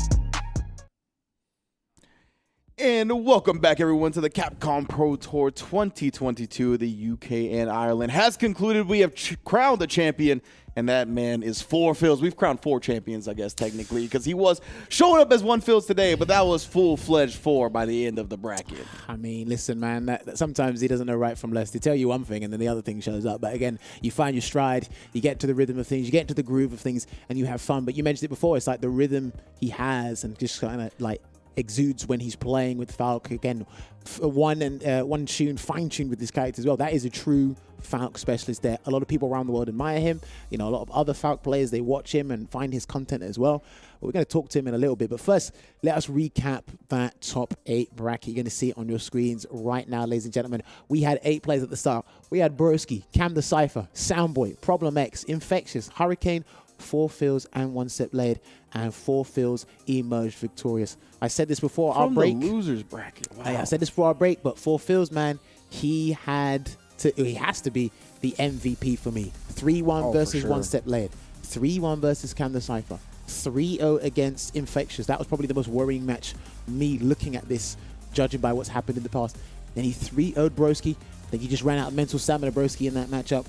And then he went 3-2 nail-biting set against Problem X in the first set of Grand Final to reset the bracket, and then a straight 3-0. That was fantastic stuff. Phenomenal, if I must say. Incredible, because at the top of the show, you know, you gave your top 5-6 players in the region, right? And it was Broski, Problem, 4 Phils, Infectious, Shax, and a couple of Hurricane. Yeah. And what was wild is that 4 Phils beat 3 out of those 5-6 people, right? He beat Infectious, he beat Broski, and he beat Problem X, all with his back against the wall, all in losers bracket. Even that grand finals, Problem had the winner side advantage, right? So he could never afford to drop a single set to world caliber, world champion level players. I mean, he shows he's on that level. Damn, it was crazy indeed. And like we said, doing that from a loser's run is no easy feat. But some people play a lot better with that one chance. True. Obviously, in winners, it's like all the guys that you usually see and expected to do. You have that buffer, but it's like, okay, there's pressure there, but not real pressure. Mm-hmm. Like your last legs treading like on thin ice pressure. It's there in the losers bracket, and lo and behold, did 4 Phils illustrate that to us in full effect. Now, I have the pleasure, because I didn't tell anybody that I was leaving. So now we are gonna have our winners interview with 4 Phils. So I need to have this guy on the other end of the screen. There he is. 4 Phils. Look at you with that grin in your face. This ain't the professional commentator anymore. It's me now. It's me talking. But first of all, Phils, talk to me. How you feeling? Not once, but twice you've beaten Problem X in the grand final. Talk me through how you're feeling right now. I feel relieved. The reason I say I feel relieved is because I qualified last year, and all the qualifiers unfortunately couldn't go to Capcom Cup because it got cancelled, right? Yep. Now, knowing how I qualified last year, which is kind of similar to how I qualified this year, but knowing how I qualified last year, going through tough matchups, I have secondaries, but everyone knows they're not on par with my main character. So 9 times out of 10, I tough it out with the hard matchups, and getting a win like I did last year felt really good, knowing that I was able to do it. Now, being told no Capcom Cup, better luck next year, having to come back and do that again, my motivation was not there. Everyone who's been asking me, I've told them that my motivation for the game has not been there since that happened. However, I did say I was still going to compete and enter tournaments because I knew I was capable of winning again. And that's what I've done today. You know what? Fantastic stuff. Now, Phils, my next question for you is, be honest with me, Jammers to Phils, do you have Problem's number? Do you think you have his number in terms of how you're playing? Because you've not only done this once, and remember, before you were on console, you were on PC this time. And after that first set, which was nail-biting, I think it was that clutch round where he tried to absorb your projector, but you had the meter to spend the bar and win the round. After you reset the bracket, you won 3-0. I'm looking at that, I'm like, something's changed. So do you feel confident when going up against Problem X? I don't feel confident because, well, I'm always confident in general. However, I don't like it because it's a hard matchup. I don't know if I'm going to say I have his number. It's just that I am on PC now. Last year, a lot of people don't know, I qualified, I was on PS4. I am now on PC, and that instantly gave me a better chance to win. Like, that's an instant change. Shout out to Arturo. He did optimize myself as well. I have to give credit where credit's due. Being on PC really helped me a lot in general. A lot of matchups I thought were really bad are still bad, but they're a little bit better now because I'm able to do more things that I couldn't do back on PS4. As far as having Problem's number, I would say most of the times that I've won, outside of the clutch situation where we're both on like pixel health, is through V-trigger comebacks. So I lose the neutral and everything else. However, I know I need to make a comeback with V-trigger some way, somehow. So I think on the defensive end of things, I'd say I have figured out some things there that he does like to do. Outside of that, it's always an uphill battle. Like if you look back at that match, it looked like I was fighting for my life. Well, I mean, that's probably a good way of articulating it. One more question from me before I hand it over to Ringe. Listen, you're 20. I'm pretty sure your parents told you not to lie. You said one Phils is here today. I saw 4 Phils in full effect. At the start of the day, were you just like, I'm just going to just go with it and see how far I can go? Because to me, you're the MVP of today. Your bracket run through losers was a pretty tough path. No one was easy, but you made it seem like it was very easy. So I don't think one Phils was around. 4 Phils is always at the front of everybody's mind. It's like, were you mentally tired before you started today? I'm gonna be honest. I didn't warm up before coming on today. I just came in. One step was my first game, and I just played straight away. Like I said, all of that has to do with the motivation levels not being there from last year. Last year was my first time qualifying. Like that's a big thing for someone that doesn't travel to other regions. Qualifying for your first time is real big deal. That being cancelled was like, okay, I'm gonna stick around, but it's tough knowing the character that I play as well. It's tough. And yeah, honestly, I just came today and bought my A game. Well, Most definitely did bring the A game today. So now I'm wondering, considering we're talking a little bit about the motivation aspect for you, and you weren't really that motivated going into this tournament. Now that you've won and you've qualified for the finals, how do you think your mental is going to go from here to finals? Are you going to be more motivated? Are you going to be like kind of like, all right, well, the main goal for now is accomplished. So like, what is the game plan from here till Capcom Cup? I mean, now it's 100% back. 100%. Okay. 100%. Motivation's through the roof. 100% is back. I'm back training again, I guess, playing more consistently. I never stopped playing the game, but I've been on my content creation thing, messing around a bit. But I guess now I'm back fully competitive. I have to be. It's Capcom Cup. I don't want to miss out on that. It's my first time playing other players who's never played against me. They don't know what to expect. I don't know what files they play against. I have to do my research. I have to do a lot of things. But yeah, the motivation is definitely back now. Do you think there's something worth taking from this kind of lack of motivation experience, though, like where you were kind of focusing on grinding out content and maybe not so engrossed in the competitive scene 24/7? Is there something like take away from that and kind of in the midst of your training, make sure you take time for you to kind of like relax a bit and try to broaden your perspective or something like that? Yes, I would definitely say for everyone, all the people who had a really good performance and didn't quite make it out, and I've lost motivation due to consecutive failures. I'm a prime example right now. I qualified last year, but had to do it all over again. I didn't give up. Though I lost motivation, I didn't give up because I knew my own capabilities. I knew I was able to do it again. No matter how low the chances of that happening, it's possible that it can happen. And today it did. So I would say don't give up, even though motivation is low, because I think as a fighting game player, everyone goes through those phases in their career. For sure. Couldn't have said it better myself. All right, Phil. So I've got my top 5 players in the UK. Problem, Infectious, Hurricane, Broski, and yourself. Would you agree with that list, or do you have a different top 5? I want the champion of today to give me his top 5 UK players. Could you repeat that one more time? All right. Who are your top 5 players, Street Fighter 5 players in the UK? I've got yourself, Broski, Hurricane, Problem, and Infectious. Do you agree with that list, or would you slightly adjust it? I would say Problem. Then I would say Infectious. Okay. And then I'd say, okay, Problem, Infectious. Ooh. That's tough. Don't worry, Problem, listen, you're Infectious. the champ right now. I need your opinion. Myself. Okay. Right now. Hurricane and Shax. There you go. And I mean, that's pretty much what you say. Yeah, it's that Shaq's kind of interchangeable for that last 5th spot. So very well. Okay, that's interesting. Now, as well, I gotta ask you as well. Now, you've earned this right because you are the champion. Oh, yeah. And you've been grinding out a lot of content.